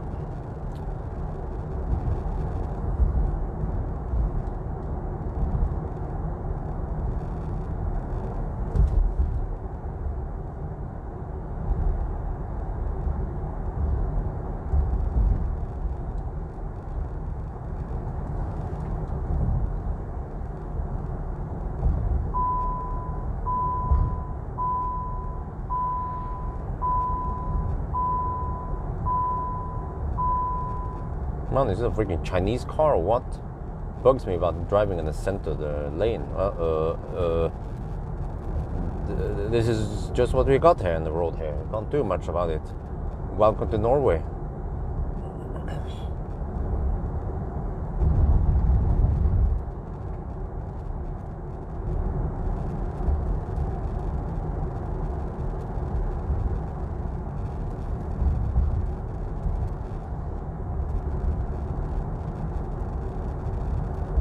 Wonder why towing capacity less EV. Okay, long message. Okay.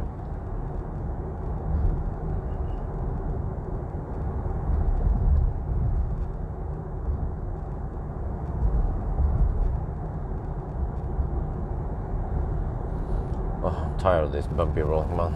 Let's get back to Highway 3.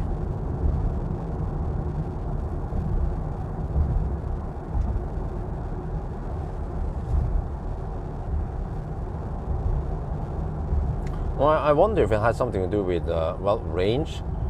When it comes to power output, I don't think that's a problem. Because if a car can maintain a high-speed run on the Autobahn, it can certainly pull a trailer. Well, except for when maybe going up with some steep hills with a trailer or something heavy. But yeah,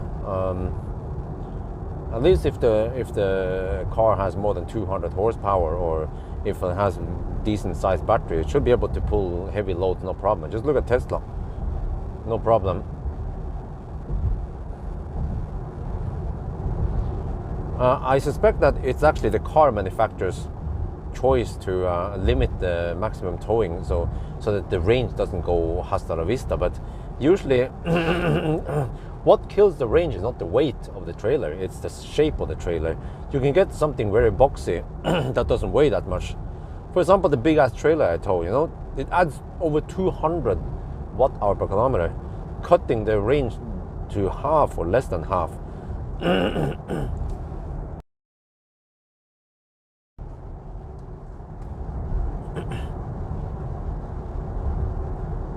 But for example, if you pull something small, if you pull gravel on a flat trailer, that can weigh over 2,000 kilograms, but no big deal. Yeah, I remember when I pulled that empty car trailer, it weighed 600 kilograms, which is roughly the same as the empty box trailer, but the box trailer consumed way more energy. the flat car trailer, I think it added around 50 to 70 watt-hour per kilometer only. That's nothing compared to 220 on the Plaid. Oh, nice and smooth ride now. Never get stuck behind slow pokes. Wait, do I actually have to hammer someone here? Really? Seems like it. I normally don't have to hammer anyone, does there are? But that van seems to be quite slow.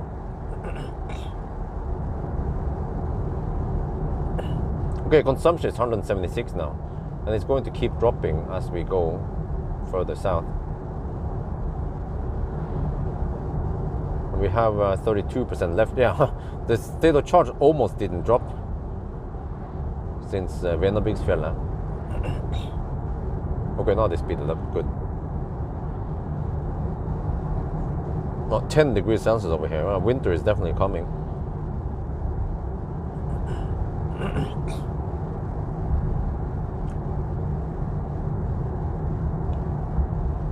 Okay, maybe I'll stop at Elverum. But Elverum, no, I think I can go past Elverum. Let me see. Okay, let me navigate to Elverum then.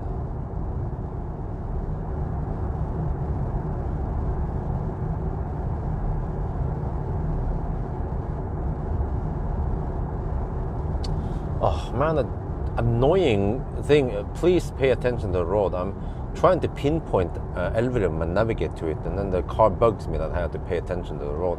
That is the stupidest so-called safety. Oh shit! Again. Safety feature ever. It just annoys the user. Okay, start. Okay, now the car says 10% at Elverum. Okay. Maybe I have to go to Miklagard and bail out there. We'll see. Because after Miklagard, then there's not much, except for if I take the old route. But well, I'm not sure if I can make it to Tangen. But we'll see. 176 watt-hour per kilometer now.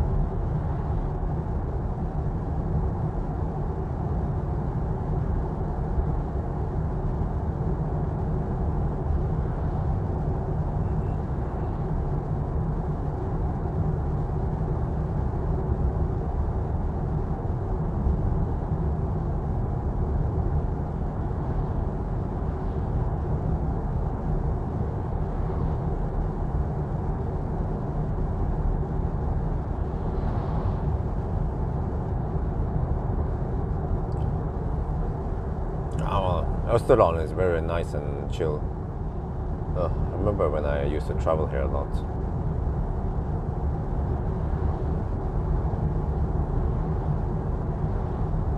Oh, there's a slow poke there. And the Toyota driver, of course. And people start hammering.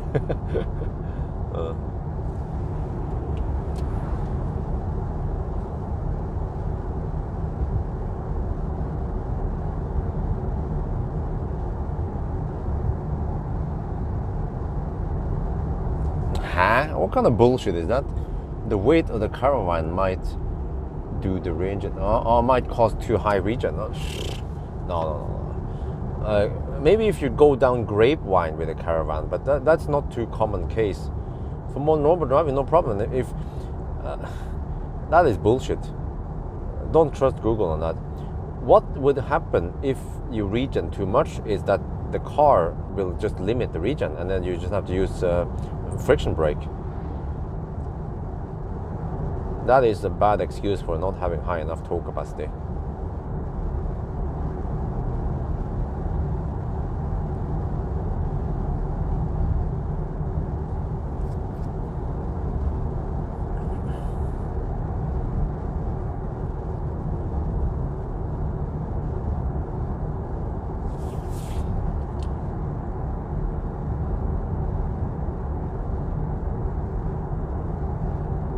Okay.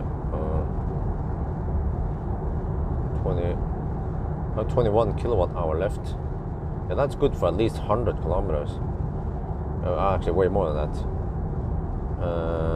So I'm 106 kilometers away from Elverum. So I can go past Elverum, that's for sure. It's either Myklagard or Tangen, I think. Drum brake? What about drum brakes?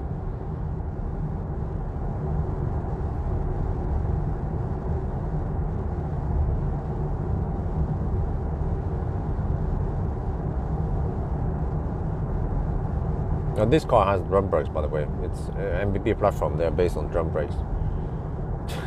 Lots of people are, huh? Why drum brakes? But have you seen any ID3, ID4 with brake failure or brake problems because of drum brake? No. Maybe I should contact Möller and see if they can inspect a car. We can just make it anonymous over there. You just want to see when they service an ID3 with drum brakes and see if there's any rust problems there, because I experienced a rust problem with Tesla when you park too long. Well, that was MC Hammer, yeah.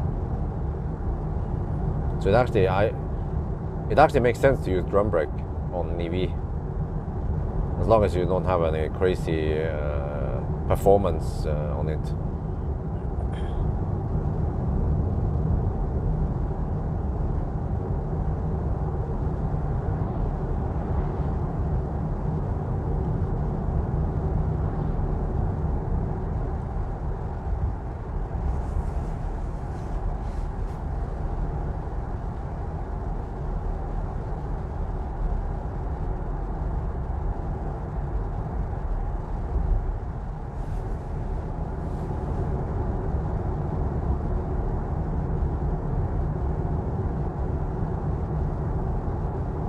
Drum brake probably suited.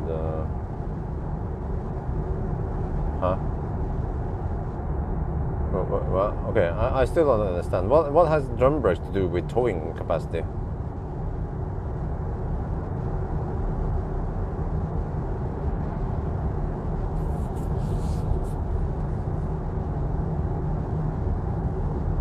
Okay, 29%. Well, battery is at 16 degrees. Oh. So I might get some Colgate by the time I plug in somewhere. Yeah. Let's see where I will plug in. It's a nice drive. So yeah, I bet the bus would go a lot further if it was summer, proper summer, not 1st of October. 10 degrees only. It was 15 earlier today when we left Oslo. But it's just going to be colder. Well, actually, I think the temperature will rise a little bit once we get closer to Mjøsen. And also a small disadvantage that we end up in we don't end up at the same elevation. But that was the same case for Model Y anyway.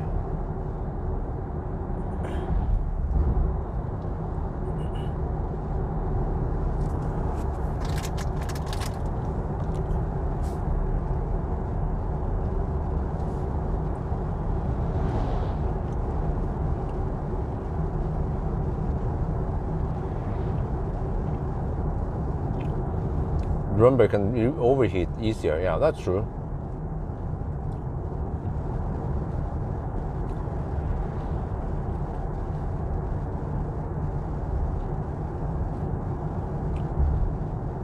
But wait, I think you guys are missing the point here. Remember that something heavy like a caravan needs to have brakes, you know, which means that you will be using the caravan's brake also when you go downhill. Plus, of course, the car's brake. It's not only dependent on the car's brake. So you'll be distributing the energy, the potential energy, or then kinetic energy between the region, one or two motors, and the brakes on the car and the trailer. So I don't think overheating is a problem, especially not in an EV. And then normally, if you have region limits, like I experienced with Tesla down Grapevine, it was limited, but it wasn't completely gone. And that's Tesla. I haven't experienced other cars getting the same type of region limits.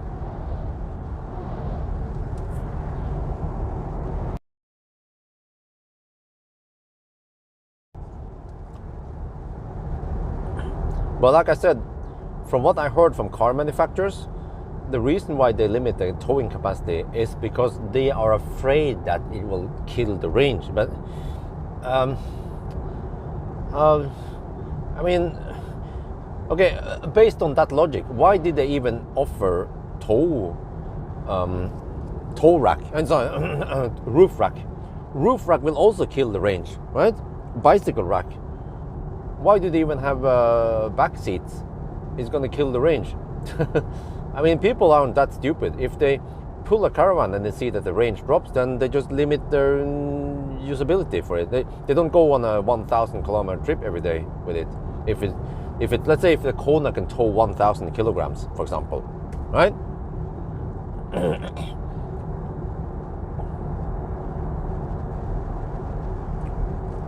Because it is practical to be able to tow something.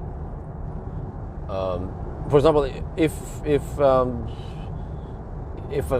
a Kona can tow 1,000 kilograms, it would be practical to be able to pull something locally, something from IKEA, or maybe you want to transport some gravel or some shit. I don't know, who knows. But having only 300 kilogram limit, that's like a yoke wheel.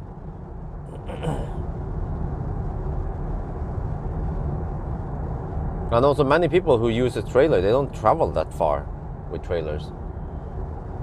It depends what you're using it for, of course. If you have a caravan, yeah, then that's a different story. Then you might have to travel far with it. But then that car might not be suitable in the first place. I mean, or it depends. Some people might also be willing to stay a little bit longer at some place, and they're slow poking. So if you will have a caravan possibility on a small caravan, at least on a Kona. Yeah, okay, maybe Kona is not the best deal since it charges dog slow in 2023. But at least something else.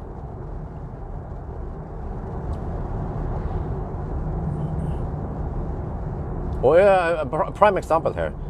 ID3, you know, why didn't Volkswagen equip ID3 with tow hitch? It could at least just take 1,000 kilogram like Model 3, right? So because it doesn't have tow hitch, I mean it has a tow hook thing, but only for accessories, not for trailer, then it kind of limits the... But ID3 can actually charge at decent speeds, especially if you go for 82 kilowatt hour ID3. But even the 62 kilowatt hour goes fairly fast. The car is efficient, which is also a plus for towing trailer. Yeah, why not? So that was a mistake, I think, by Volkswagen, not spending the time and R&D and making it tow capable.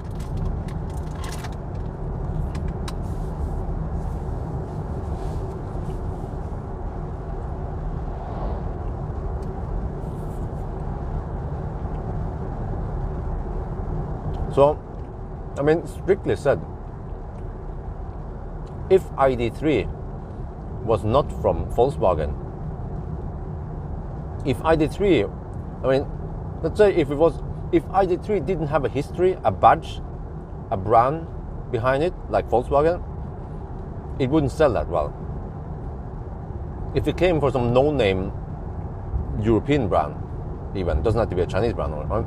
It wouldn't sell that well. That's my claim. Then Tesla would outsell Volkswagen by far. So the reason why ID3 sells so well is because of brand loyalty.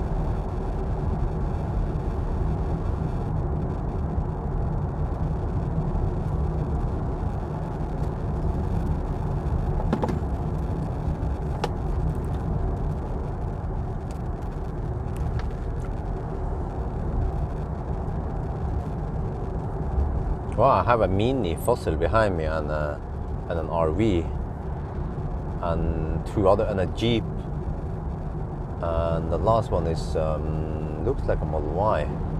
Yeah, like Alfina, payback time. Me slow poking all over here. Well, they can hammer me anytime they want, no problem.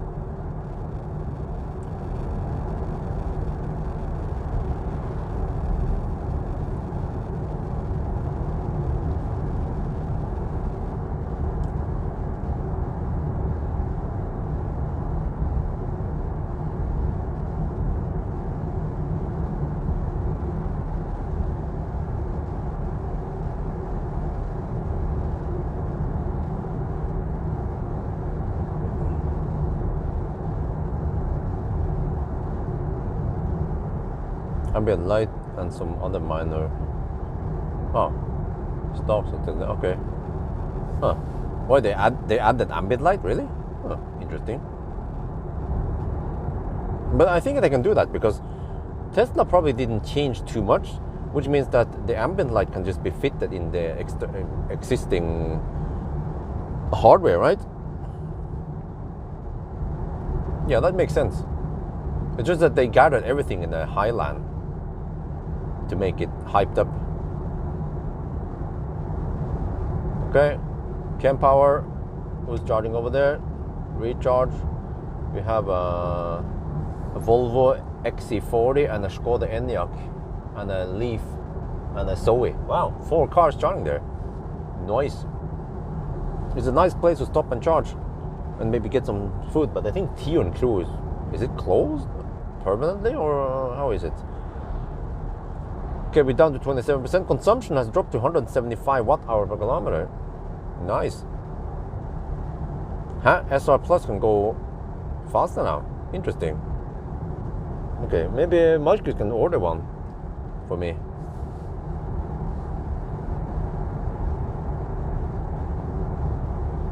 Why, so they have a different motor? Huh. Oh, we need to test that.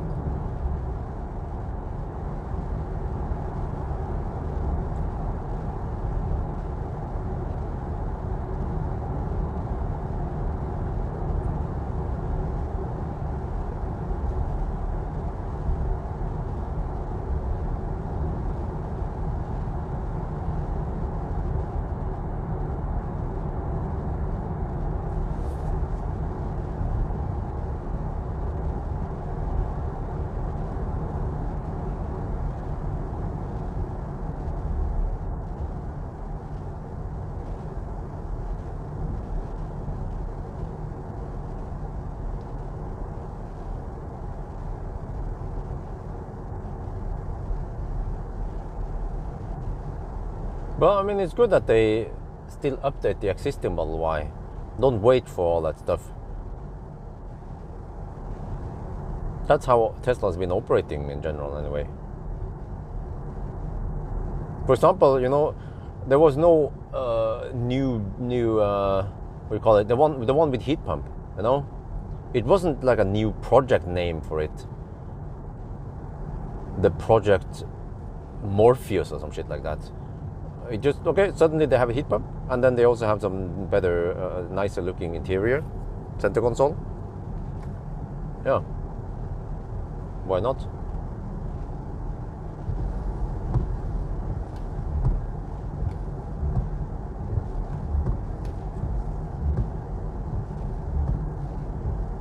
ABC.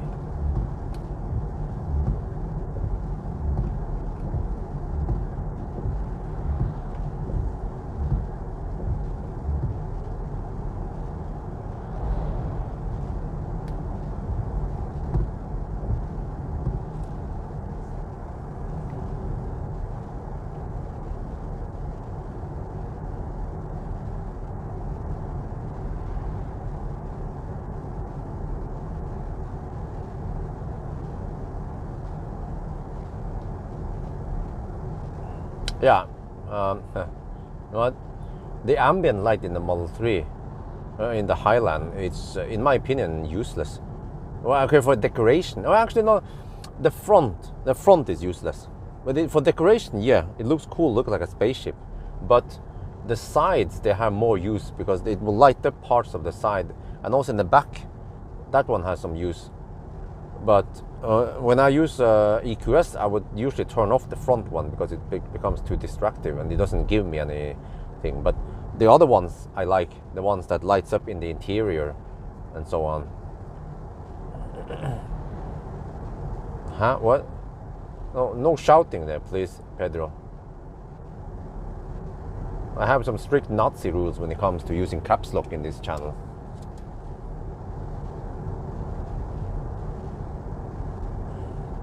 But I mean, why are you surprised, Pedro? Because I already talked about this many times. If you watch the Highland video, I mentioned this.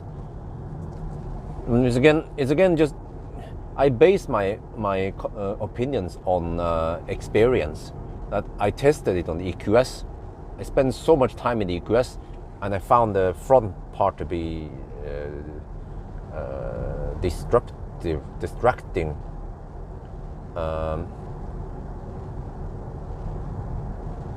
But I liked the other ones. But also there's some, they call it accent light, I don't remember, but there is like a light strip on the side of the seat. That one is also a little bit in the way. Doesn't give me anything that critical.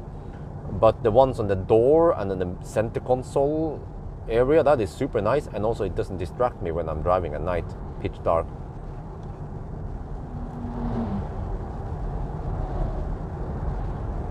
But even, some cars, they can, I don't remember which car it was, but some cars will also light. No, it was the ID bus. The ID bus, the footwell is lit up at night.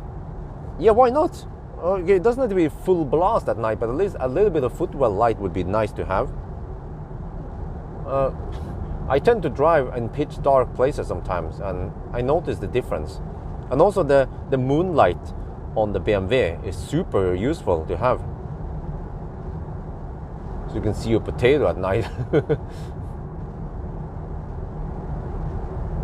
No, but you can. The thing is that EQS, you can turn down most of that shit. So you just turn off the ones that you don't like, and then it's fine, and you still have nice ambient light in there. But in the Tesla, it seems like you can't turn them off, even though they are supposedly in different segments that can individually. I mean, technically, you could turn off the front, right?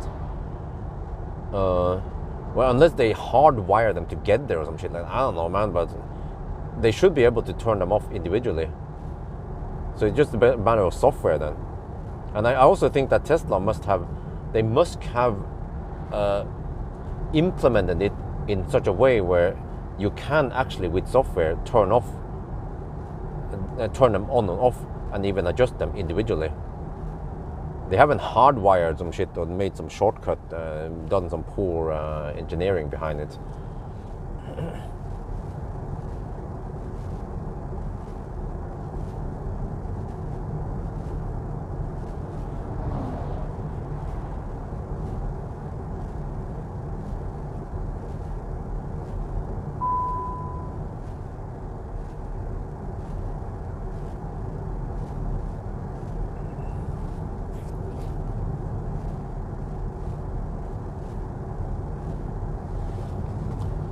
Okay, how are we cooking now? Consumption 174. It doesn't drop that much. It's cold outside, also 9.5 degrees only.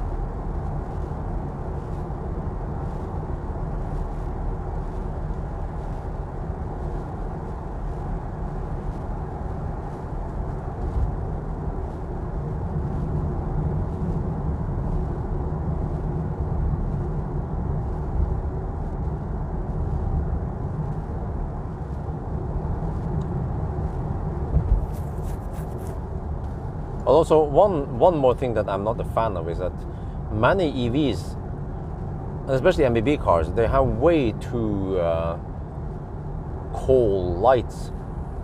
I'm not sure, but I think they use 4,000 Kelvin or maybe even more. I'm like, oh, that's a Fisker.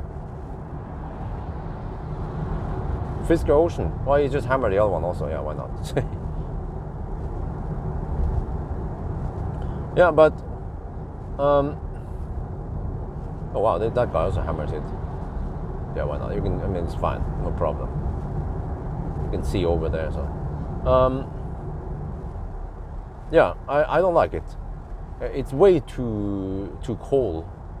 It should be 2,700 or 3,000 Kelvin, or maybe I've seen 4,000. 4,000 is a bit too cold. I wonder if there's a way to measure it. Well, actually, one way to measure it. Yeah. I think one way to measure it is if you have a light source where you can vary the Kelvin, and then you just switch it until you match the Kelvin on that light, and then that's a close enough measurement.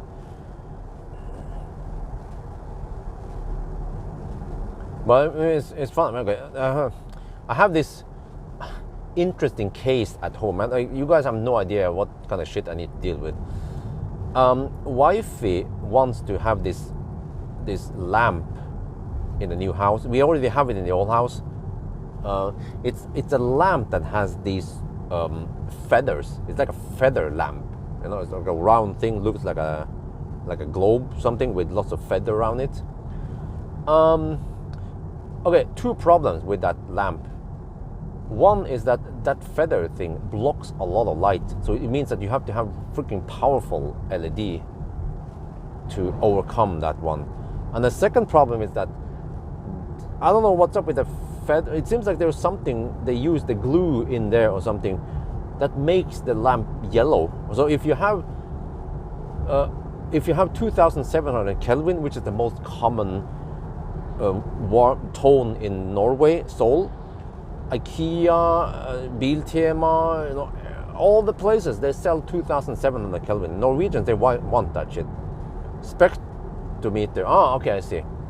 Okay, but so the problem is that I found out that you know, for normal rooms, around 5 to 10 watt LED bulb is strong enough. But that feather thing requires more. I need something like 12 to 15 watts, preferably almost 20 watts, which is a lot for LED. And that's the problem, because you can't find that many light bulbs that has that high power. And another problem is that all those bulbs, they are usually 2,700 Kelvin. What? I got hammered by a freaking RV. Shit. It doesn't even use a turn signal. A noob. Okay, but so if I use 2,700 Kelvin, it becomes super yellow via that lamp thing. Lampescheimer, what do you call it? So I haven't even solved that problem yet. Maybe I should just trust it over to wifey, because wifey is the one who wants that shit, not me. I already spent a lot of time going to Biltema and Claes Olsson trying to find a bulb. Yeah. So, but okay, I tried 4,000 Kelvin. It was too cold. So, and then 3,000 Kelvin is available, but online, not on regular stores in Norway. I mean, around Oslo. And then there's no one sells 3,500 Kelvin bulbs. So, okay, so I have to buy a 3,000 Kelvin bulb then, online. But it's still not strong enough. It will be around 10 watts maybe. So that's one of the things I need to deal with, man. Wish wifey could take care of that herself, but her excuse is that she needs to take care of Isabel, so she doesn't have time to do that shit. Well, what about me? I have to edit videos and drive and do tests. Yeah. Okay. Anyway.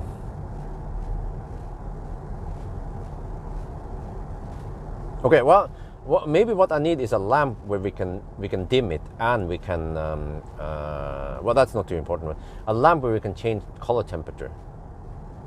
But again, the problem is that those lamps, or I mean, sorry, not lamp, a light bulb, but those light bulbs are not powerful enough.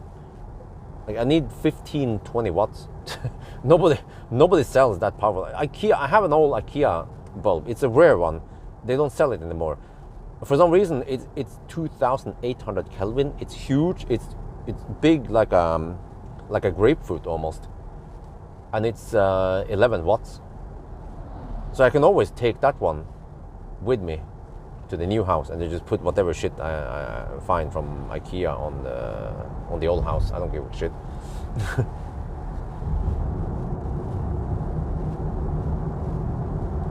But I can tell wifey, well, you can just take care of this, okay? I can watch the baby, don't worry.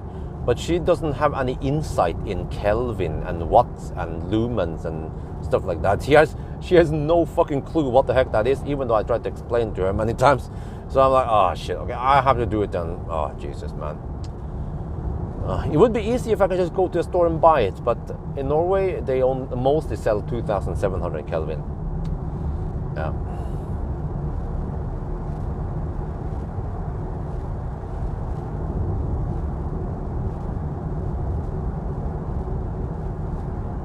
But I tested the lights now in the garage. Yeah. On Friday when I was there, they fire up the garage. Two charging stations in the garage and one outside the house. And yeah, I think right now they might not be load balanced. I need to set up the load balancing before I start using them simultaneously at least.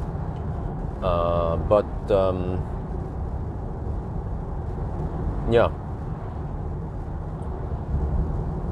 The light in the garage, we have, they call it plafond or something, the round lights, 6 of them. The garage is 48 square meters, and I have 6 of those, and each of them are around 20 watts. Don't remember how many lumens, so that should be plenty of light. I need to see that at night one day. Maybe I can go tonight, yeah. I want to see how it looks like at night. Well, I'm not sure if I can enter it at night. Okay.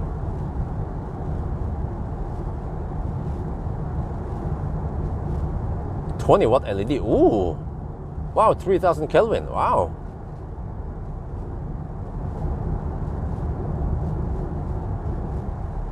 In December. Well, I should try to find them myself first, because we might need it before December.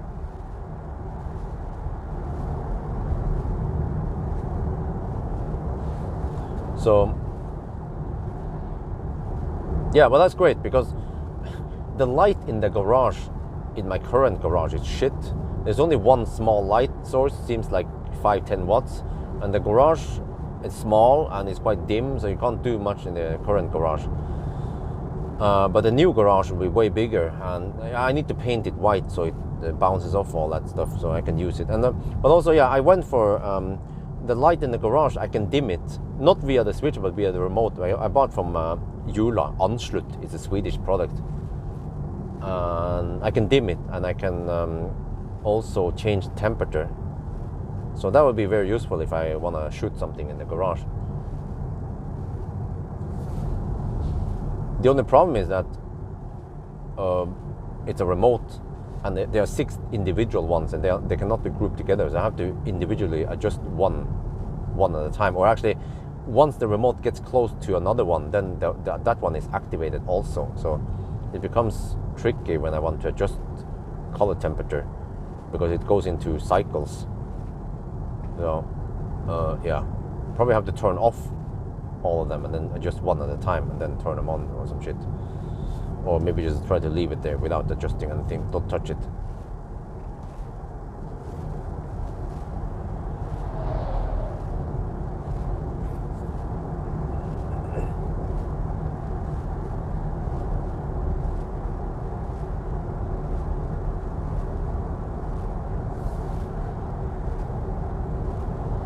Well, it's still 9 degrees over here.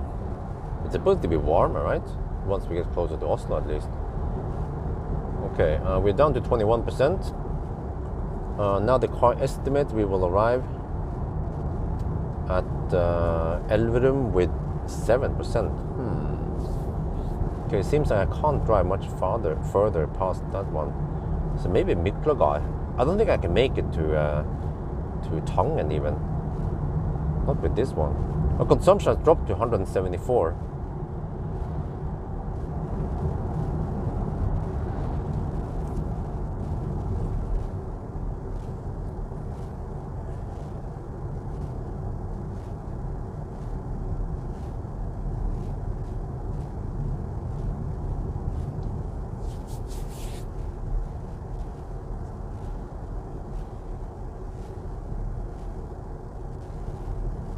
Oh, I have a bunch of cars behind me now.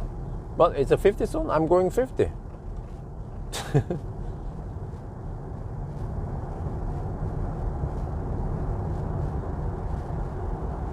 Maybe I can hop out swingen like last time. Always worked for me. Yeah.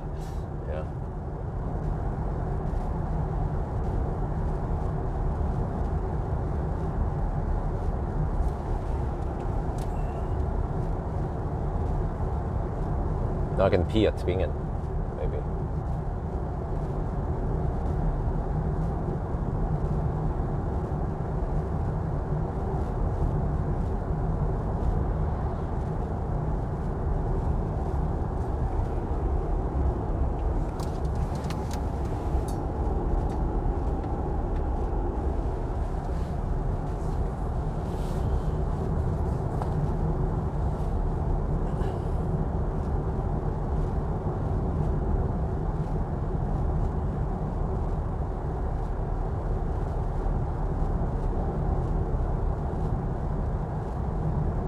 One of the forest is turning yellow now.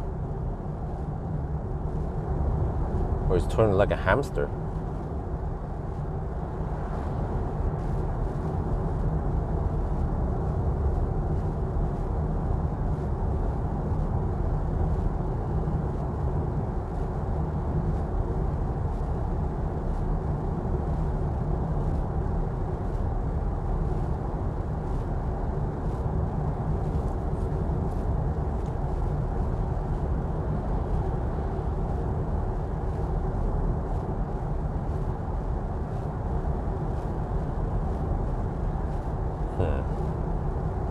Okay, then what?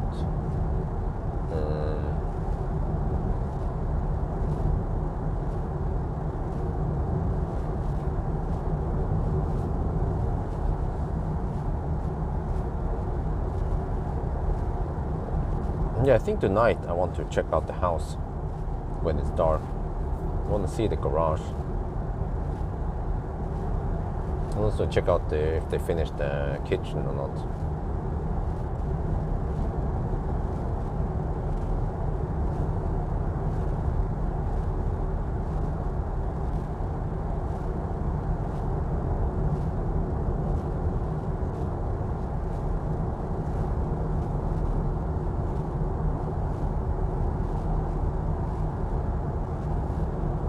Okay, 174 watt-hour per kilometer.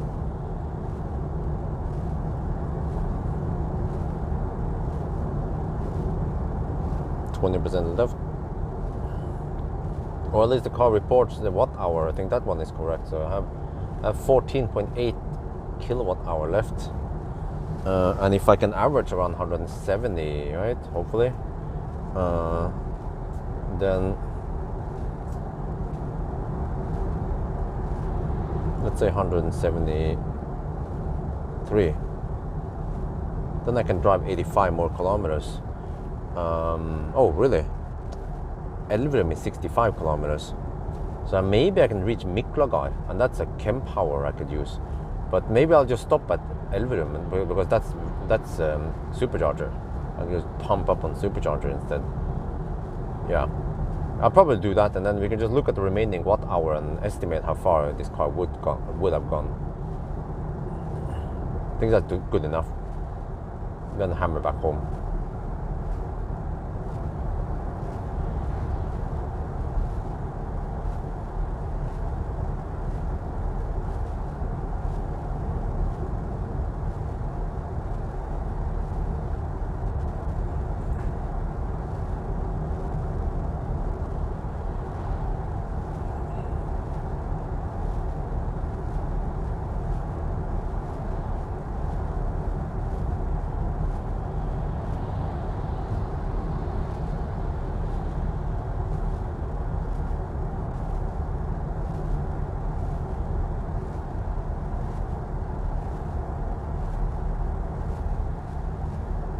Oh, there's it.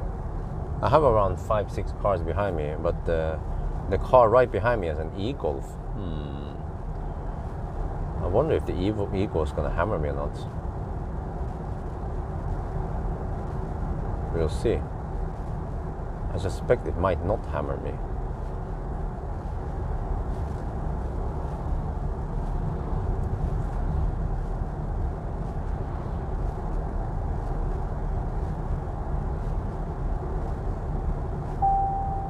Oh, low range now, 20%. Yeah, it always warns me at 20%. Okay. Oh, the car claims 91 kilometers of range. Yeah, I think that's plausible. Okay. But we are still too far away from home from here. But it's a nice ride, a nice drive. As long as I don't dick around too long at the stops, then it doesn't take too long to drive this route.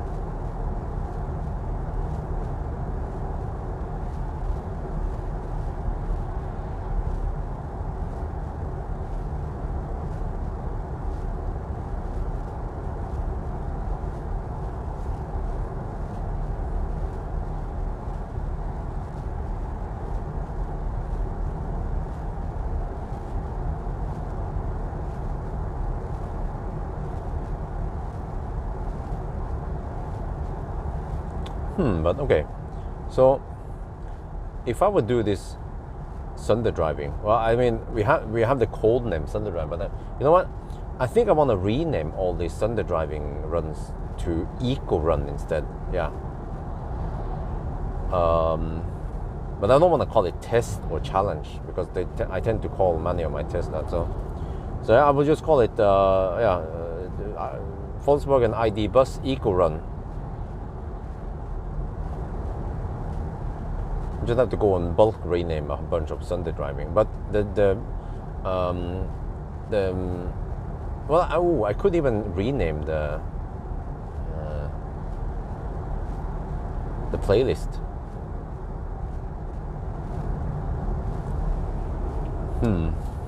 I'll see. But I think the problem is that people don't understand what Sunday driving is. But if I call it Eco Run, they'll be like, okay, yeah, let's see how far can I go in an Eco Run situation. And also I wonder if range test is a little bit bad name for it. And also, in a way, 1,000 kilometer challenge. So I think I need to name my videos better so that people will click on them. People who already subscribe to me or follow me, they know what they are, but new viewers, they have no clue what it is.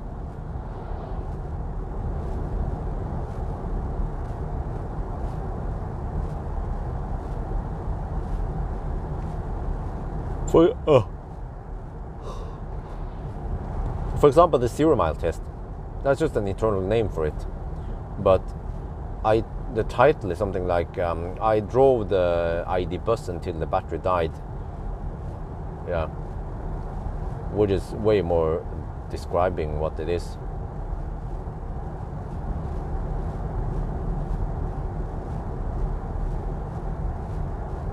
Oh, the e-Golfs go for the kill. Yeah. Well, e-Golf drivers are in general quite slow drivers. That's why I'm questioning whether he would hammer or not. But he did it eventually, after many chances passed, or many opportunities for overtaking passed. Then suddenly he built up enough courage and momentum to pass me. But there's still about 8 more cars behind me, 8 or 10 cars behind me. Do I care? No. Because they have the opportunity to overtake me anytime, almost anytime they want. It's Österdan after all.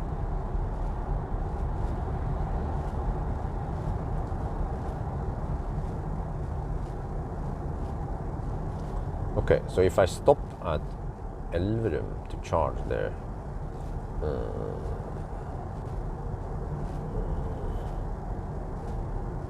then what?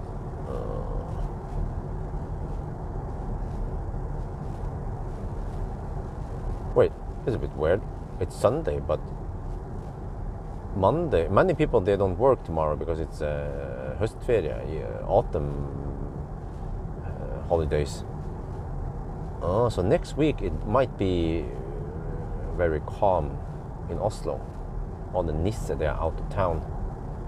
Holy crap, how many cars is that? I have to count here. Is that a new record? Let me see, 1, 2, 3, 4, 5, okay. I can count around 8 or 9 cars behind me. Let's see how long before they hammer me. I have a Toyota, looks like a Toyota Land Cruiser, and then 2 Teslas. And then a Toyota RAV4 behind me, and yeah, we'll see. This will be fun. Because I know there are plenty of overtaking stretches coming up soon. Wow, I have to focus on the landscape, man. Okay, let me shoot some B-rolls. Look at that. Look at those trees, man. Like this is so cool. Like, normally during summer you don't see the texture and the colors. It comes out now. Wow, I like it. I'm a sucker for autumn colors, but I'm not a fan of winter because I don't do skiing or shit like that.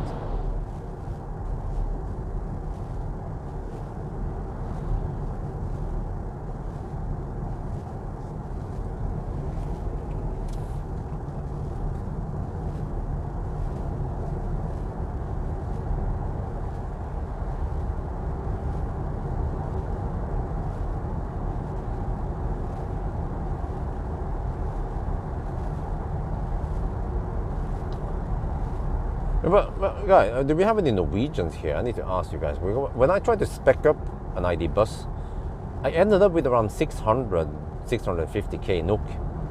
Is that correct? I needed to find out the price on it versus MIFA. MIFA costs 750 NOK. So it is significantly more expensive. But then when I talked to Maxus, and I mentioned the price on ID Bus, he claims that no, it's more than 650k. I was like, huh, really? But I tried to spec it as fair as possible with a pilot assist and some other goodies, and it was around 650 something, not 750. But 650 is not that much. Norwegians can afford that. If you have a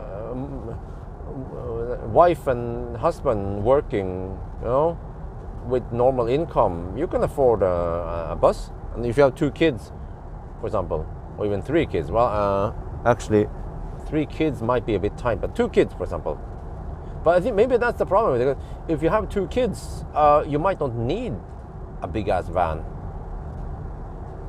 Maybe the problem is that you don't get more than 5 seats here. If you get a 6 or a 7 seater, then that suddenly makes more sense.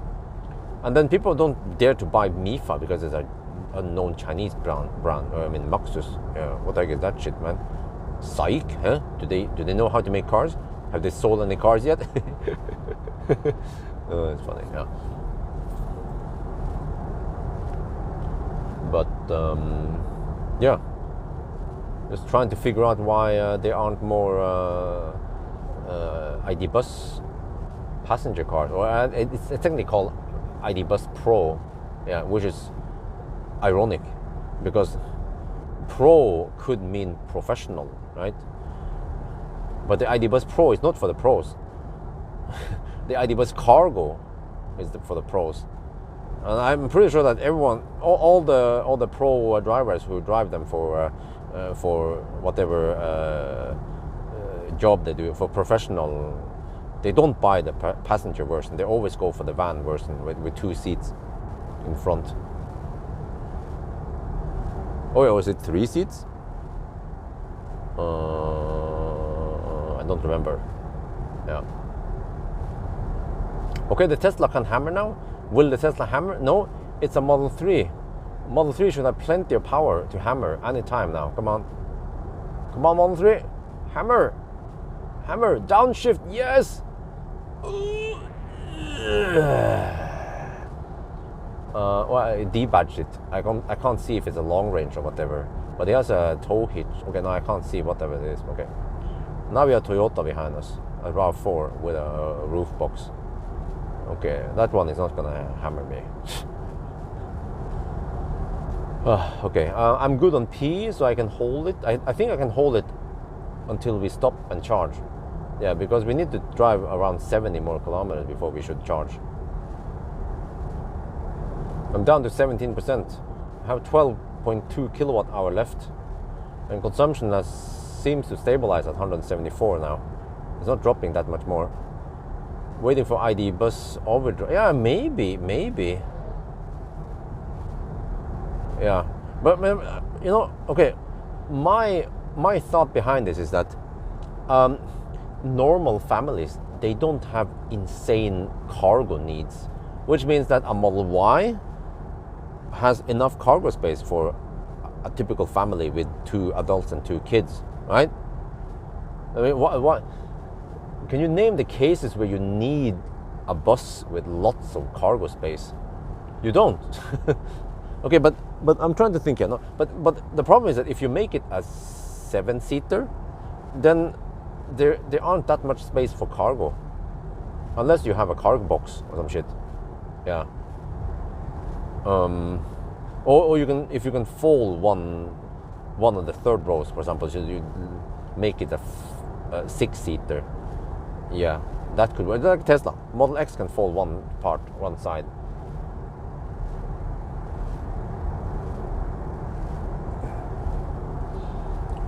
So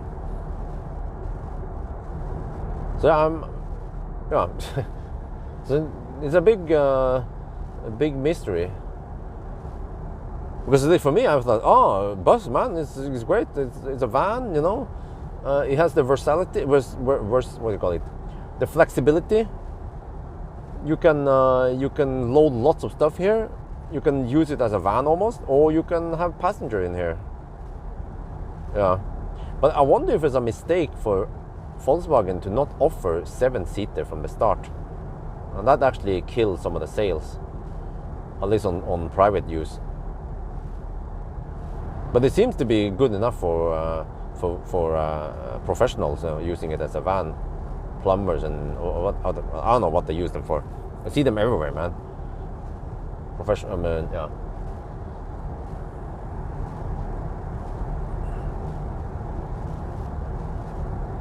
Oh, now it says 5% at arrival. Okay. Well, I know that you can drive quite far, or you can, yeah. There is a buffer below 0, so in case I need to go real deep, yeah.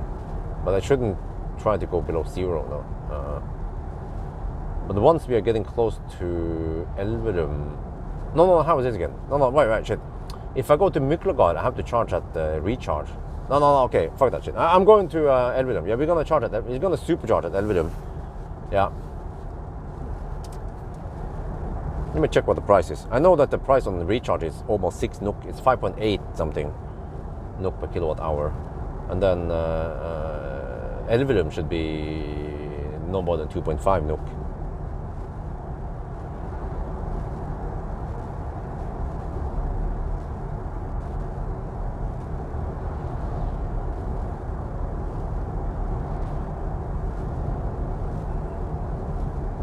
Well, as I expected, the Toyota driver is not going to overtake me. Just camping behind me all the way to Elverum.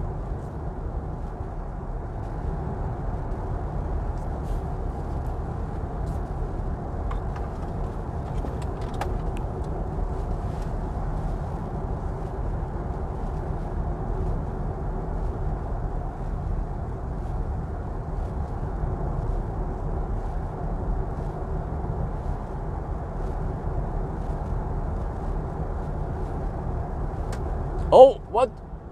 Big surprise. The RAV4 had enough horsepower to overtake me. Wow. I'm speechless. Wow. Now it costs 2.5 NOK per kilowatt hour. Okay.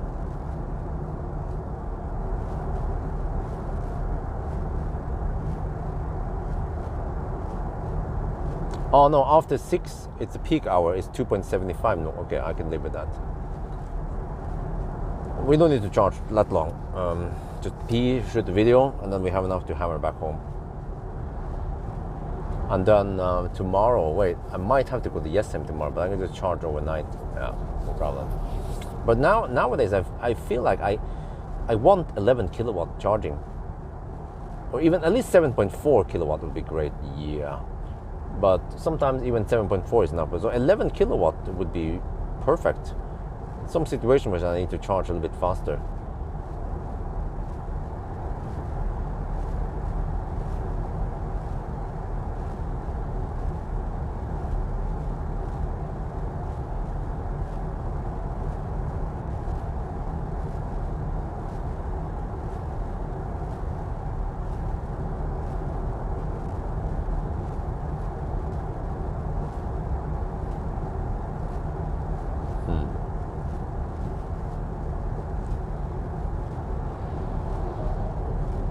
Now there's a Mercedes van behind me, and it's Dutch. No, it's the German registered.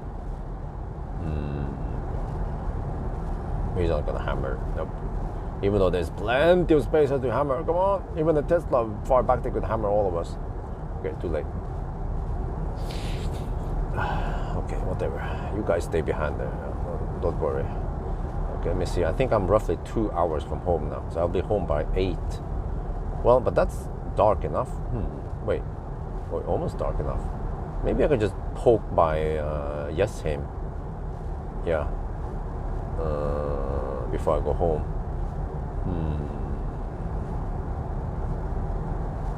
That would actually be best time-wise. I think it would be dark enough. Yeah. It gets dark early nowadays.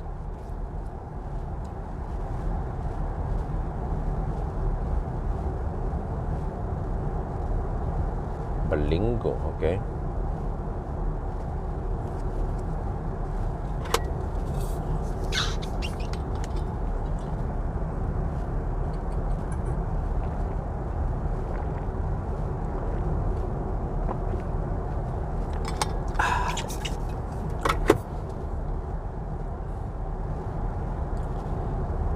So it's a nice ride, yeah.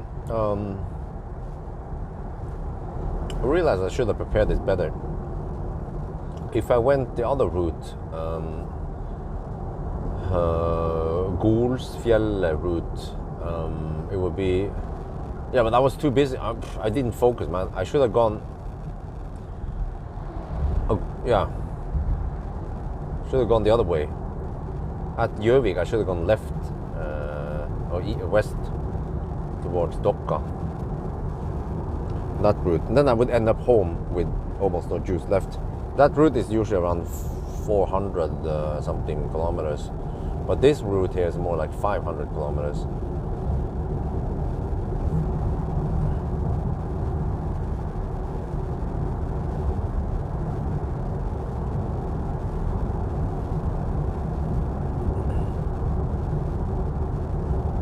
Okay, I might make just a short short variant this time of Sunday driving, because there's not much going on anyway.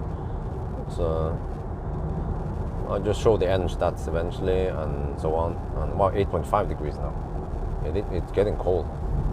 So I wonder in summer how low can you get the consumption with HVAC off?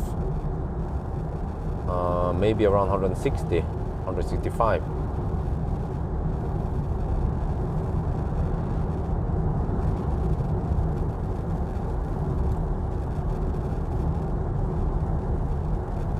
Oh, well, we've done 363 kilometers already. I'm still thinking. I'm also slightly tempted to go for Miklagard, just to see how deep we can go and how far we can go.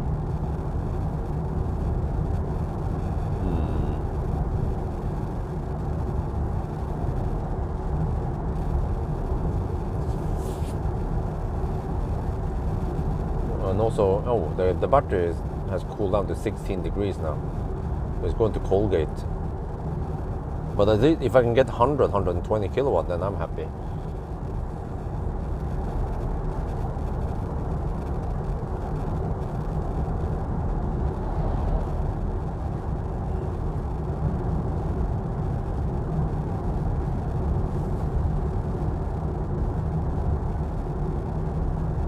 Oh, it's funny, man. The other van, not the van right behind me, but another van hammered instead. Yeah, you see, this is the problem. When the car number 2 doesn't overtake, then the car number 3 and so on needs to overtake all of them. So the car number 2 should try to overtake. Like now here, this is an awesome place to overtake. Well, except for the car just came. How many kilometers to run off? How do you mean run off? You mean how many kilometers range left? Is that what you mean? Oh, I have some power limit. Oh, I see. I have power limit now. Ah, because the battery is cold. I forgot. Okay. Yeah, I see. I have amp limit. Normally, I will have 800 amp limit. Now it's down to 577. So it's very nice to see that one in car scanner rather than looking at the display and try to guess.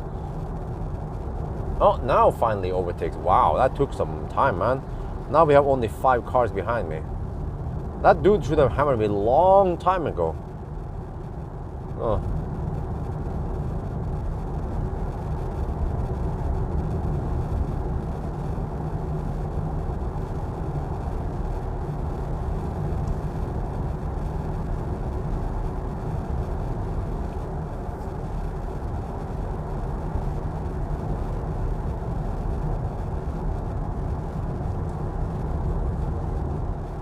Okay, 4% now at Elverum. Yeah, I guess we'll stop there. Let's see, so by the time I hit Elverum, I would have done over 400 kilometers. Okay. I just have to estimate how far I could have gone. So we can just look at the remaining watt hour and then base it on, calculate based on that one.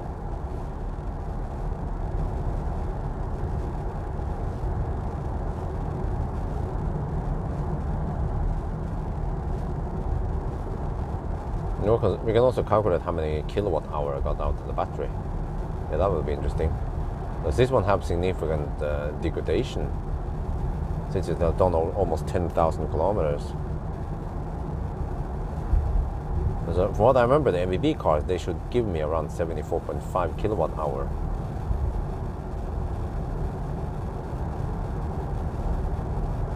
But in Sunday run, I used to get more because of lower power output.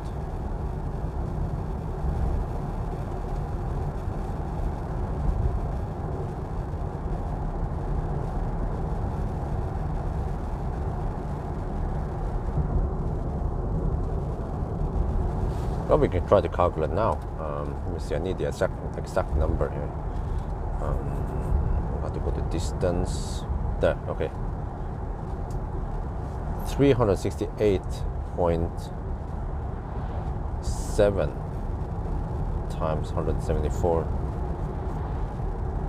Because I spent 64 kilowatt hour and I have supposedly 9 kilowatt hour left. Huh? What? That's it? That's only 73 kilowatt hour. Isn't that a little bit low? Wait, I could have sworn that I got around 75 before. And I did charge 100% on AC.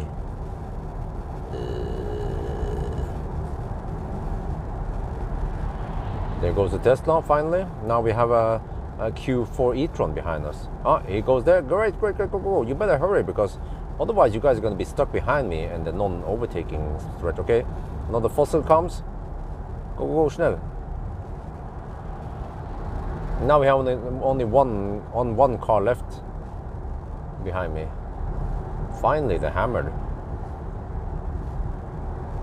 Max range that you can be there. Well, the consumption is 174, so around 420 something kilometers. 420, 430-ish. Yeah, I seem to get less kilowatt hour out of this battery. Maybe someone can do some work and find out for me how many kilowatt hour am I supposed to get from the 82 kilowatt hour battery. You can see in the range test table. I can't look it up now since I'm driving.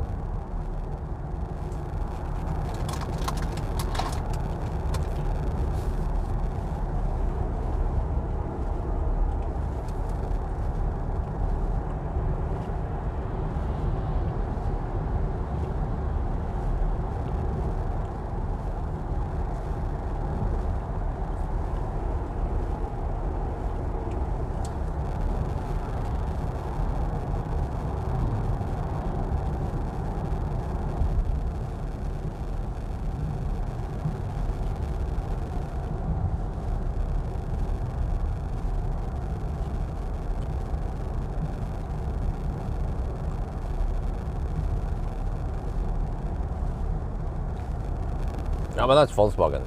Okay. Okay, whatever. I can find it myself then. It's in the range test table. Look up on any ID5 GTX or ID Bus, yeah, that I've tested recently. Or Skoda Enyaq with a big battery. You know, just one of those ones with a big battery, and there'll be a column there how many kilowatt hour got out of it after losses. That's the one I'm looking for. Not the claimed kilowatt hour. Because I never ever managed to get 77 kilowatt hour out of it. But I did get around 64, even 65 kilowatt hour from Kona or Eniro.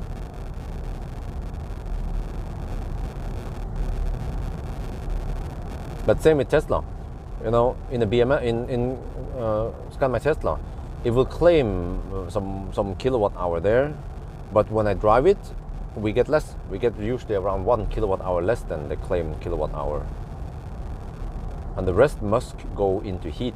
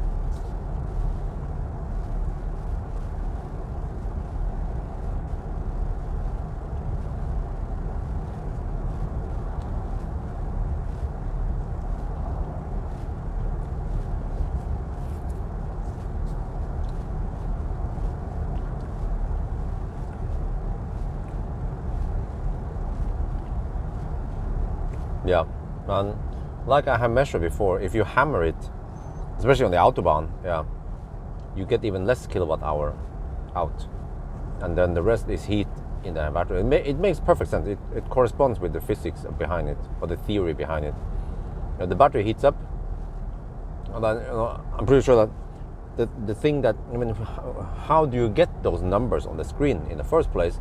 Well, there must be some device that measures how many kilowatt hour passes through from the battery, but it cannot measure the heat loss, because that is just generated in a cell and then somehow disappears somewhere. I don't know, heat, it's just some chemical reaction in the battery.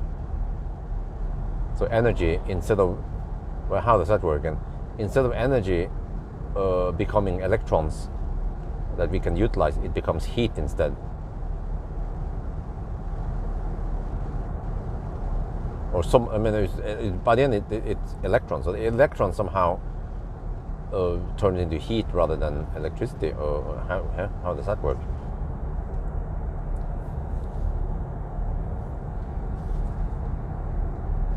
Yeah, 74.5. That's also what I remember. Thank you. So yeah, if I can get 74.5 kilowatt hour on the 90 test, then usually Sunday driving I would get more than that. And also usually if I would bother doing it though, a full 120 test, I should get less than that. But lately I've been lazy. I've been using that one, or I'm just, close enough. I do a mixed driving of some 90 and some 120 test, and then I measure the battery capacity.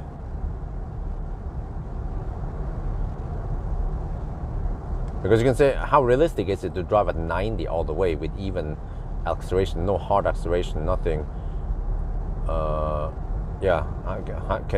often can you actually achieve 74.5 kilowatt hour? Well, that's a good question. Come down to 10%.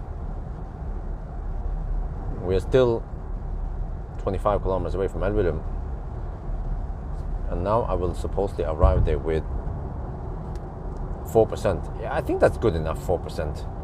I could push it and go for Myklagard, some 10-20 kilometers. No, I think around 10 kilometers past Elverum. But do I care about going there? Nah. I think 4% is deep enough. Then I can enjoy some cheap Tesla charging. Enough so I can hammer back home. Yeah, but heat loss in the motor is measured by the whatever that measures the. There must be something that measures the energy or the electricity that passes out, that comes out from the battery. The BMS, right, or something. The BMS measures everything there, and then stores it internally.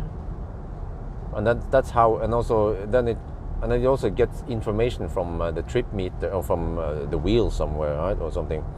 So it figures out how many rotations you have, and then based on the tire size, it can calculate distance, and then it just takes the kilowatt hour and divide it by distance, and you get watt hour per kilometer, or more complex way, kilowatt hour per 100 kilometers.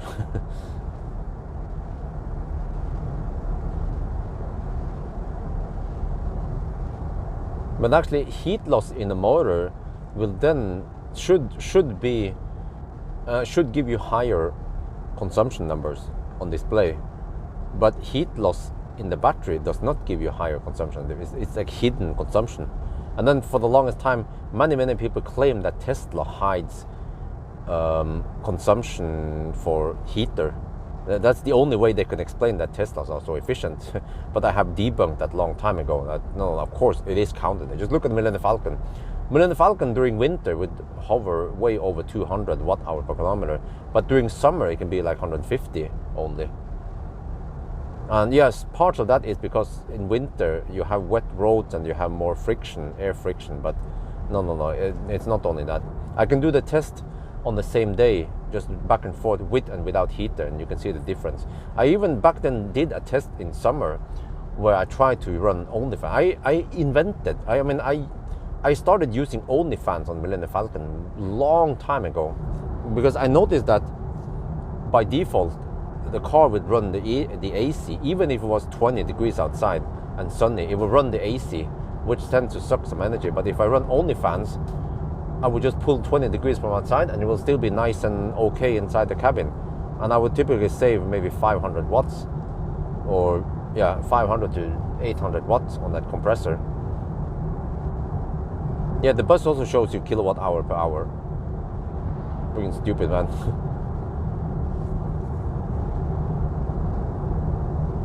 Wow, here it becomes noisy. So it seems like the road noise from bus, the insulation from the road noise is poor in the ID bus.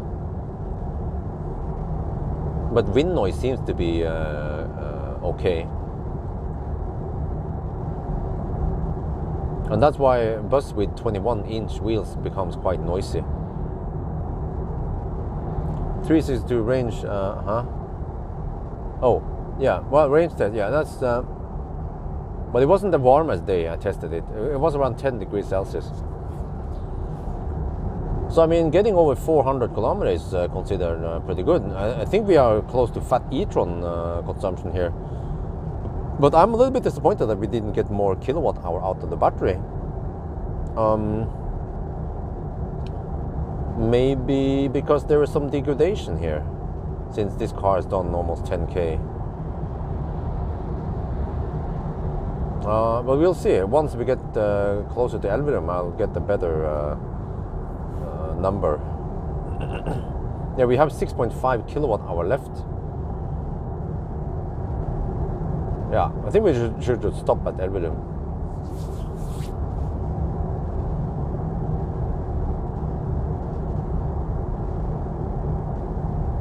And I wonder if this is dark. Soon, in about an hour, I should be at Jessheim. I think it's dark enough for me to visit Jessheim. Check out the house. So I don't have to go there in the evening. Yeah. Okay.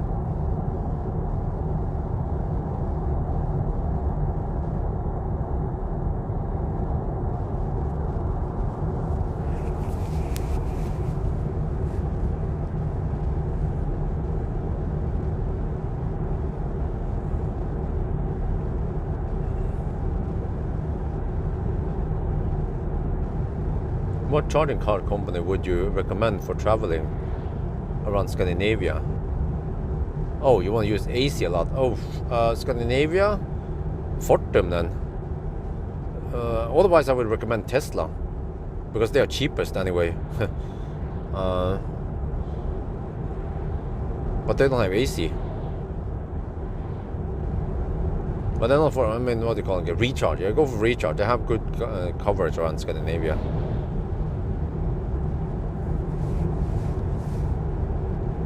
House should be ready in 2 weeks.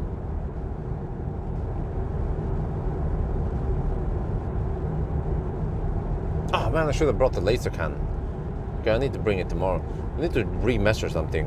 I look at the drawings versus the real thing, and it seems like some of the bathrooms, they are, well, some bathrooms are 7.5 centimeters. One wall is 7.5 centimeters larger than it was supposed to be, so that's good.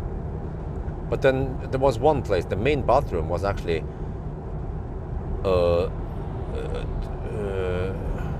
20, yeah, it was 20.5 centimeters wider than the drawing. So I was like, huh? Okay, that means that the other room has shrunk then, practically. And how could they have mismeasured it that much? I need to maybe check with the drawings. It would be interesting to see how they build it, but I need exact measurement from Idehus. They must be sitting on it. Not exact according to the drawings. I mean, no big deal for me, but yeah. But if one room is 20 centimeters wider, it means that another room must be 20 centimeters smaller.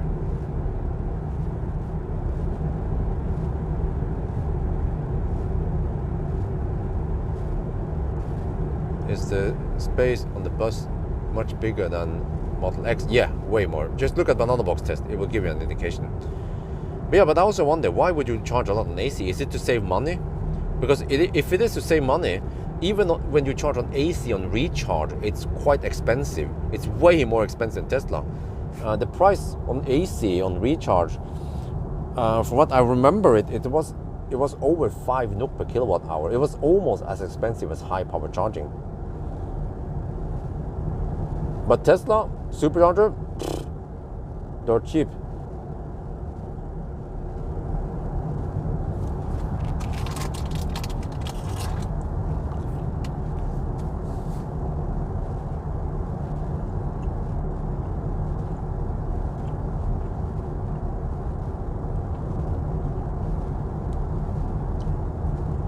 A house video after I move in. Maybe not after I move in. Maybe before I move in, or somewhere in the between there. I want to show the house. But once I move in, there will be some personal stuff in there and stuff. And yeah.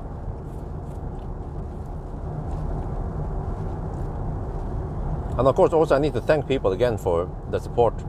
But what they see there, the house, it's not hard to guess the price of the house. It's way more than 10 million NOK. People who know a little bit, who has some insight, they know it's not, yeah.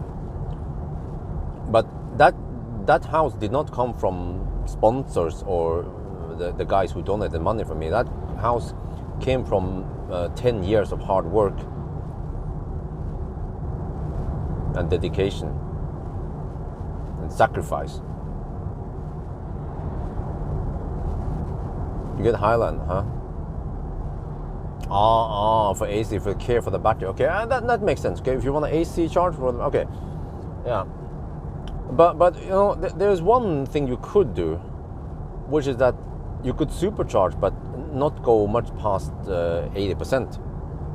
Yeah. And then actually, yeah, that would be one solution, though. But you can just go try with the AC solution. Yeah. But I forgot. If you have Tesla, you can then try to go for destination chargers. And I forgot, many destination chargers can actually be used by non-Teslas. Like I think at Tanum, I haven't tested it, but Or I'm not sure if they still have it at Tottenham, but many destination chargers also work with non-Teslas. And it depends where it is, of course. Some of them are locked to Tesla, some of them are open for others, but since you have a Tesla, no problem.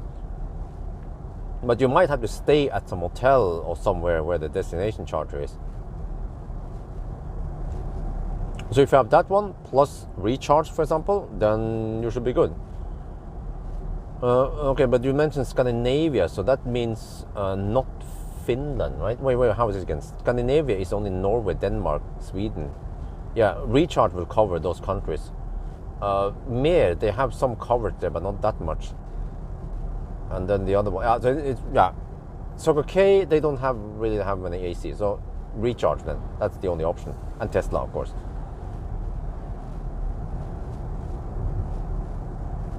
Wow, 4.88 seconds. Yeah, I think in Norway it's also roughly that, almost 5 NOK per kilowatt hour. So I almost don't understand what's the point of it, because I can understand why DC is so expensive, because the hardware is expensive, but AC is way cheaper. So to me though, I think AC should cost only around 2-3 NOK per kilowatt hour. But I think the problem is that very few people use AC. So then the cost per kilowatt hour must be higher.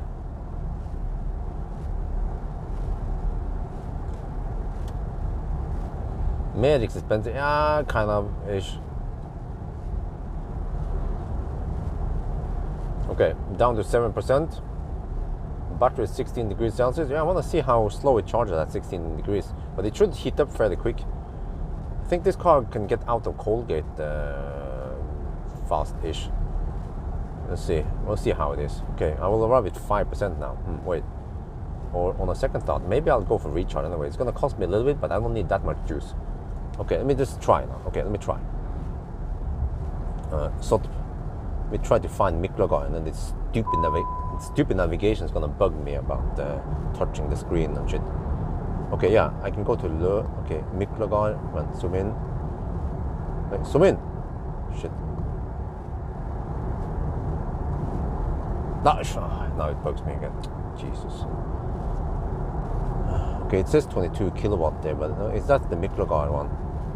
Cloud chart Le. Okay, I think that's the one.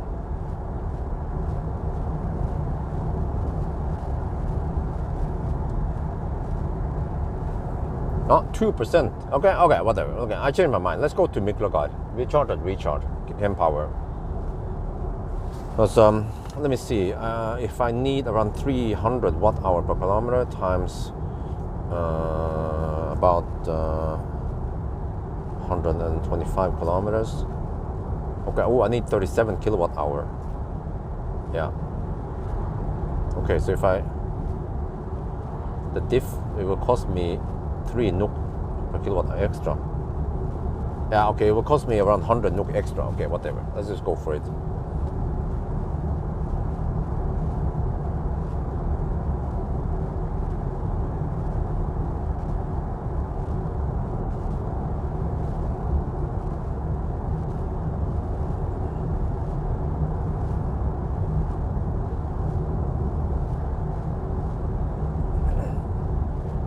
Okay, I have 4.3 kilowatt hour left. Yeah, that should be good for around 30 kilometers. Well, the car says 27 kilometers left. Okay. Yeah, we're gonna go deep now. My audience always likes me to go deep, so let's do it.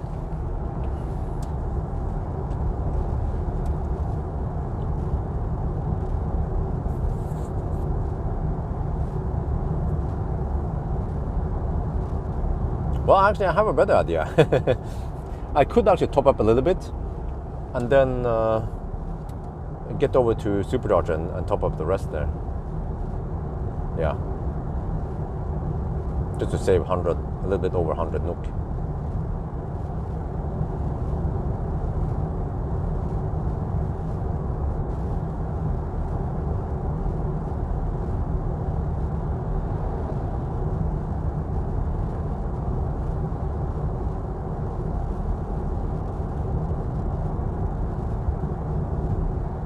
could even go for Ionity Dal. Yeah, I have plenty of options. I'll figure out something.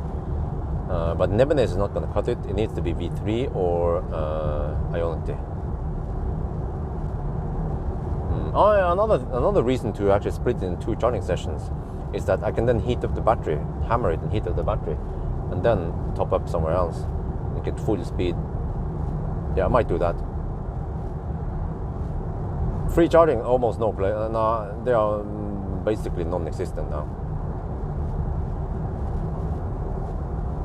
Oh, you want? Oh, okay, you can activate LA. What is the price via LA then?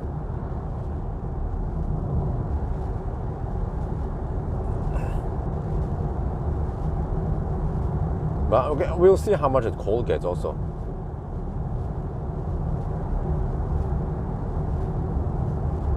And also how long I stay there. We'll see.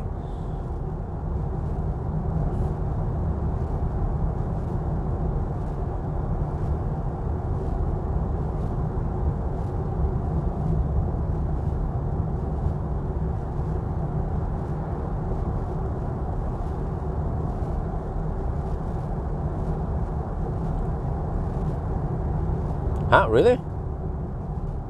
Wait a minute. Wait, that's cheaper than I have via the app then? Also, I would have to pay 5.8 NOK per kilowatt hour natively via Recharge app. Wow. Well, but Felix, so do you have to pay a monthly fee for that thing? Because I wonder if when I tried to sign up for Ellie, it didn't work for me for some reason, so I gave up.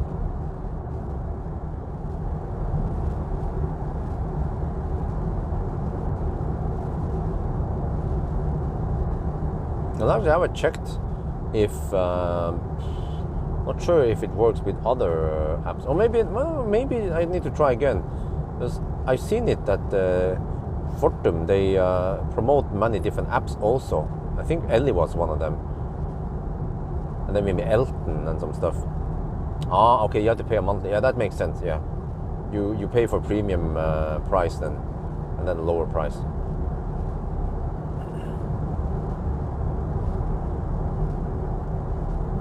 Okay, but I will see how slow the car charges. We should also heat up the battery slightly towards the end, once we go deep. But right now it's 16 degrees in the battery, 16 to 18 degrees. We're coming to the Autobahn now.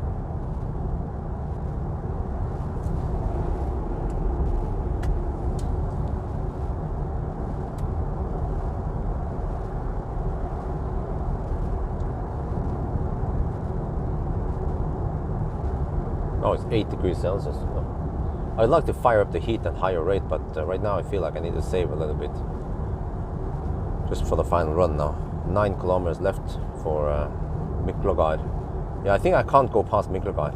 If I try to skip Miklagard, the next possible option would be Tangen, but that's too far away.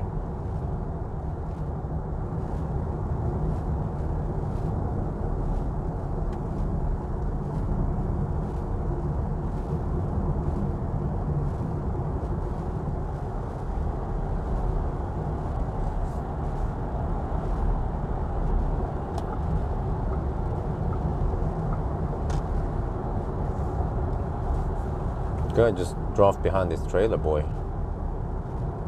Charger ID. Okay, I'll find it. Yeah, thank you. Dankeschön. Okay, 8 kilometers left.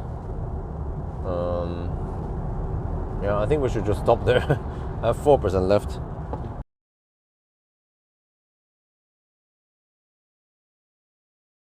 Roughly half power left. Around 100 horsepower left.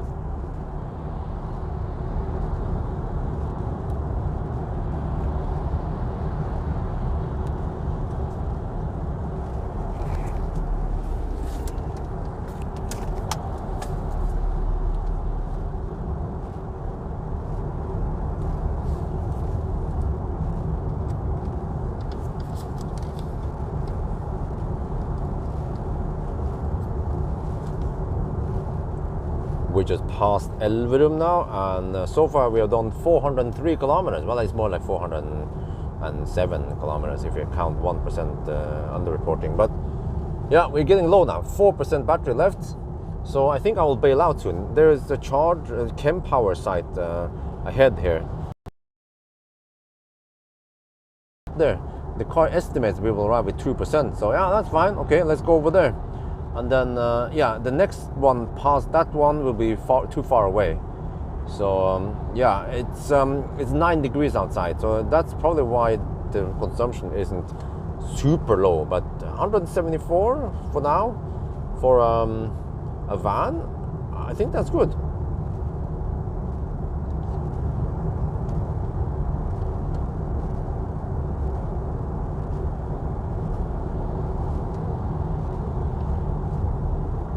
And because we've been slow poking, that the battery is somewhat cold. You see here 16 to 18 degrees Celsius. So it means that we should also Colgate a little bit once we plug in. You know, the Mikkelgard one might not be that fast. Maybe only 120 kilowatt. I'm not sure. So we'll see how it goes there. Yeah. Because I need to pump in over 30 kilowatt hour. So it would be great if I can go somewhere Schnell and do it.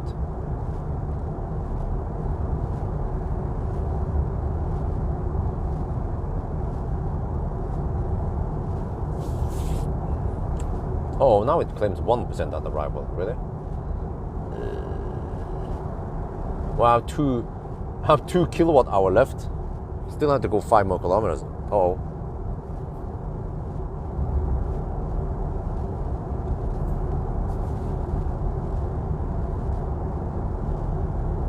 Yeah, okay. 250 kilowatt? Really? I'm not sure about that one. We can see how many amps I can pull from it. But then, well, it will be car limited, most likely. Yeah, let's see how many kilowatt we get from it with 16 degrees Celsius in the battery. 60.5 now to 18.5. But it's the min temp that matters.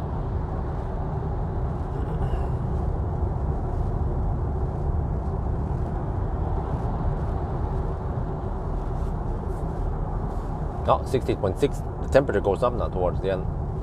Consumption also goes up a little bit. 175 watt hour per kilometer.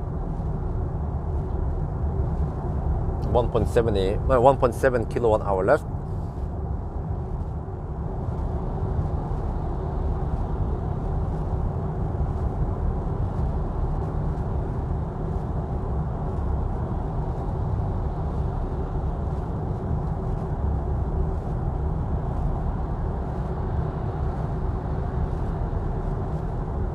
.6 kilowatt hour left.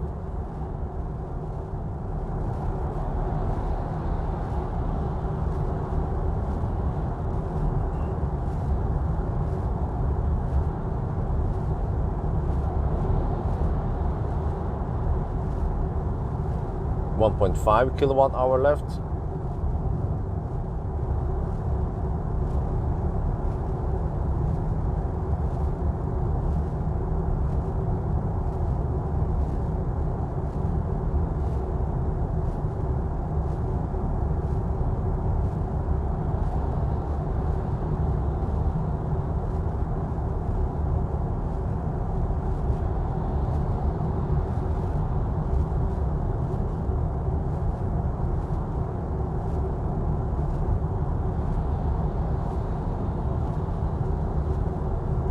.3 kilowatt hour left.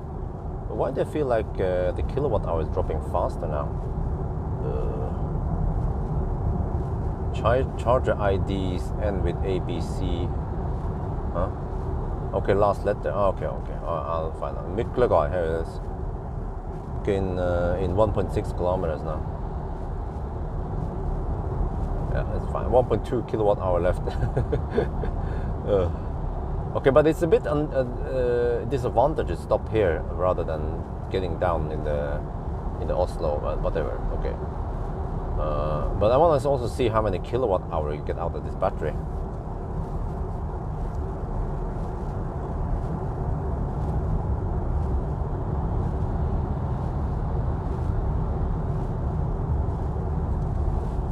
let's see now.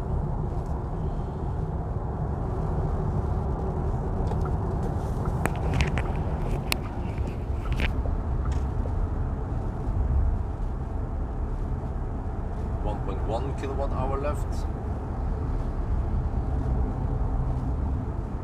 Okay, we've done 410 kilometers.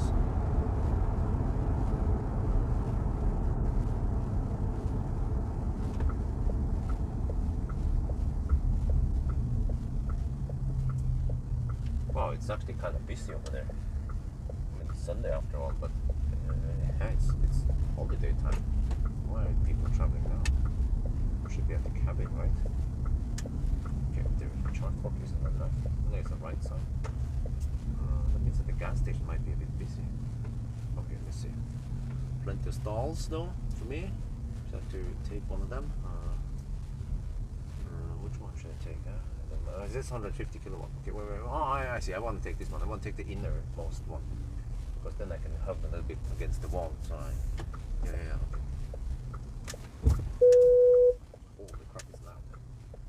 Also the charge port is on the right side, so I want to hug a little bit here, so I'm going to do the cable too much. Park right on top of this strip. Perfect. There, okay. So let's see. Okay, Ensch, that's 410.4 kilometers. Let me write down some stuff here. Okay. ID bus. Sunday driving. Okay, so 410.4 kilometers. Well, let me turn off HVAC. It's going to mess up my numbers a bit. 410.4 kilometers. Consumption was 174 watt hour per kilometer, and then I have 1150 watt hour left, or 1.1%. Well, it depends. In the screen it claims 2%, but in the BMS here it says, well, okay, I trust the BMS instead. Okay, but let me do the math here.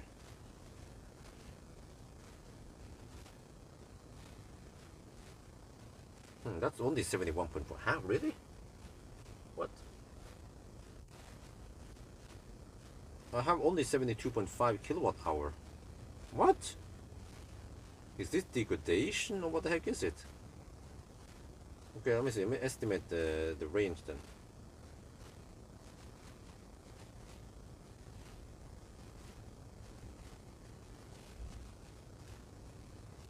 $421 kilometers. That's not much at all.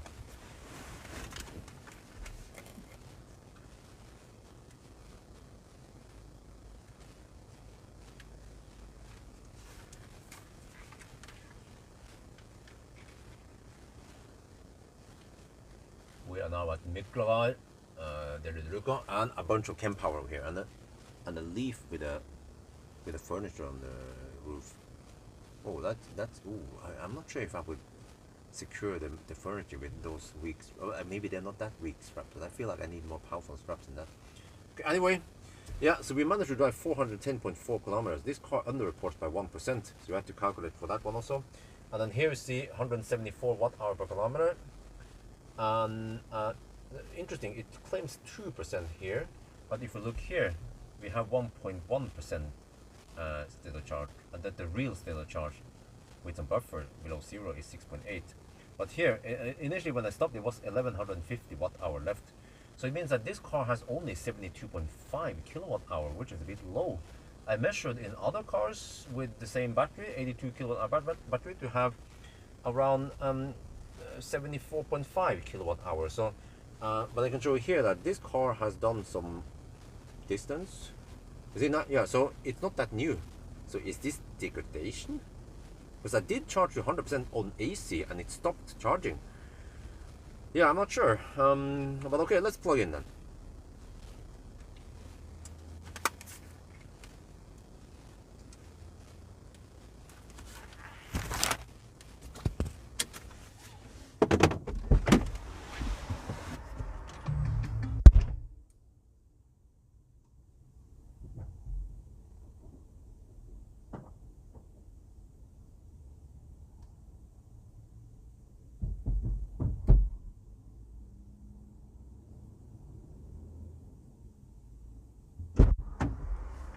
Okay, I'm connected to the B one. It says, yeah, it's B.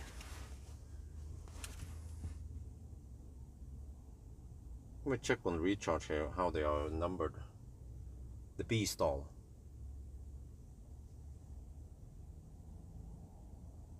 Myklegar. Yeah, recharge also claims 250 kilowatts.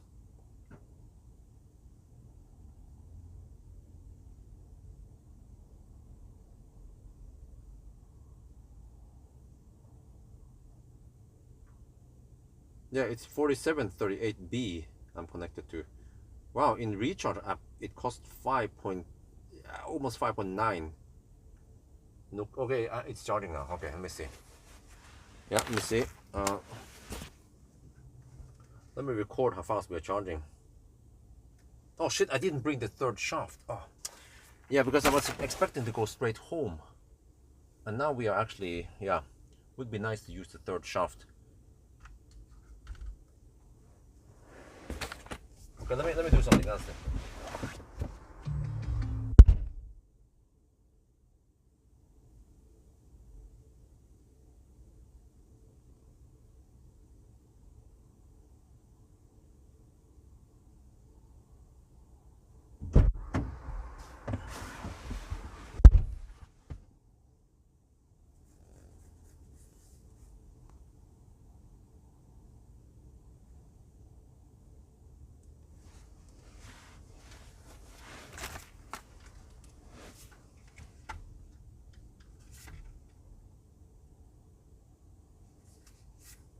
But now I can use the heat pump because the battery is so cold anyway.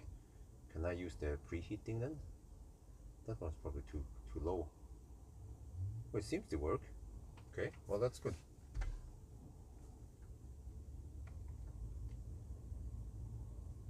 Alright, we're charging now, getting, wow, 128 kilowatts. See, the battery is a bit cold here. 17, yeah, it's okay. Battery, I think the battery heater might be active now. I'm not sure what this means. But yeah, this is not too bad for semi-cold battery. So maximum speed will be 185 kilowatts. So yeah, good enough.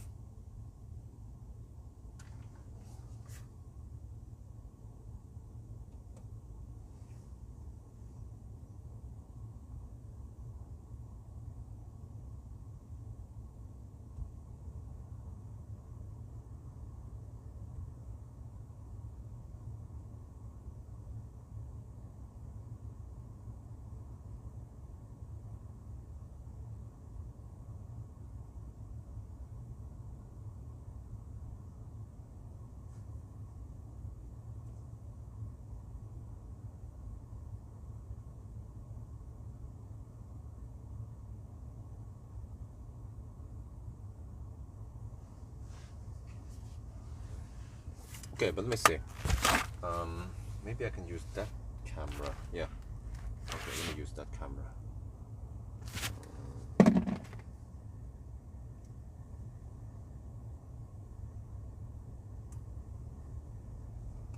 Okay, maybe it's limited to 375 amp. We are currently at 355 amp right now. Oh, the charger might be showing more. Let me check here. I forgot to check the charger.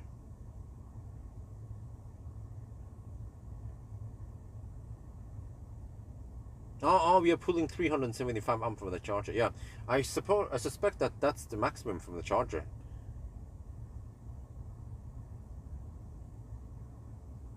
Okay, well let me see. Let me do the end result, or what do we call it? The summary, and then I might want to go to the restroom quick. And then, well, we're only at 8 kilowatt hour. I mean, 130 kilowatt is still decent speed. It's not 185, but I'll see. I mean, Ionity can't be that busy now. If I want to go to Ionity Dal, for example, just quickly go over there instead. Just hammer it and go over there. I feel like I wanna go there. Maybe even supercharger. Okay, let me see. I need to prepare, but I have to do a summary here. So 421 kilometers. That's one of the shorter ones. Bring up the spreadsheet and take a look. So if you can just charge enough to reach supercharger or Ionity, that'd be great. Yeah. Sunday driving, let me see. What do we got there? 420 kilometers. Is that one of the worst one? Wow, it's second lowest. I was barely beaten by XC90. Sorry, XC40, 69 kilowatt hour. Oh shit. Yeah. Okay. Well. Well, it's at least the van with the longest. I mean, this is the only van we have. Yeah. Okay, I didn't try MIFA back then. Okay. Oh, 135 kilowatt now. Wow. Wait, why is it suddenly charging faster? Okay, I'm not sure, but okay, let me. Well, anyway, so if you look at the end result now, we see that. Wait, shit. Why does it look so weird with the viewing point? I need to. Shit. Need to change the camera angle a little bit.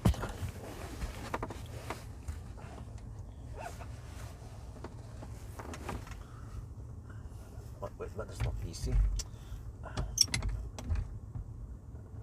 There we go.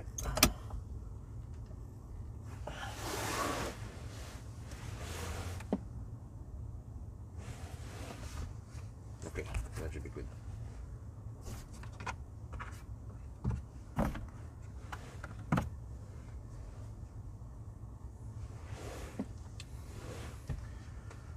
Well, but if you look at the result now, 421 kilometer range is not that great.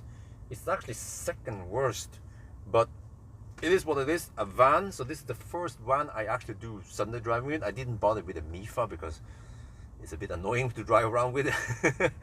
But yeah, so the consumption wasn't that low, but what can you expect from a van, right? So at least we try it now. The bus, okay, it can go pretty far, but yeah, it's probably not the one you want to go really far if you need to, or yeah, I'm not sure what I should conclude with this, but okay, what I should say is that if we try this in summer when it would be 20 or 25 degrees Celsius, we will probably get more. Maybe we can go 450 kilometers, but I don't think we can go 500. In order to go 500 kilometers, you have to average 150 watt-hour per kilometer. I consider that a little bit unrealistic. I think maybe in summer, proper summer, we might be able to go, I mean, we might be able to get around 160 to 165 watt-hour per kilometer. That is based on my gut feeling. So I think that's going to be it for now. I hope you guys enjoyed this video. As always, thank you for watching and talk to you later. Okay, did the summary. Oh, we had suddenly at 136 kilo. Oh, the battery heater stopped. That's why the power went up. It heated up the battery. Oh, the battery is already at 26 degrees. Wow, that went schnell. Okay. Oh, that's why it suddenly went faster. So I'm getting 137 kilowatts into the battery. That's not too bad.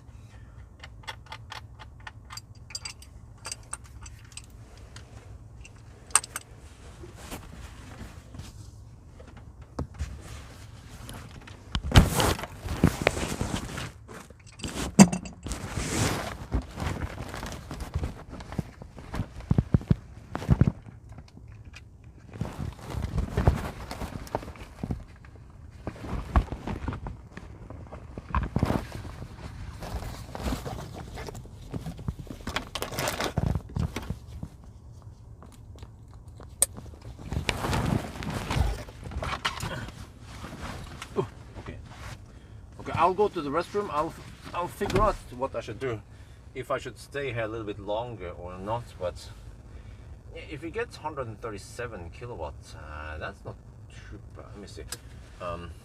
What does the Fox say then? Chem power. Oh, okay, 140. Oh, interesting. Okay, so maybe I use 1 kilowatt for heater and then 2 kilowatt for losses or somewhere. Yeah. Okay, so we get. Yeah, it seems to be capped. 375 amp limit.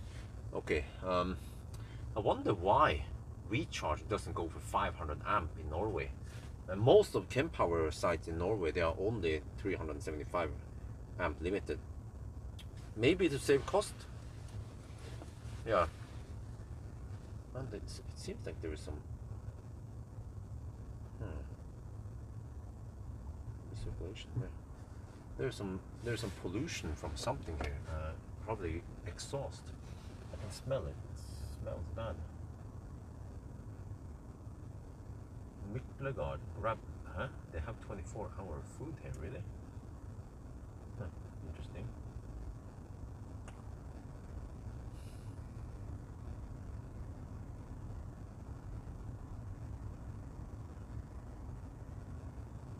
Will the bus take 375 at 400 volt?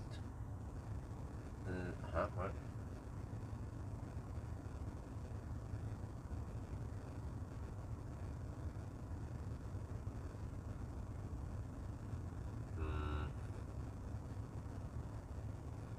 Yeah, I expect that we need 300 watt-hour per kilometer. No, wait. Yeah, when we hammer it now. Well, actually, it might not be that bad. Okay, I think I just go to the bathroom and then I come back. Okay, bonus material. I'm gonna go to the house now. But I have to shut down the live stream and positioning before we enter the house, and then we're gonna see the house. I want to see the house now. I want to check out the garage if I can enter it. Yeah, that's true. But that means we will probably charge up here and then we drive over to Jessheim and I check it out. So you guys will actually be able to see the house live, and you have never seen the house before with the lights on. So I want to check out the garage, and I think by the time I get over to the house it should be dark enough for me to see the garage, if I can enter it now. I'm not sure yet. So 25 kilowatt hour now. Yeah, okay. I think I'll just charge up here enough so I can go home. But timing wise, if I then have to go somewhere else and then plug it in, then yeah. But we were charging, we got good speed. That's what my point is.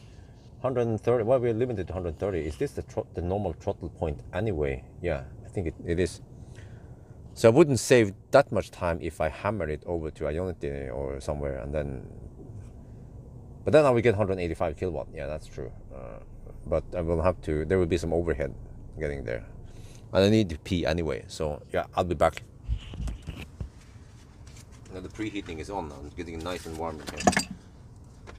And also maybe I'll buy something. I'm getting a little bit hungry. Yeah, that's true. Okay, I'll be back.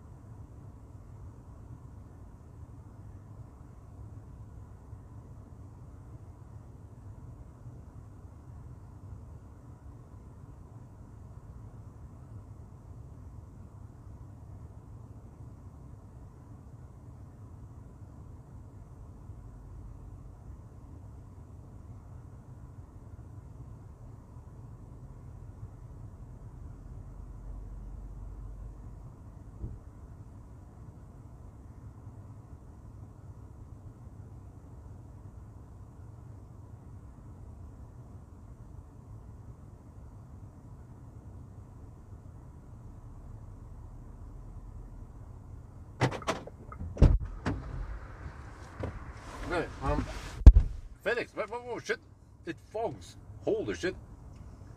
Felix, can you stop the charging? Because I don't know how to stop the charging. Okay, it's recirculating. Can you stop the charging for me? Because, well, I could stop it from here, I forgot. Yeah, I can stop it from here, okay. This one actually has a stop button, unlike some Korean car.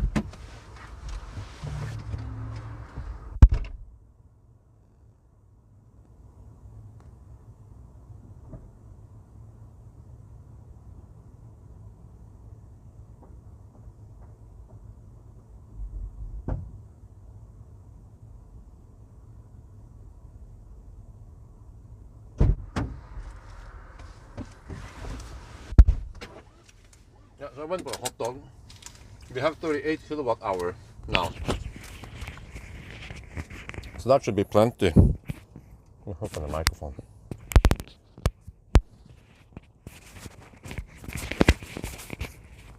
Okay.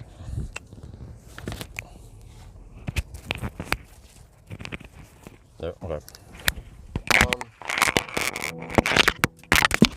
Just went for a hot dog. I think that's good enough.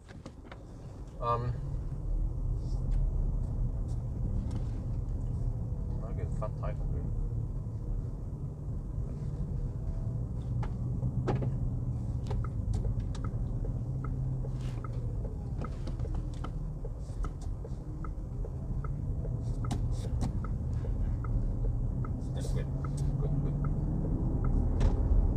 Yeah, it would be dark enough by the time I get over to this new house.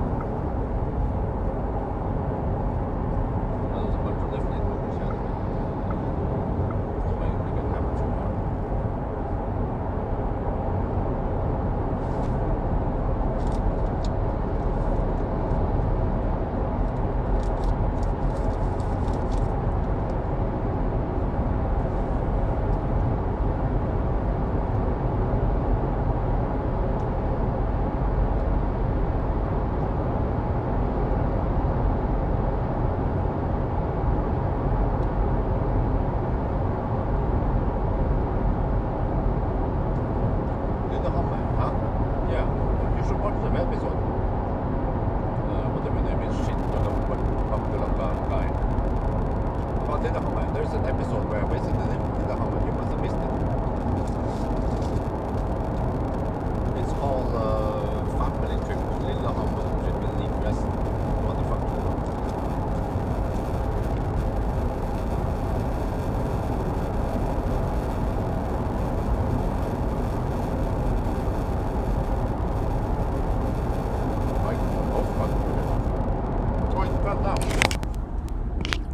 I haven't been able to cook the properly because I have a freaking big sausage in my mouth.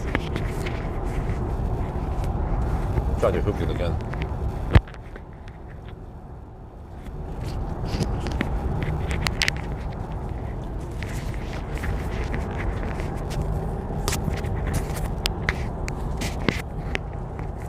There, okay. Now, if the microphone is off, I want Pierre Simpson, I will tell you what it sounds like if the microphone is completely off.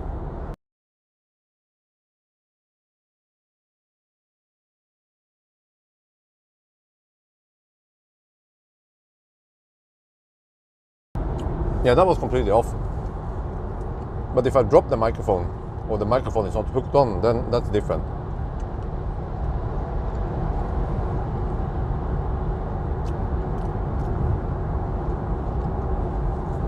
Because if you hear something, that obviously means that, oh shit, of course, the guy wants to. I mean, at one point he needs to go in front, so. Oh shit, and then he gives me stone chips, yeah, why not?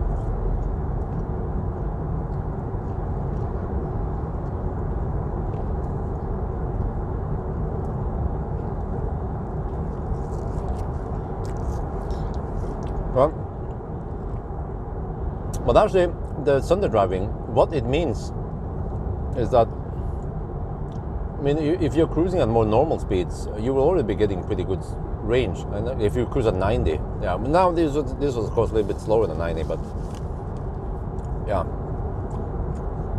I mean, 400 kilometers in a van is still considered okay.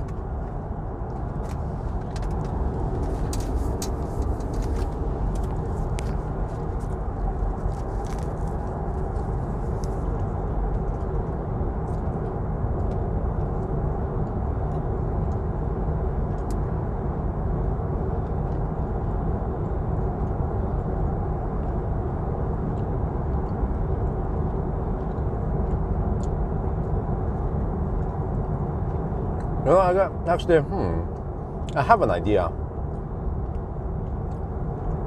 Guys, I have an idea. I will put some bonus material in this video at the very end. Like after I say, yeah, I hope you guys enjoyed the video, blah, blah, then suddenly I will actually show a clip of the new house. And no one has seen before with the external lights installed. And maybe if I can get access to the garage, I will show the garage. Then only true followers will see that one. Because for me, it's not important that I show off the house to everyone. So just a fun experiment to see how many people will actually see it. And then if you watch that hidden clip, then you can comment on the video.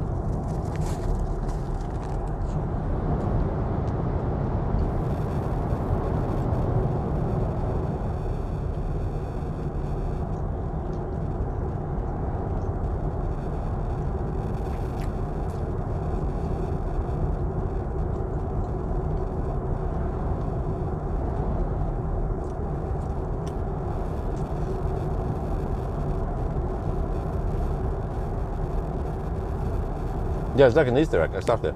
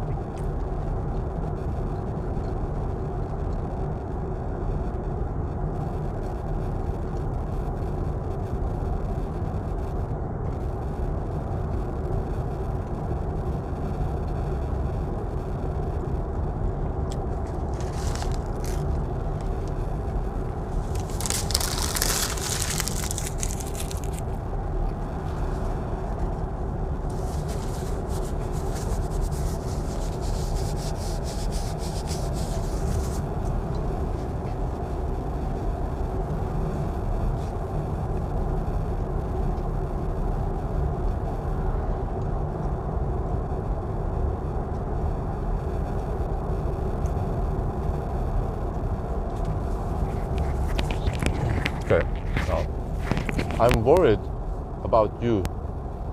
Don't work too hard. Don't have to worry about me, man. I don't work that hard. I used to work way harder, especially doing limber tasks. Unfortunately, my work is often involving just sitting here driving. In the old days, when I had an office job, I would then work, and then in the weekend I would drive the fossil cars, of course, yeah. So now I'm actually getting paid for driving. You know, it's like if you get paid for playing golf or fishing, right?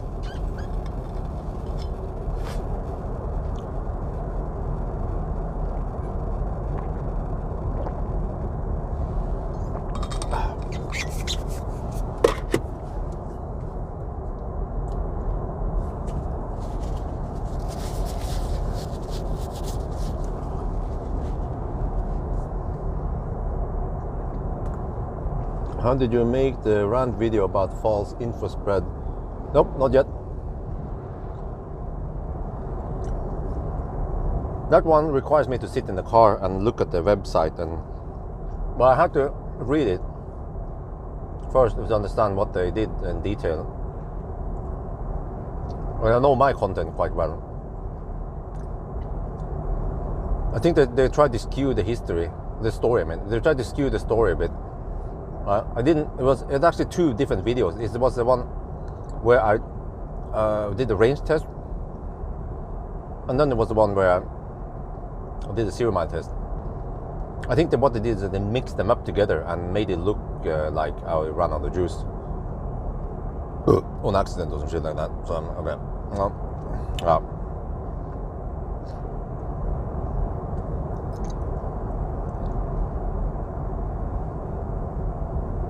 Yeah, I will shame them on my video, no channel, no problem. I'll make fun of them, and then get money based on that. Yeah. I'll make money on their expense. Just give them the same medicine.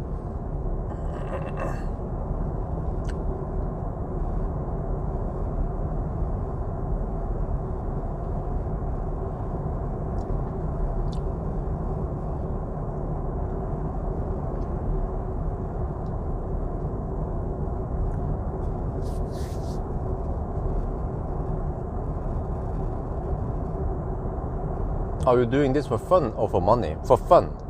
Like, I'm actually doing this more for fun than for money, because okay, if I did it only for money, I would probably be burned out a long time ago. I mean, just think about this. Why the heck would I drive to Arctic Circle and back again if I hated driving, or if I did it only for money, right? Or why would I go to Berlin with a Plaid and then sit in a freaking bus whole day with the Eurobus challenge? And I wouldn't do that if I didn't love what I was doing. And getting money is just a bonus. And this is also why I made videos and went on those road trip and the Nimber task, because I enjoy driving. And even the what is it called?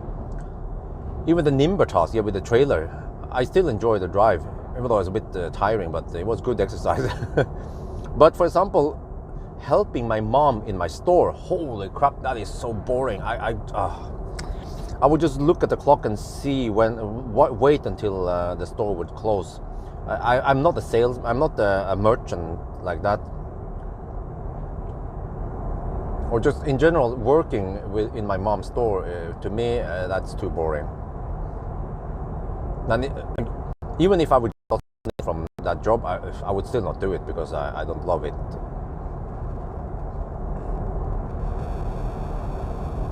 No, listen, Callisto Scali, incorrect. Yeah, I did Nimbering for money, but I also love driving. I would not be able to drive that much for several years doing Nimber tasks if I only did it for money. And another problem, by the way, is that Nimbering, you should watch that video, by the way. I think you don't have much insight in it, Callisto Scali.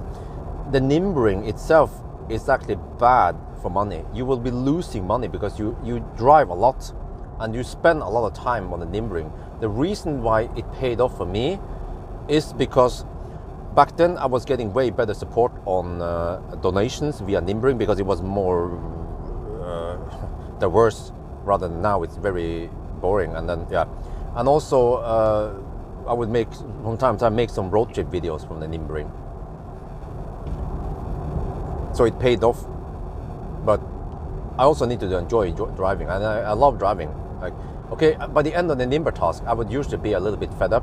I remember it when I took the Bergen-Stavanger route, and when I was passing by Porsgrunn, Larvik, you know.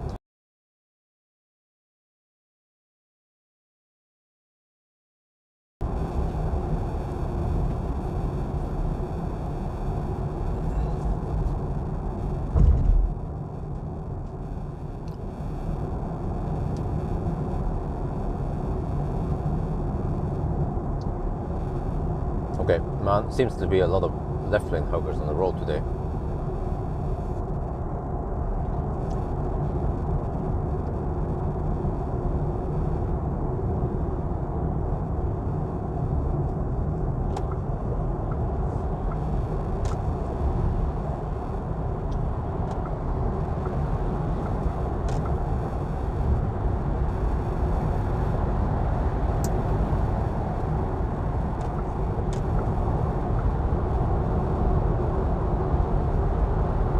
Welcome to Norway,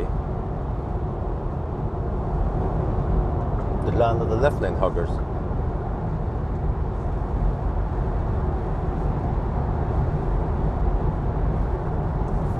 Where the heck are these guys going?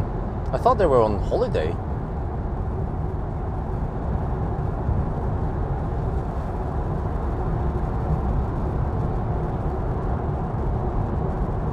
I thought they were supposed to be at the cabin or some shit. Not traveling around now. 7:20 at night. What the heck?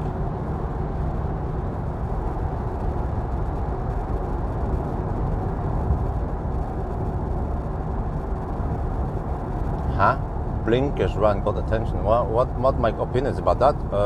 Well, I think you need to elaborate, please. Well, what is the problem there?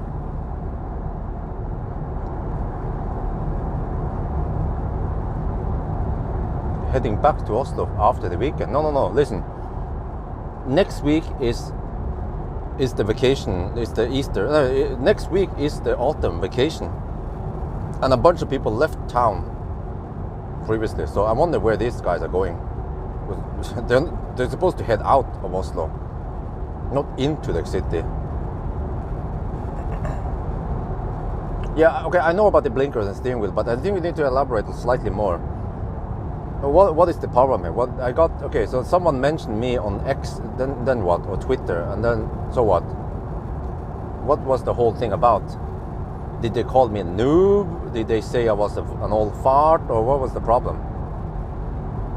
Because I'm not on Twitter, so I don't know what's going on over there.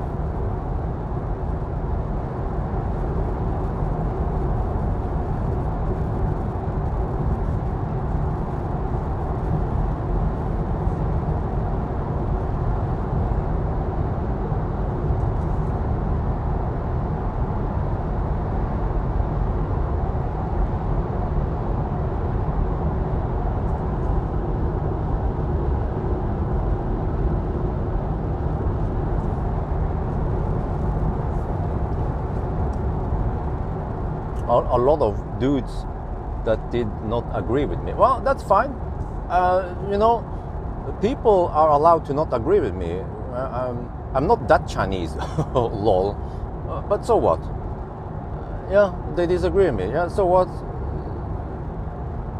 Yeah, the world is. I mean, the world is round. You know, the world is not flat. Well, some people think the world is flat. Okay, but fine. We don't need to agree. I have my opinions. Yeah, so what? I don't care, you know, if people say, "Oh, you like yoke? Yeah, fine. You like the yoke? Great." Or this blinker and the steering wheel is awesome. Yeah, great. Good for you. But I have my opinions about it, and I think it's not good. It's bad ergonomics.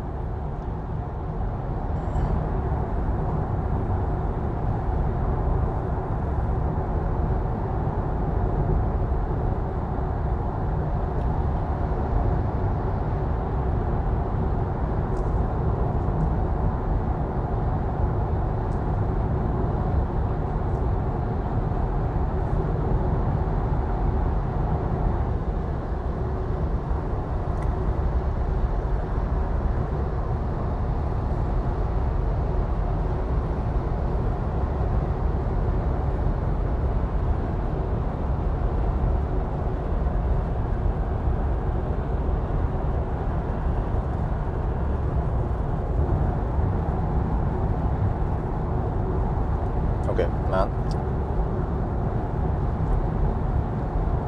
Someone needs to flash at that Tesla. Like, seriously?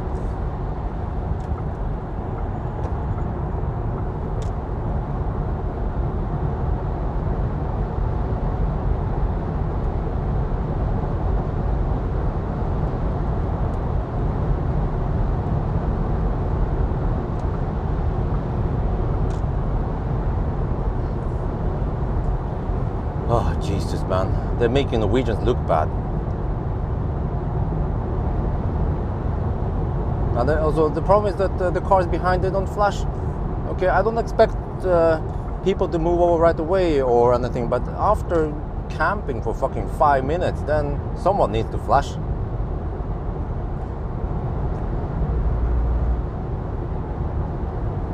Also, I don't mind if he camps in the left lane for a little bit. He was just camping there for a damn long time. It gets annoying, man. No lane discipline at all. Jesus.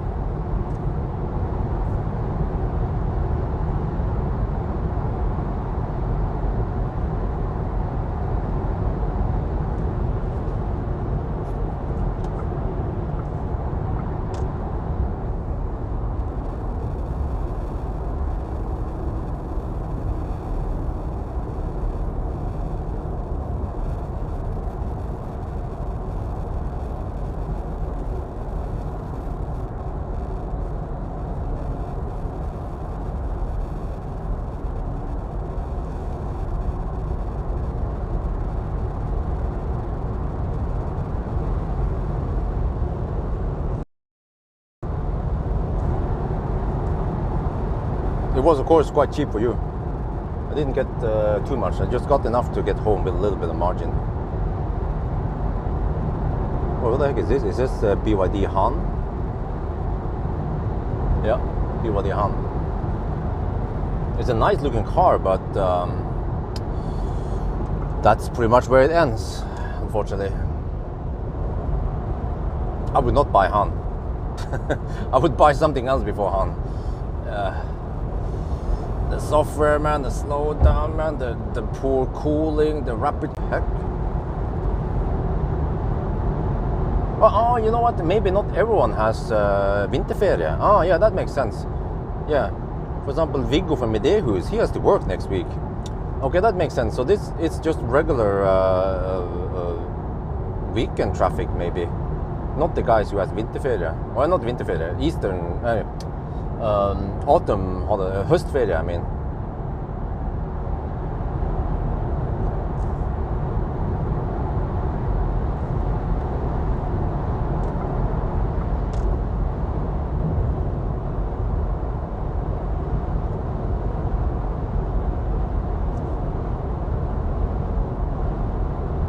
And what do you see?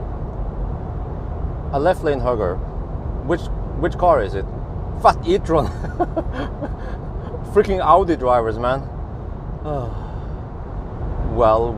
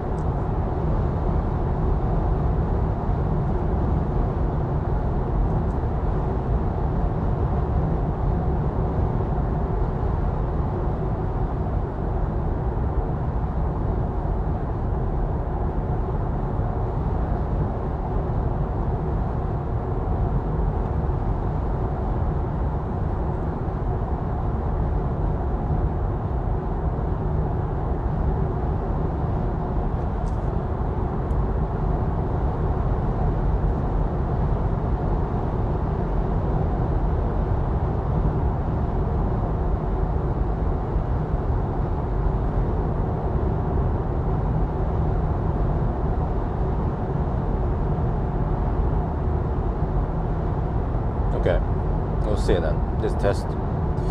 I'm not expecting this video to get 50k views, because actually, if I did Sunday driving earlier this summer, I could, or even in the springtime, yeah, with bus, I could maybe get more views. But it just slipped through my system, and I totally forgot that I should do Sunday driving. Some people might be interested in it. But it is also a little bit weird that ID Bus got a lot of views, but not that many people bought them. You know? If you look at Model 3, Model Y, lots of views, but also lots of people bought them. And same with ID4, for example. ID4, ID3. So Bus is a bit weird. Might be just hyped up car, just like Ioniq 6.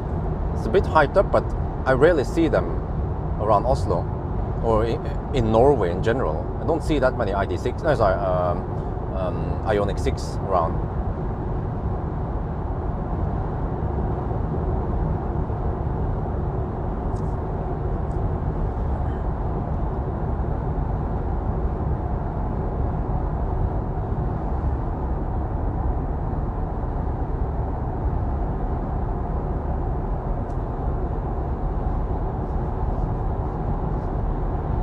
Well, in general, we should be getting faster and faster cars.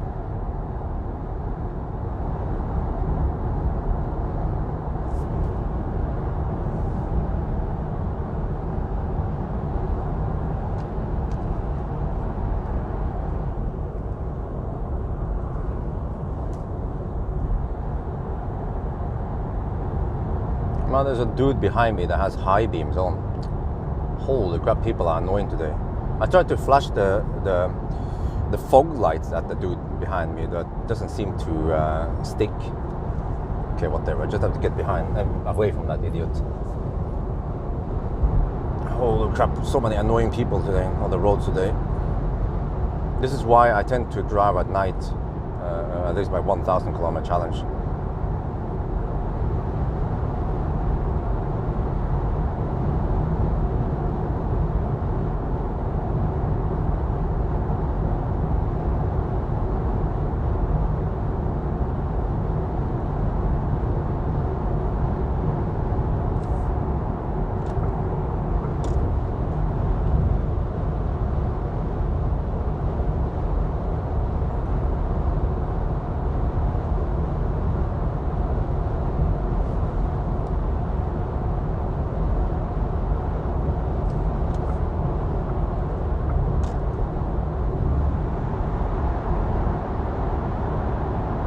Well, I hope I don't hit any stau on the way back.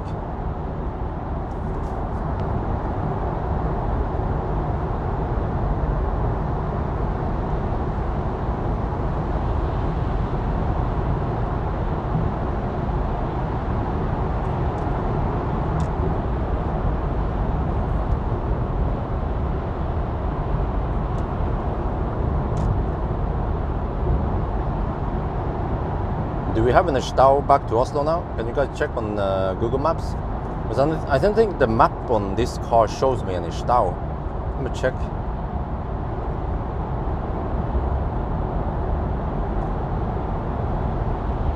Okay, well, I don't see any red at least, but I'm not sure if it's visible or not.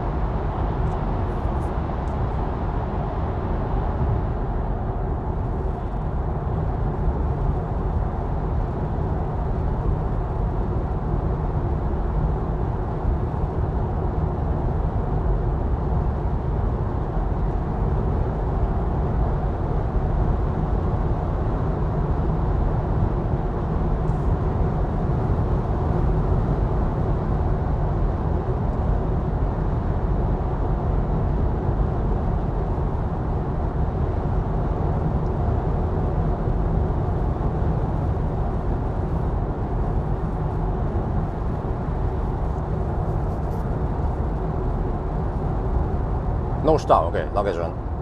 It's just normal traffic then, or I mean, well, not normal, but some traffic here on the road. Yeah, generally just people with bad lane discipline.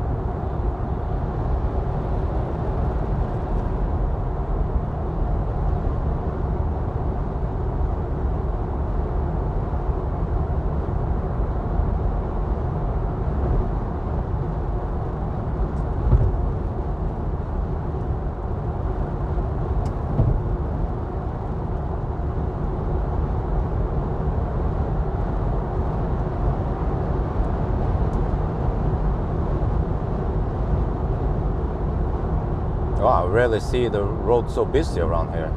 And that's normally because I drive when it's not busy. Yeah, either in the daytime for some range test or at night for some 1,000 kilometer challenge. And then I usually end up in the early morning when there's not that much traffic. You guys probably, yeah, well, you've seen, some of you guys who watched my my 1,000 kilometer challenge in Norway, you will see that the roads here are usually not this crowded.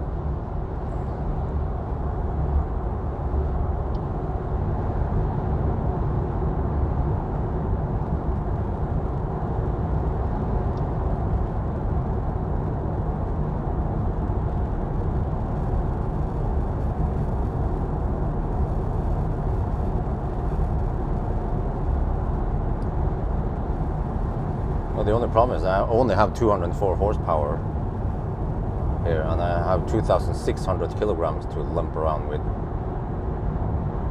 If I had a Tesla, I would be able to undertake these guys easier.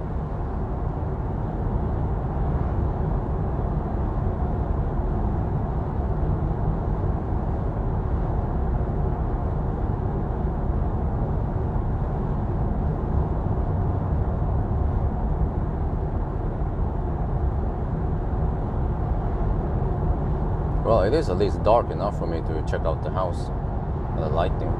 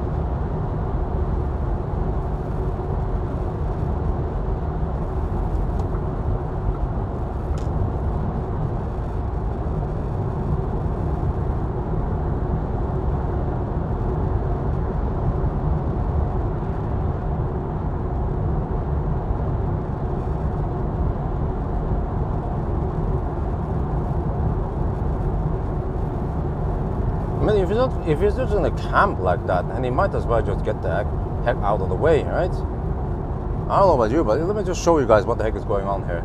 You see those two monkeys in front of us? Like, Jesus, man.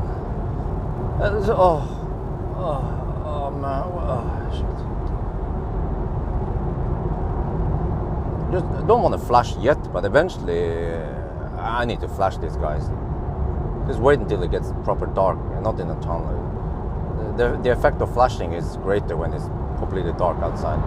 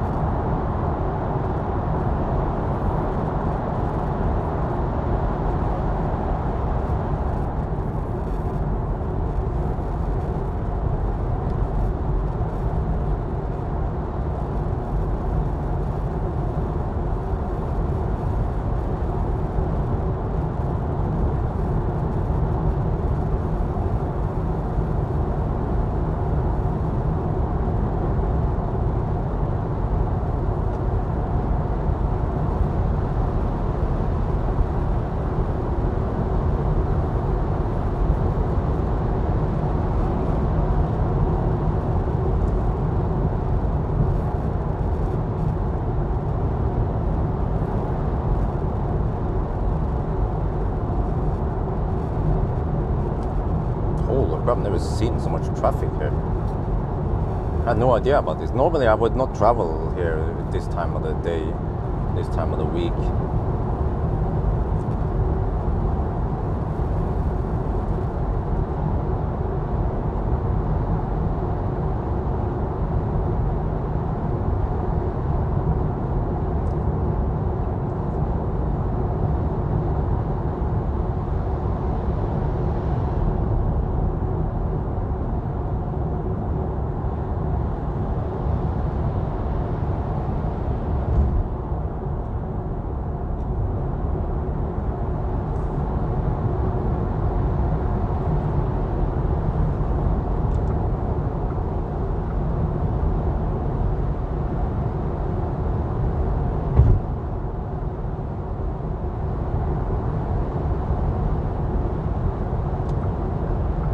wonder how long it would take to fix the road at Stenungsund in Sweden, E6 around there. I mean, it's a very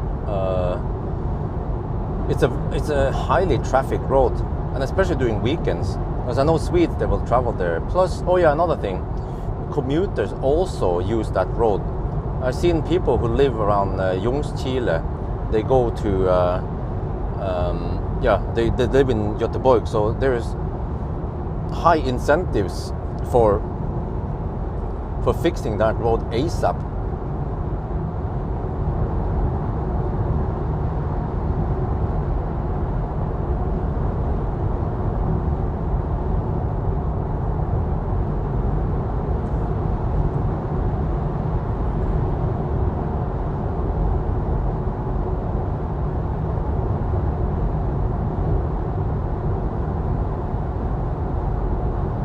Couple of months, yeah.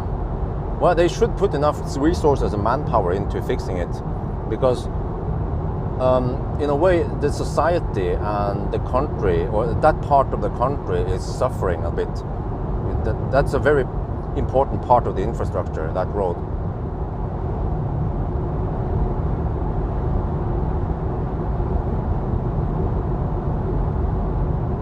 But that's fine, I can do some Norway route for now.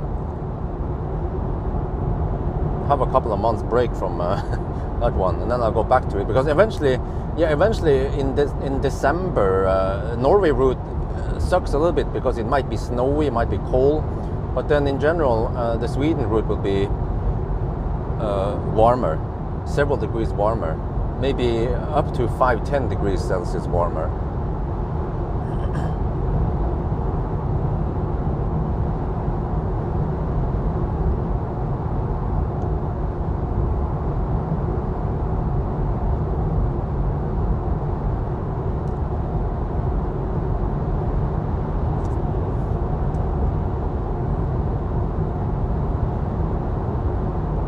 Well, I expected 300 watt-hour per kilometer, but it's only 250. Maybe because we were driving so slow for a big part of the route. And then eventually we have to slow down for lower speed limits.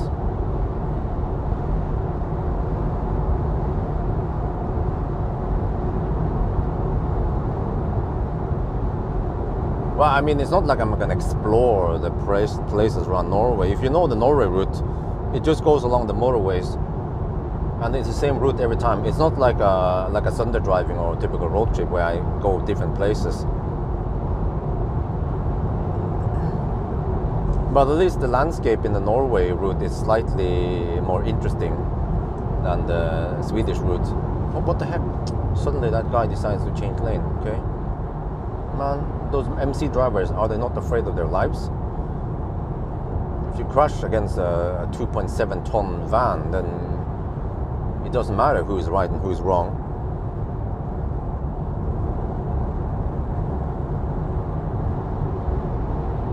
It would be DED anyway. Now he camps in the left lane.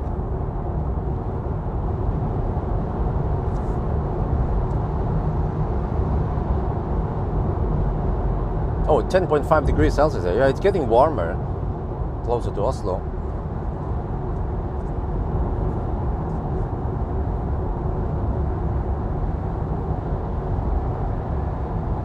Organ donors. Shit. That's mean, man. I wouldn't even call them organ donors, but okay. You said it first.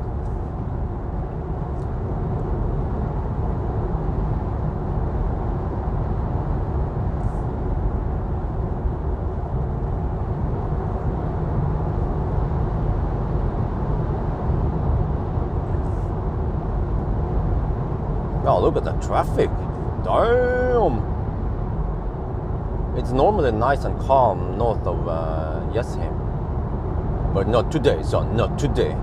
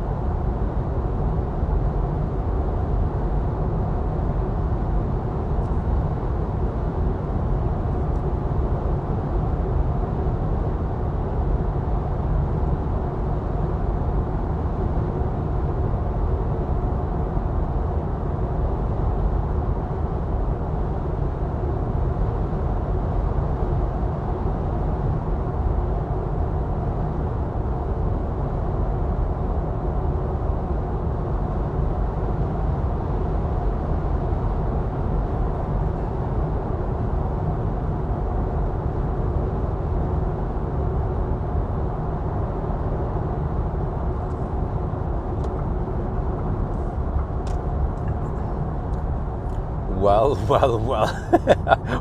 Welcome to Norway. I wonder what Germans would say if they drive here. They'd be like, huh? Scheiße, what is going on?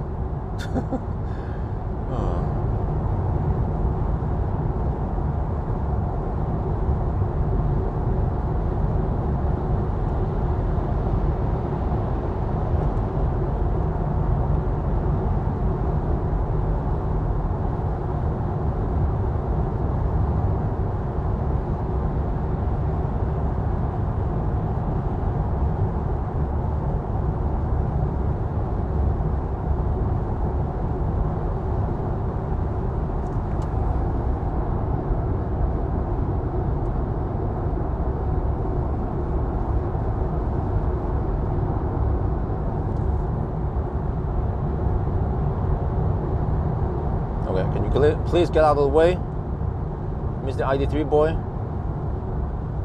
Shit.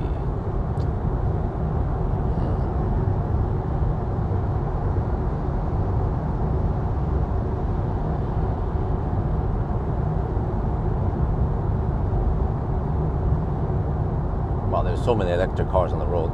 Fat e-tron, Leaf, the Eagle. Oh, that's Ionic ahead there.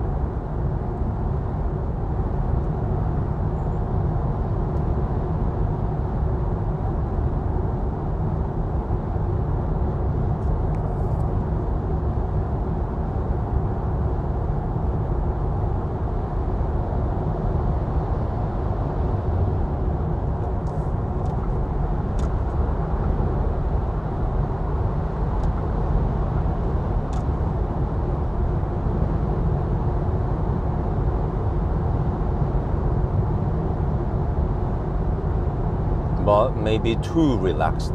That's the problem. But I spoke to a German. Who was that again? I don't remember. Yeah, but or maybe it was. Yeah. But he said that Norway is nice and calm, and in Germany it's like yeah, schnell or something. I was like, Harry, is it really like that? I didn't get that impression when I was in Germany.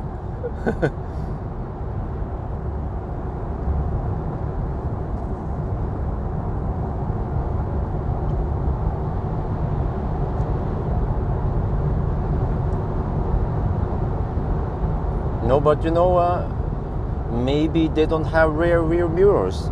Yeah, have you thought about that? They don't have mirrors. They don't know what's going on behind them. That could be one possible clause.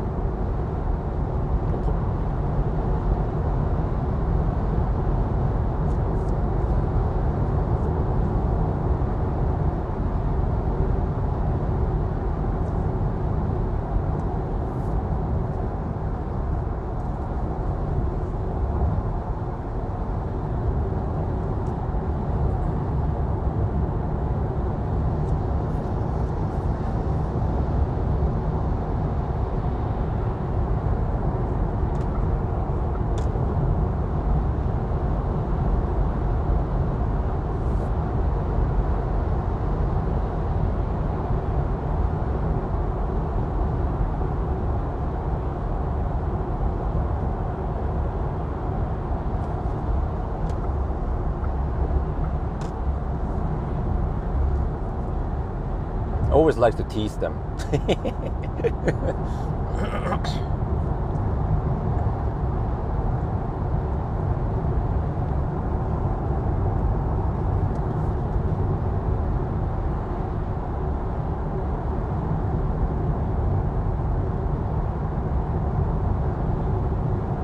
Okay, I have to do some maneuvers.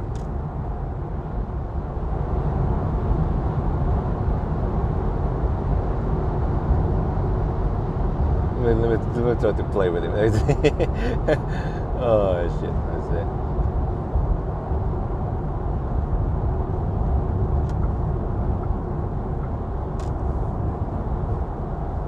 Oh, okay. Oh, yeah. You wanna play that game? Okay, fine.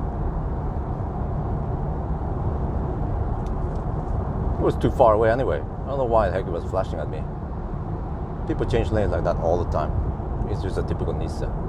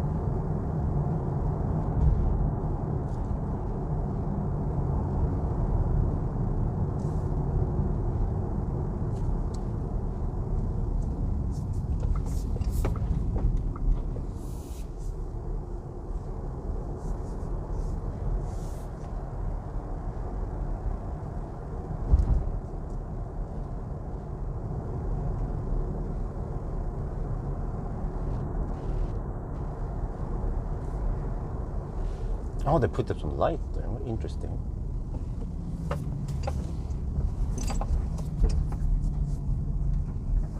Oh, that's cute. Or maybe it's for safety. Because it's freaking dark over here. Interesting. Oh, that's nice. That's nice and cozy. Yeah, okay. Actually, those are better for safety. Yeah. I think eventually there'll be street lights over here.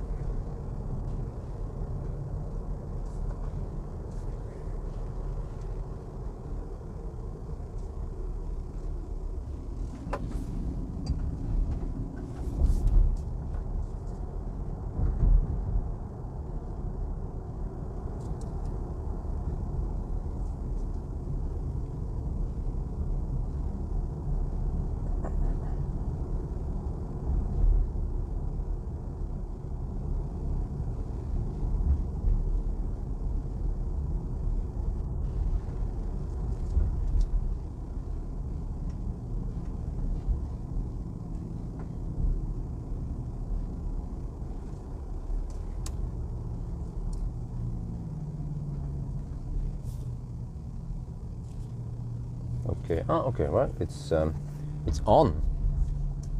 It's a lid.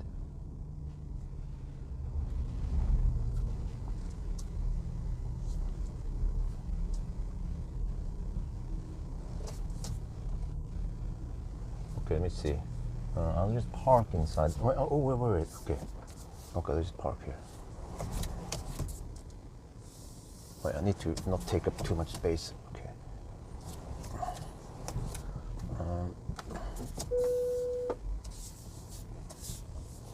Need to be like this, kind of ish, halfway out there. Okay, I'll be back. I need to do some stuff first. I need to open up the stuff.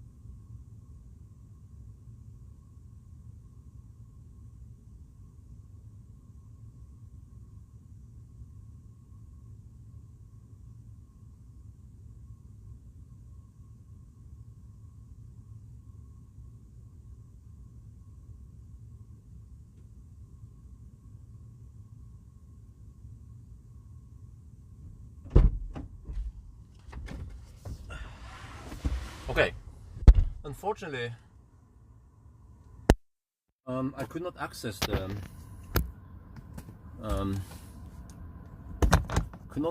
the garage. It's locked. They installed the door in garage.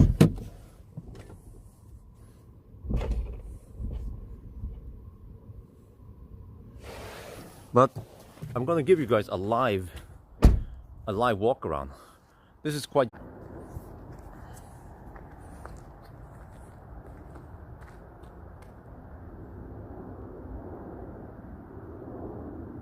Okay, can you guys see it now?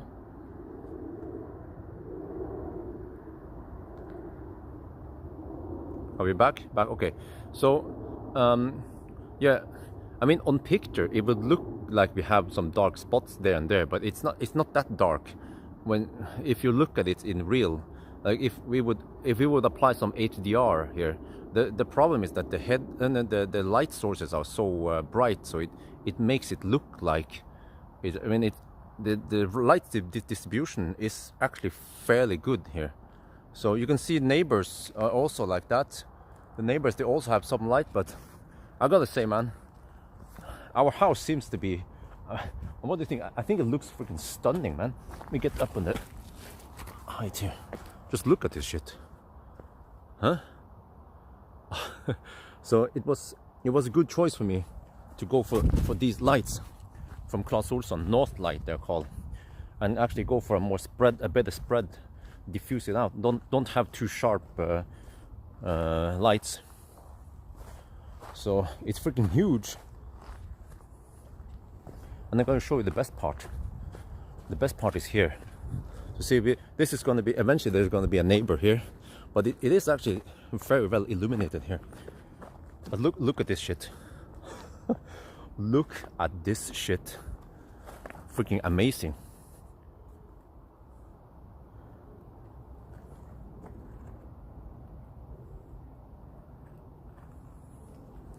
Let me see. So we have some rocks here, and this is a thing I talked about earlier. It seems like they might have put some seeds in there. So I might not want to walk too much, but I think just had to show you guys this.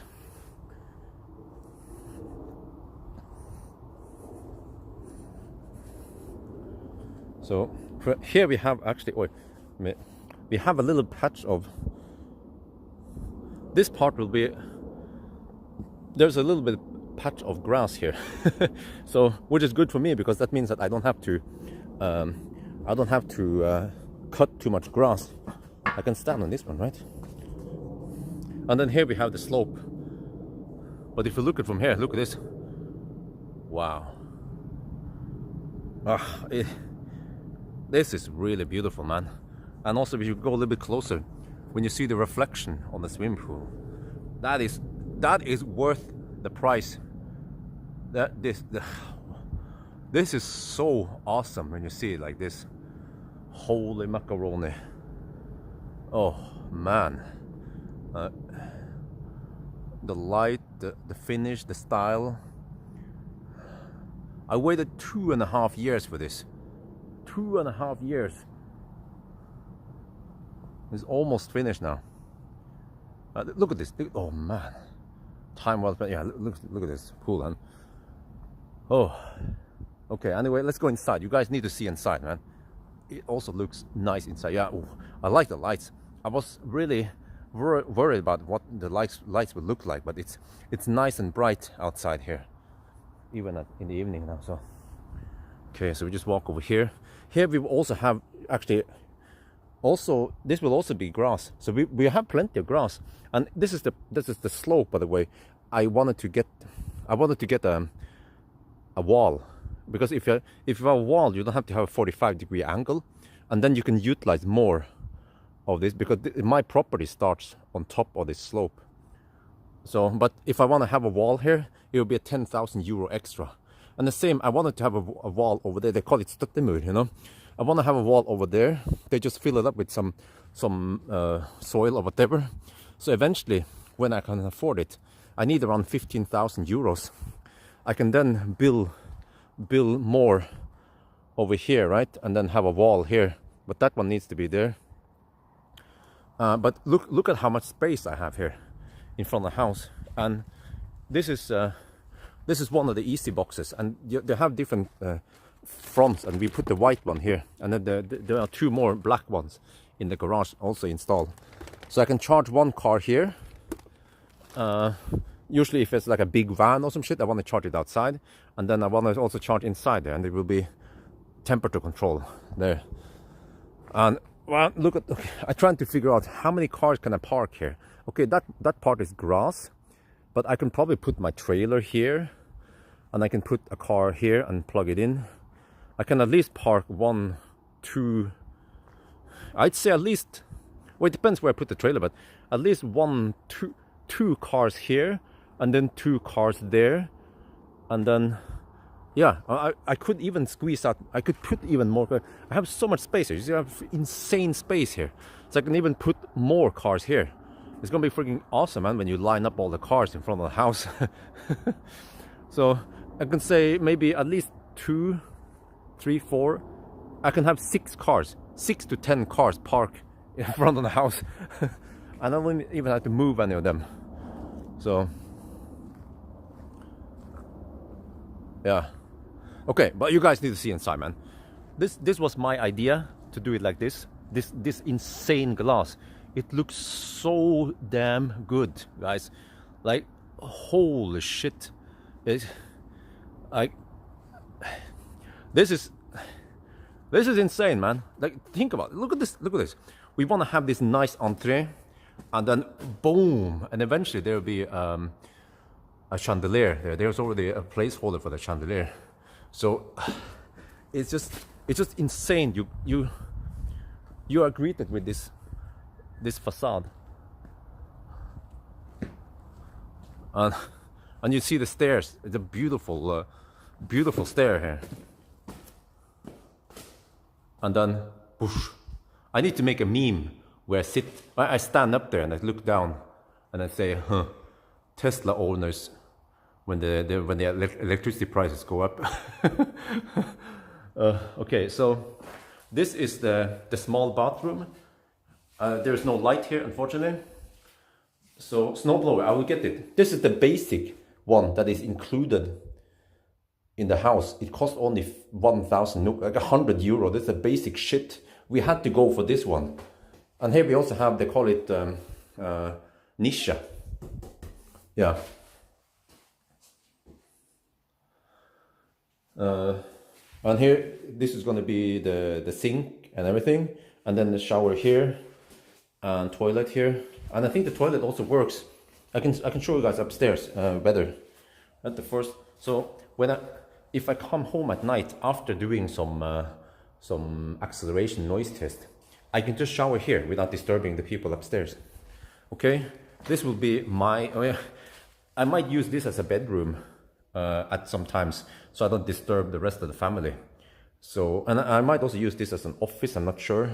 This is a guest bedroom, and then if you come here, here's some of the stuff that needs to be installed eventually. But here's the living room. This might be a dining table. Yeah, there's place for light here. So you might have a small chandelier, and then we have a big dining table here, 6 or 8 people, big ass living room. Like the living room here is bigger than my whole apartment at Haugerud. So there's the bathtub, and there's the mirror. No, I don't have anything to cover the windows, but eventually I will get some curtains. Here's the kitchen, huge kitchen with island. So I'm gonna send this to wifey. See, I need to take a picture. Wait, maybe I need to remove the schmutz.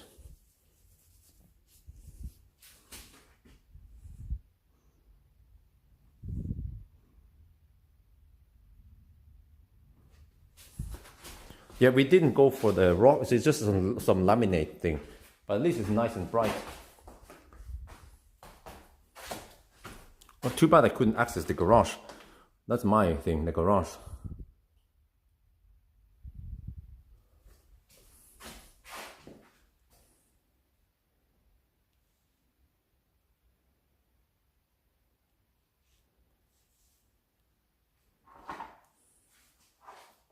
Lots of LED over, spotlights.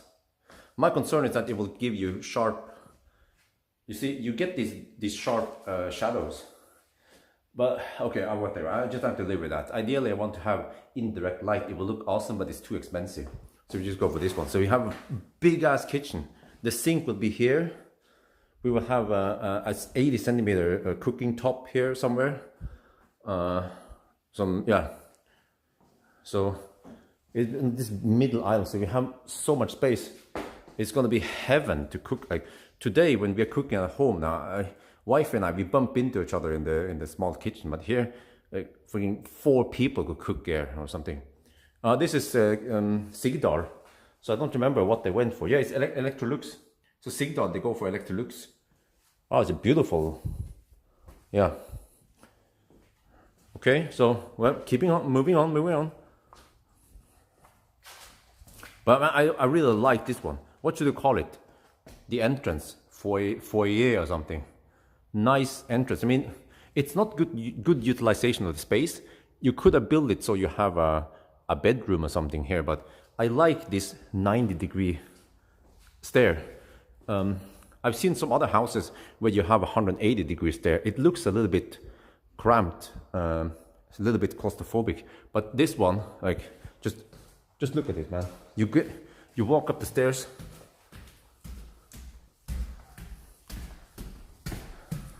And you can look out. Man, this is awesome. This is so awesome. I don't know about you guys, but this is insane, man. It's freaking insane. Oh, and it just gives nice space, nice openness. Okay.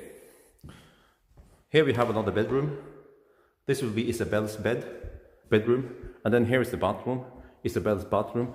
This bathroom shares with this bedroom and this bedroom. They should be exactly the same size.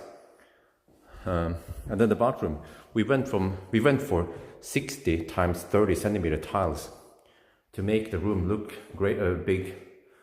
And here we went for the Willer and Bock toilet, Subway 3.0, and we also went for TC, whatever it's called. This is brushed metal thing, so it looks and feels great. Cost around 250 euros, but we only have 3 of these. Look. Wait. Well, that's weird. Why the heck is...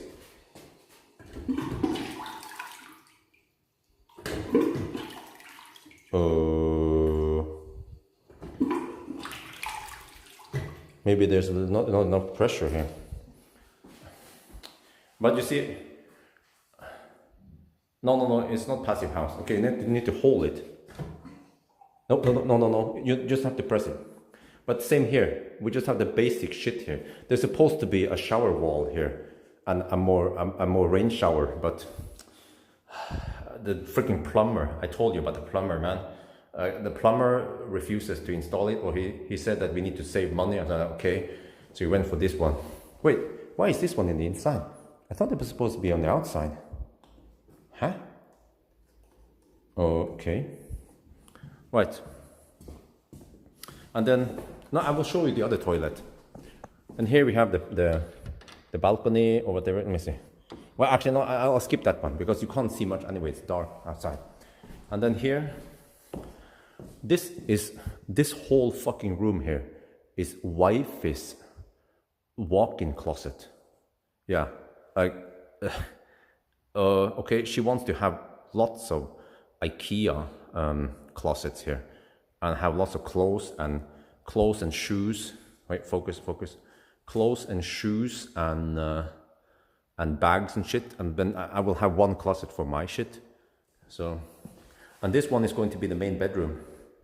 You can't see much now. Let me try to fire up some light here. Yeah, so the main bedroom is also, I mean, relatively large, not gigantic. Well, it struggles to focus there, but it's big enough. Okay, but you want to see the main bathroom. Yeah, voila, it's huge. We have double sink here. There's going to be a bathtub there. We have this one. We will also have butt sprayer. It's been prepared here. We get a butt spray on every bathroom. And here, this one should work better.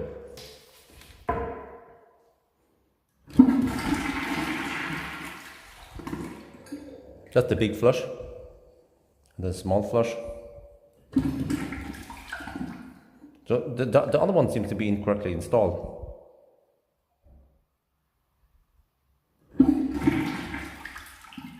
No, maybe there's something wrong with the air pressure here. But this one has a cold touch, by the way, from what I heard. I'm not sure what it means. Maybe it's insulated, so the hot part doesn't feel that hot if you touch it here. But this one is Viking bad, but it costs more for insulation because you have to drill another hole there and something. So we just want the main bathroom to be okay. But the last thing is that the plumber doesn't want to install the shower wall, and the shower wall will cost 20k NOK extra. So I'm like, okay, fuck that shit, man. I will just get it from another plumber. I'm so fed up with a plumber now. But yeah, maybe the water is turned off. That could be it. Yeah, because I don't hear it refilling. But yeah, I think that's it. The water is turned off. But here we went for 60 tiles. It's big. It makes the room look big. So bathroom. Also here we have spotlights. See? 8 spotlights. And in here also we have spotlights everywhere. These are 8 watt. No. I don't remember. I wonder if these were 8 watt spotlights, each of these. But then the 4 ones over there at the entrance, they are 11 watts. So they are more powerful because they need to blast light down there. So we have roughly 5 meters of height here. No, I will just get some basic, shitty suction cup shower wall, something from Jula or some shit. Just use that for a little bit until I can afford proper shower. But I will not get it from this guy. I might go to Bademiljø and get it there, so they can get the profit instead. So yeah, and I can show you here.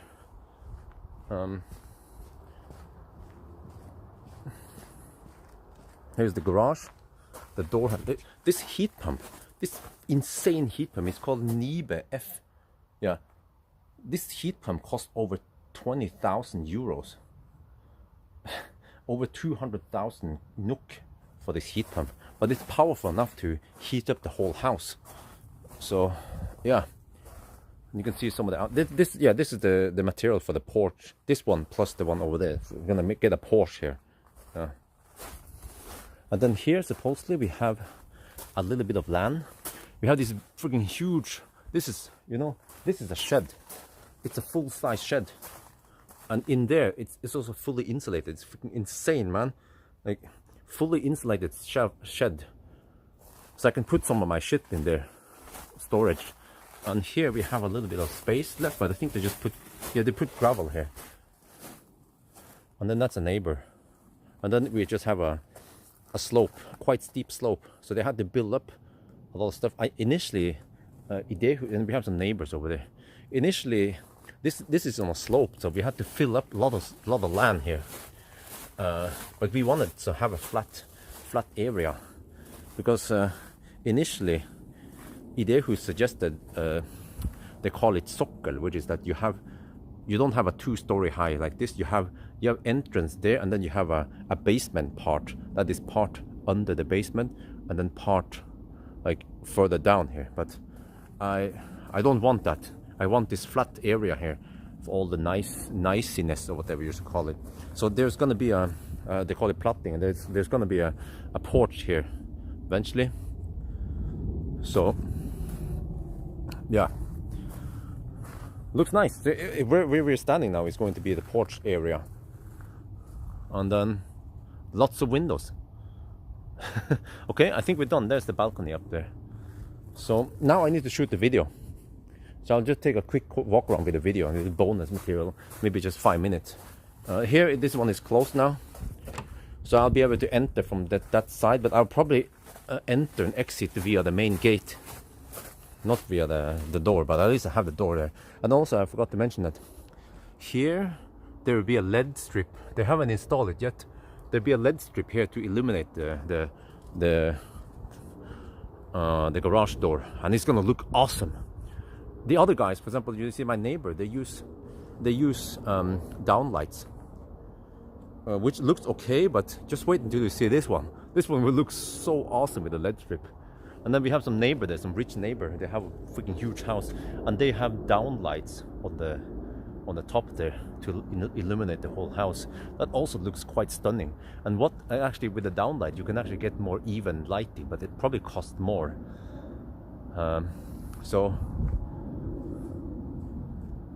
It only costs 6,500. I don't know why the heck this one is so expensive.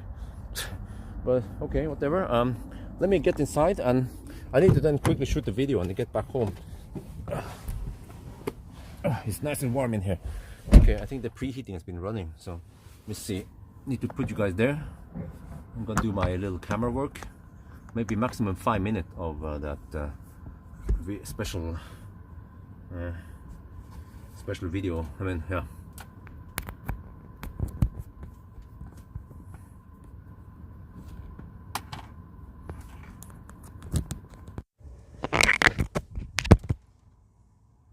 To refresh the air conditioning, the preheating. Okay, now I go and shoot video.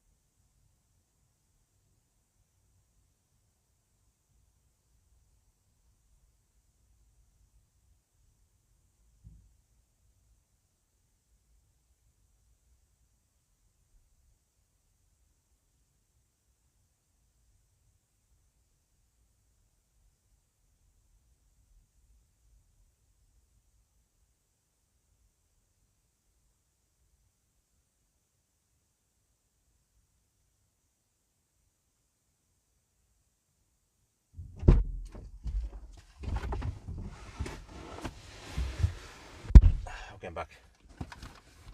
All right. What did the heater actually?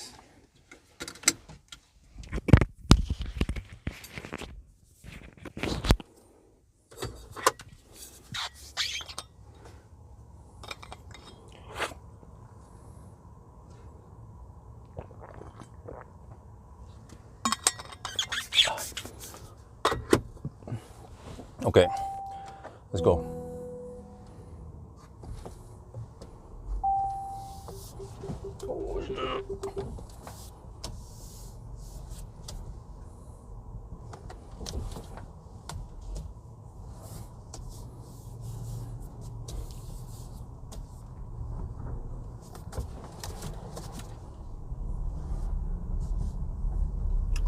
Okay, so it's a bummer that I couldn't see the yeah, you're welcome. It was quite a unique view, and I took my time there. Normally, I would try to bam. In a video, I need to rush a little bit so the video doesn't become too long. But I mean, normally, in a more normal situation, if you would actually walk into the house and look around, you might spend more than 5 minutes walking through all the rooms, right? But you don't want to sit and watch a 20, 30-minute video about the house walk around. So, yeah. So it looks, I mean, it looks nice. I have to say, man, the house looks so nice. The lighting also looks quite awesome. Even though, okay, yeah, on camera, like I tried to explain on camera, it looks like it has some harsh shadow, but it's just because the camera cannot see all the dynamic range. But when you look at the house for real, you will see that it has nice, even light distribution. And I think eventually, if we get a slightly brighter entrance, also the light will bounce off the ground and also light up the house slightly better.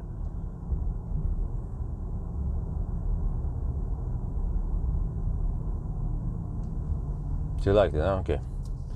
Yeah, the whole entrance part there is the best part, or the what I'm most happy about. That you have 2 stories high entrance. Or what do you call that thing? Do you call it foyer or something, or entrance? Yeah, but that entrance with 2 stories, we could have another bedroom there in that little space there, right? The 10-12 square meter space there. But then oh no, well, except for that the stairs will eat up some space. Yeah, but we had enough room for it, so that's why I figured out that okay, just oh what the heck, the traffic. That's why I figured out that we just make a freaking huge, awesome entrance. And it looks and feels nice because we will be passing by that entrance all the time. Because we have to go to the toilet, we have to pass that one. When we enter, when we go upstairs and stuff,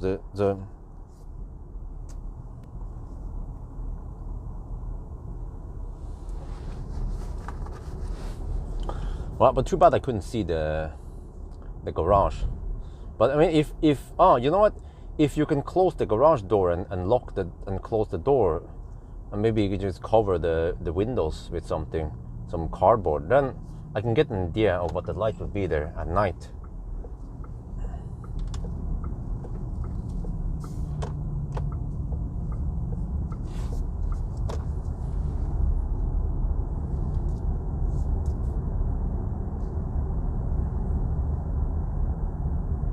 You could put a continent in there.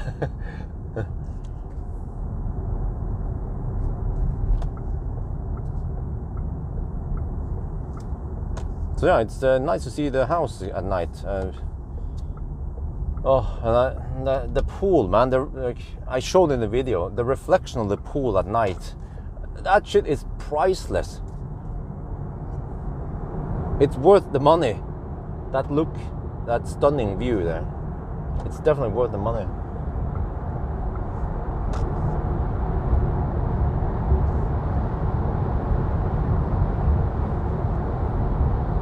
Well, I have 740 amp limit now.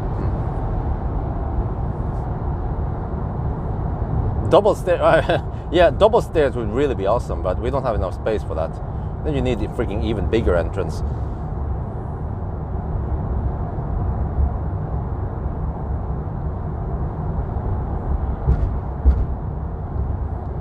Well, I'm surprised that there's still lots of traffic here. The heck, man?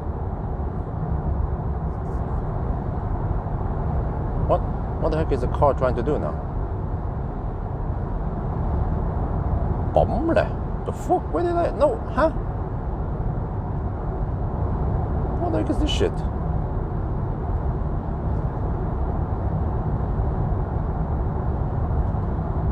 When they go to Alna Center, there.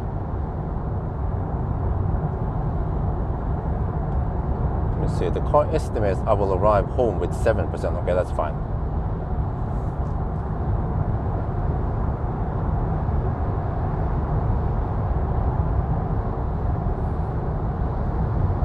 Yeah, well, the pool is not finished yet. It needs some extra stuff. Plus that we haven't fired up the light in the pool yet. I forgot to mention that. There are some LED lights in the pool.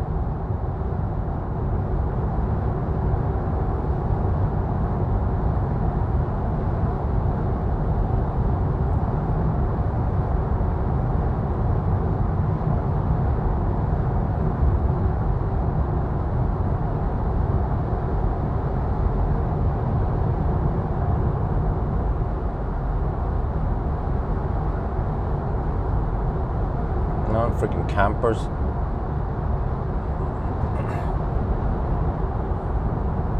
So it's a big house, lots of space. It's going to be so much more comfortable. Yeah, with 3 bathrooms. We don't have to share the bathroom and shit like that. And eventually when the kids get bigger, yeah, they probably want to have their own bathroom. So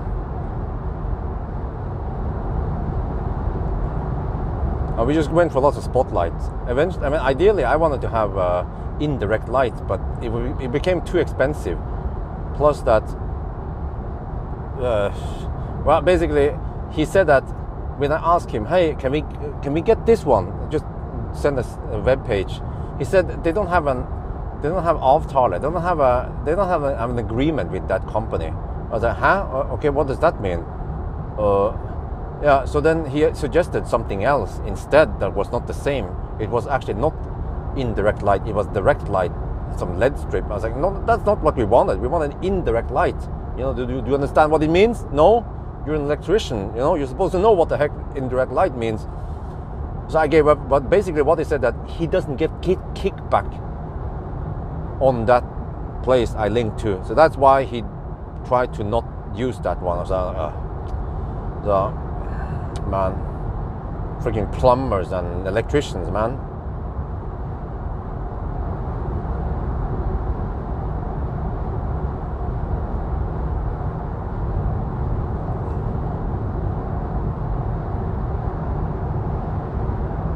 No, I can. It's possible that I can. The house might be finished in around 2 weeks, and if I get the keys, I get access to the house and I can start moving stuff. But I cannot live there yet.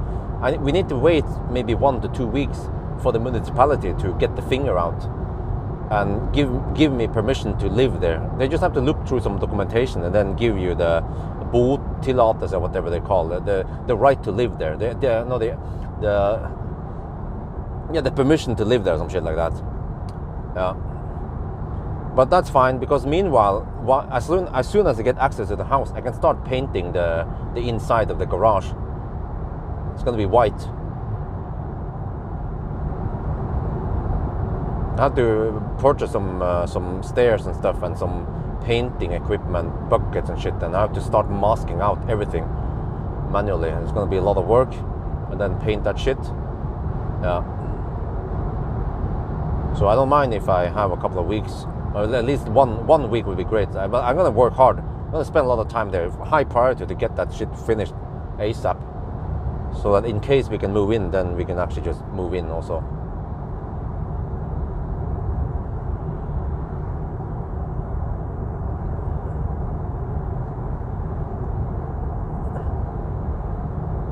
Wow, I'm surprised that almost at 9 there's still a lot of traffic. What the heck, man? This is not normal traffic. Definitely not normal traffic. Normal Sunday traffic would be calmed down by 7 or 6 even. This must be holiday traffic. Actually, people traveling south. Yeah, I suspect that's what's going on here. Wait, but there's no luggage in these cars. strange.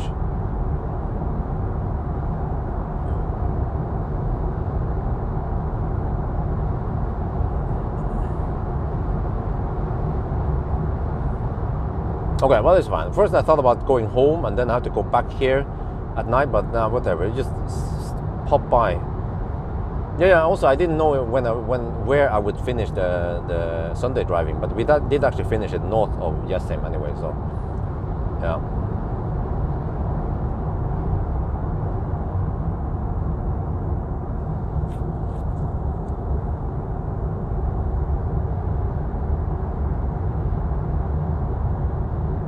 No, yeah, thank you for the offer. But I think I could just do it myself. The painting shouldn't take that long. I could just bring my speaker, listen to some music, and then spend a couple of hours there painting that shit.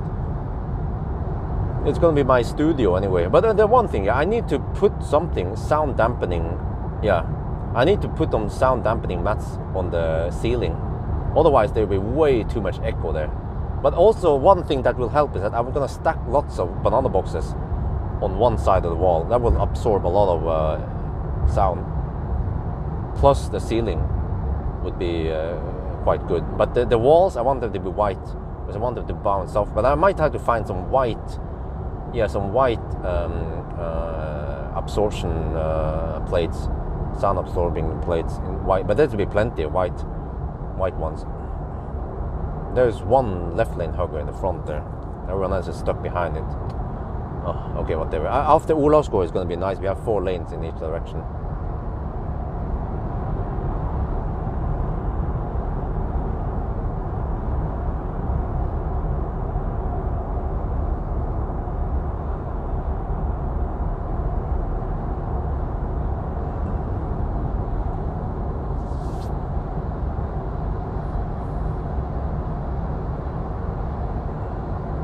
But yeah, and it doesn't. I mean, it looks okay now, but it looks even better once everything is finished and you can see all the full furniture and bathroom.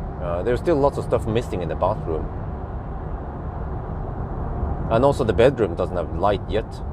To my big surprise, he hasn't installed it yet. He installed the spotlights in all of them, but not the bedroom lights yet. So none of them. Actually, also in the washing room, no light there. So.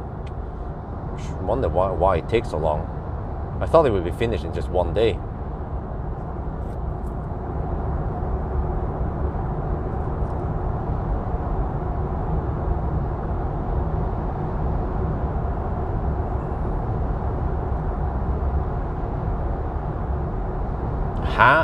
Marcus Bill is your... Are you're kidding, right? Do you think Marcus is gonna help me move? I'm not sure how to say this to you, but he's a busy man. I'm a busy man. Oh no, Marcus, he actually also moved recently. He sold his apartment and he moved to another place. It would be a little bit weird if he would ask me to move. I mean, we're not that close friends, you know. So he's just my sponsor.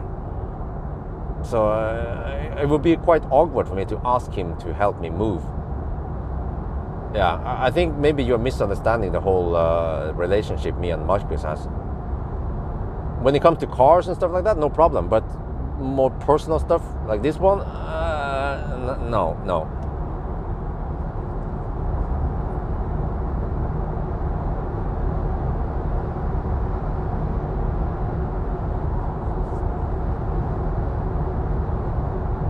He's a busy man with 2 kids. I remember one time he told me that his wife wanted to buy something from Finn, or it's a marketplace, and he wanted Marcus to pick up the items for her, so she could save 500 NOK or something, you know, like 50 euros. And Marcus, well, I think he did it, but he was thinking, you know, it would be easier if they could just buy a brand new one and get it shipped to at home, right? And he could instead of spending 1 hour doing that thing to save 500 NOK or 50 euros, he could work for 1 hour and make a lot more than that.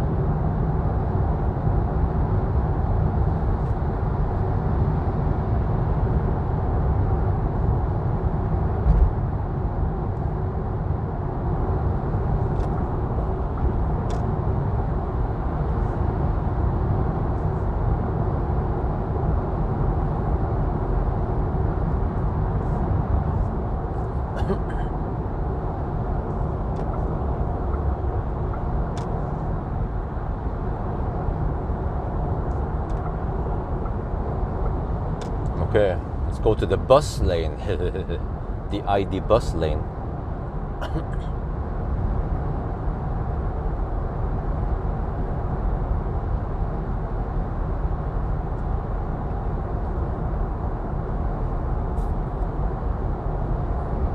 Okay, and then 3, 2, 1, dunk. Becomes really quiet now. Nice, smooth ass.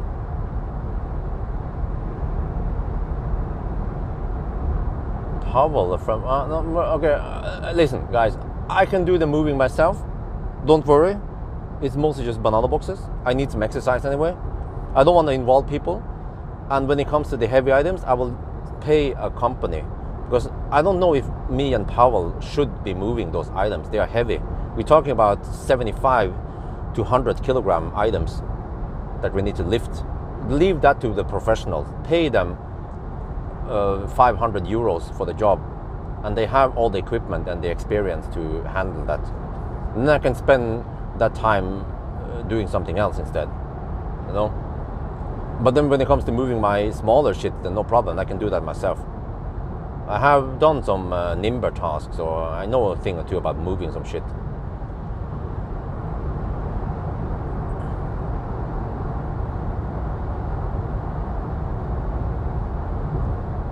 It doesn't take me that long to go to the storage place and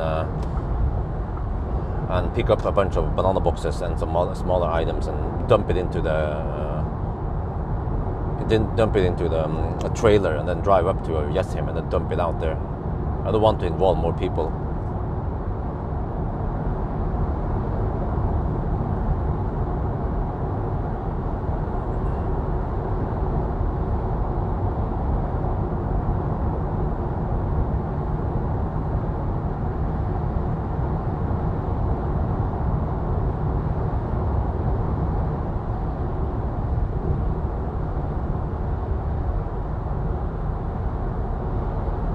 Down to 10% now.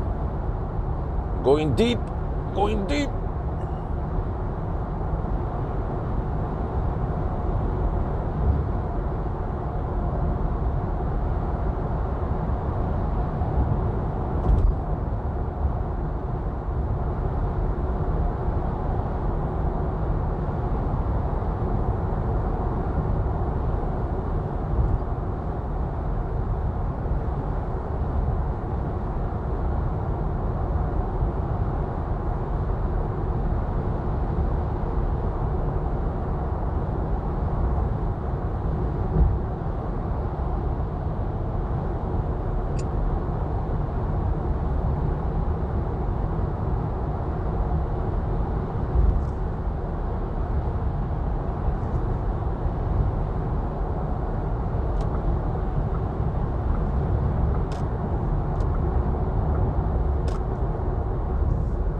Oh, man, yeah. Every time I enter Alnabru, you see how much traffic we have around Alnabru. Yeah, well, I just happen to have lots of traffic around Jessheim tonight, but normally there will be very little traffic there compared to Alnabru. And the noise, the constant noise from Alnabru, you can hear it outside the house. You will actually notice that once I start shooting video at Jessheim, is that there's way less background noise in the banana box videos and the interior. Way quieter over there.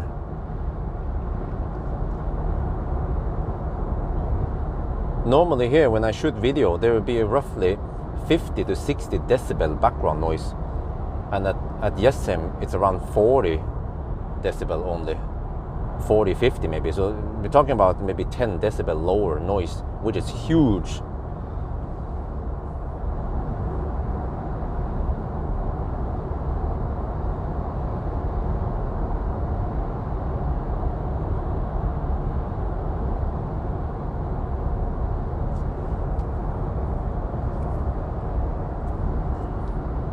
Maybe I want to clean the car a bit. Yeah, it's been through a lot now, and I feel like I want to clean it.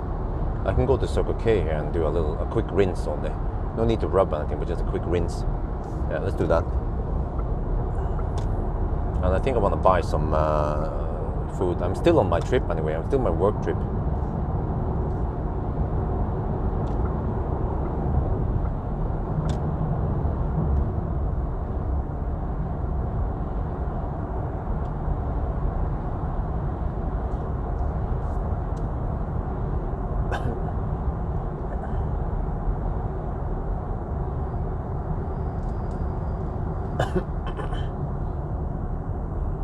K. Yeah, okay, let's go to Circle K and clean some shit.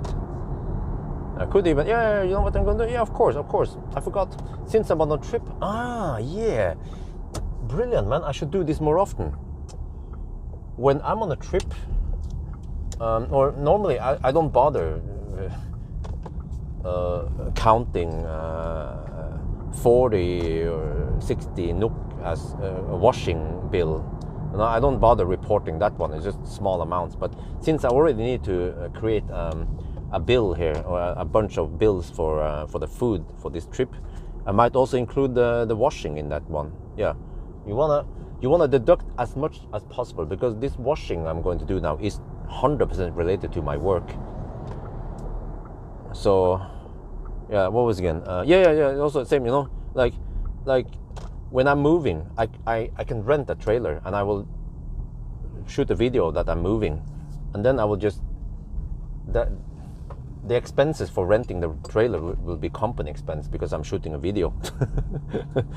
I mean, if Oslo Kommune, if the government is taking money from me because I won some cars from Tesla, then heck, I'm gonna use all I can.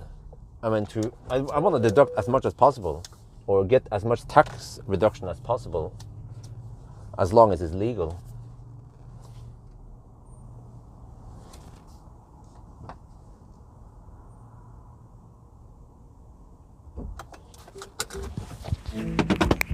Okay, I don't think I can use air conditioning now, can I?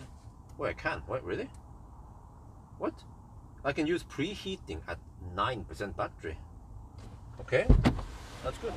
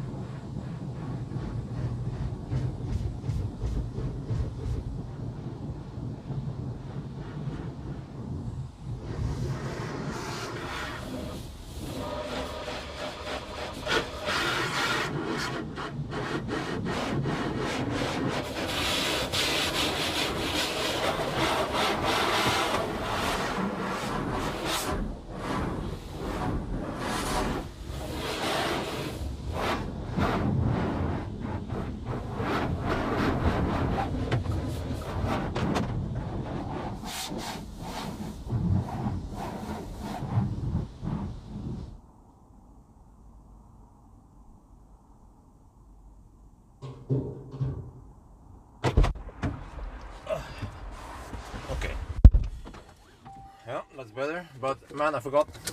Well, it's only 30 NOK, but I couldn't get the receipt here. It's been like this for the longest time that you cannot get the receipt when you wash it, so that sucks, but whatever.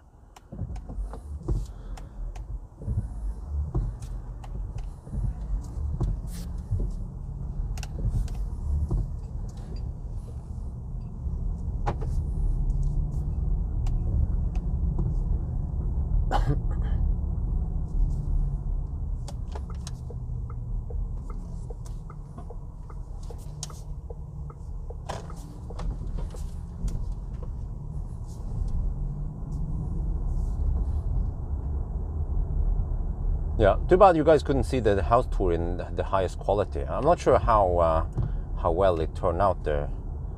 Yeah. Well, you can. Well, you know now where you can find at least the HD version. It's going to be by the end of the hidden by the end of the Sunday driving, bus Sunday driving. I'll see it just for fun. I'll see how many people will see it. To me, it's not too important that everyone will see that one. It's not the 100% finished product anyway. So just in a couple of weeks though, in about 2 weeks, I can show people the finished product, the finished house in its gloriness. And actually, I think it's best to show it at night. Or I could show it right before, in the magic hour, right before sunset, roughly. Yeah, so you can see a little bit, you see a bit of the external lights, but also, yeah, like the reflection in the swimming pool and shit like that.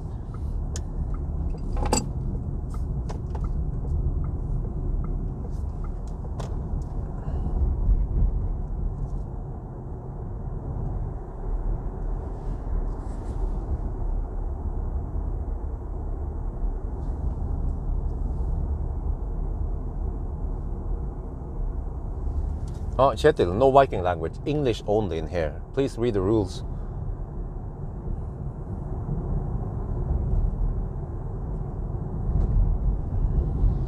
But for convenience, I use the machine outside. I don't want to go inside and dig around and get the polettos and shit like that. No, that takes too long, man. Just for washing for 2 minutes. It's not that important for me. Just to save 30 NOK is the washing I needed. So yeah, I might get a 10 NOK tax deduction for it, and I'm not gonna spend 5 minutes extra just to get the receipt on it. But if it's something I purchased for, let's say, several hundred NOK or something or even more, then yeah, then I would try to get the receipt for it. Spares etter fant is what they say, right? There's also a lower limit of how much I want to spend versus how much I will be saving.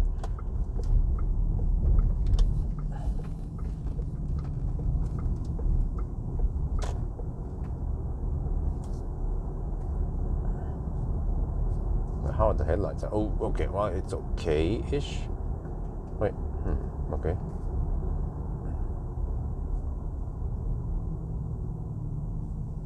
You like the house, right? Oh, man. I'm so excited about the house.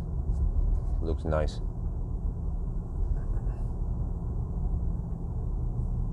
No. You see, money is not money. Time is money. If you spend 1 hour saving €5 versus spending 1 hour making €50, which one would be the smartest choice? Huh? That's the difference between rich people and poor people.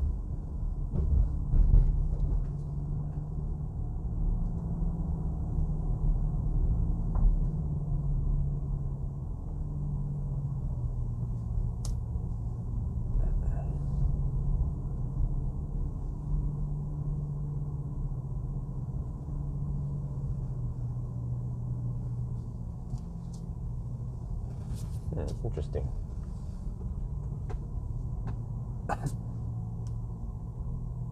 Oh, thank you, Felix. 12-volt battery instead. Huh? What? I don't know. I haven't pulled out the variable for a 12-volt battery, and to be honest, I actually don't care about the 12-volt battery. I never have a problem with 12-volt battery in the MBB cars before. Okay, now we need to write down kilometers. Every time I have a significant trip, like a 1,000 kilometer challenge or something, I have to write down how many kilometers I drive, and then also which car it was. Let me see. So today we drove 535 kilometers, but I also have to count in the distance error. So around 540 kilometers will be tax deductible, and also the money I spend for food and drinks during the trip. Now I'm gonna plug in.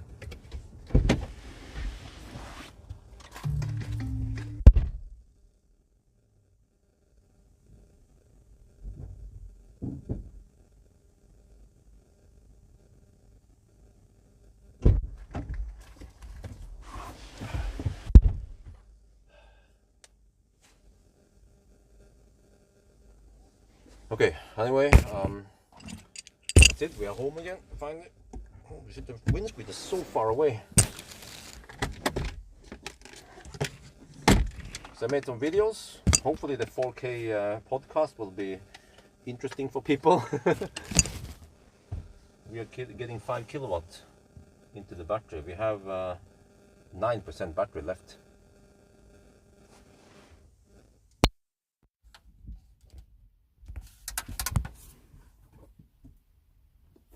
Where did I put the thing? It's here. How do you even open this shit? Hey, no. Where did I put the? Oh, it's here. Okay.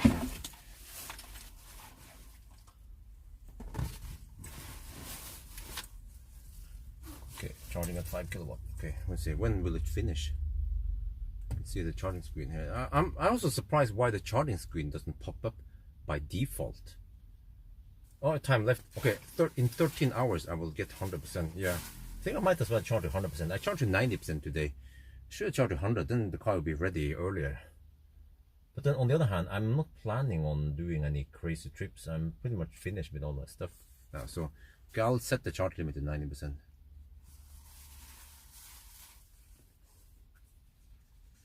So that will take 12 hours to reach 90%. Okay. With 5.5 kilowatts. So that means that if I had 11 kilowatt, it will take only 6 hours to reach 90%. Yeah, so 11 kilowatt will be heaven, man. That's what I'm going to get at the new house. And there, so the wires are only dimensioned for 16 amp, not 32 amp, but that's good enough. Yeah, 3-phase for the win. And then in case I need to charge a classic Ionic or an old I-Pace or EQC there, I can use that box, what it is called, Wall-E I got from the Finnish guys a long time ago. And that one will convert 16 amp 3-phase or 11 kilowatt. It will convert it to roughly 5.5. No, wait, again. I think I will get 25 amp from it. So I will get 5.5 kilowatt for the Ionic. That's good enough.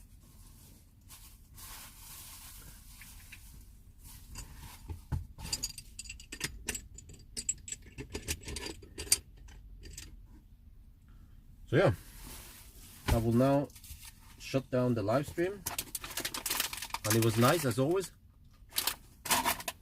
to have a proper Sunday driving on a Sunday.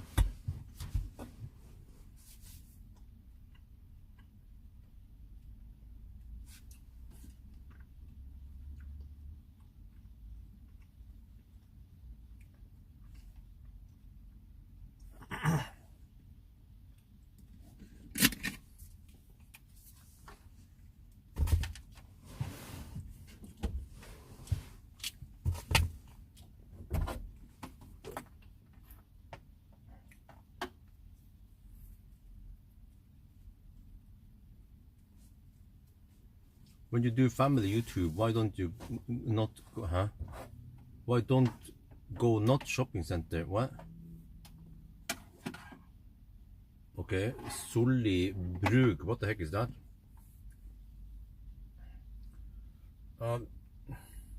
Well, Leif Pettersen, you should start watching my road trip videos, or go look at the North Cave video or whatever, or Bled video. We don't always go to shopping center.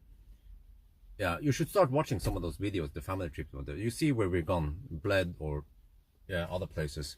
It's just that yeah, in the past yeah, we did go to a couple of shopping centers. But okay.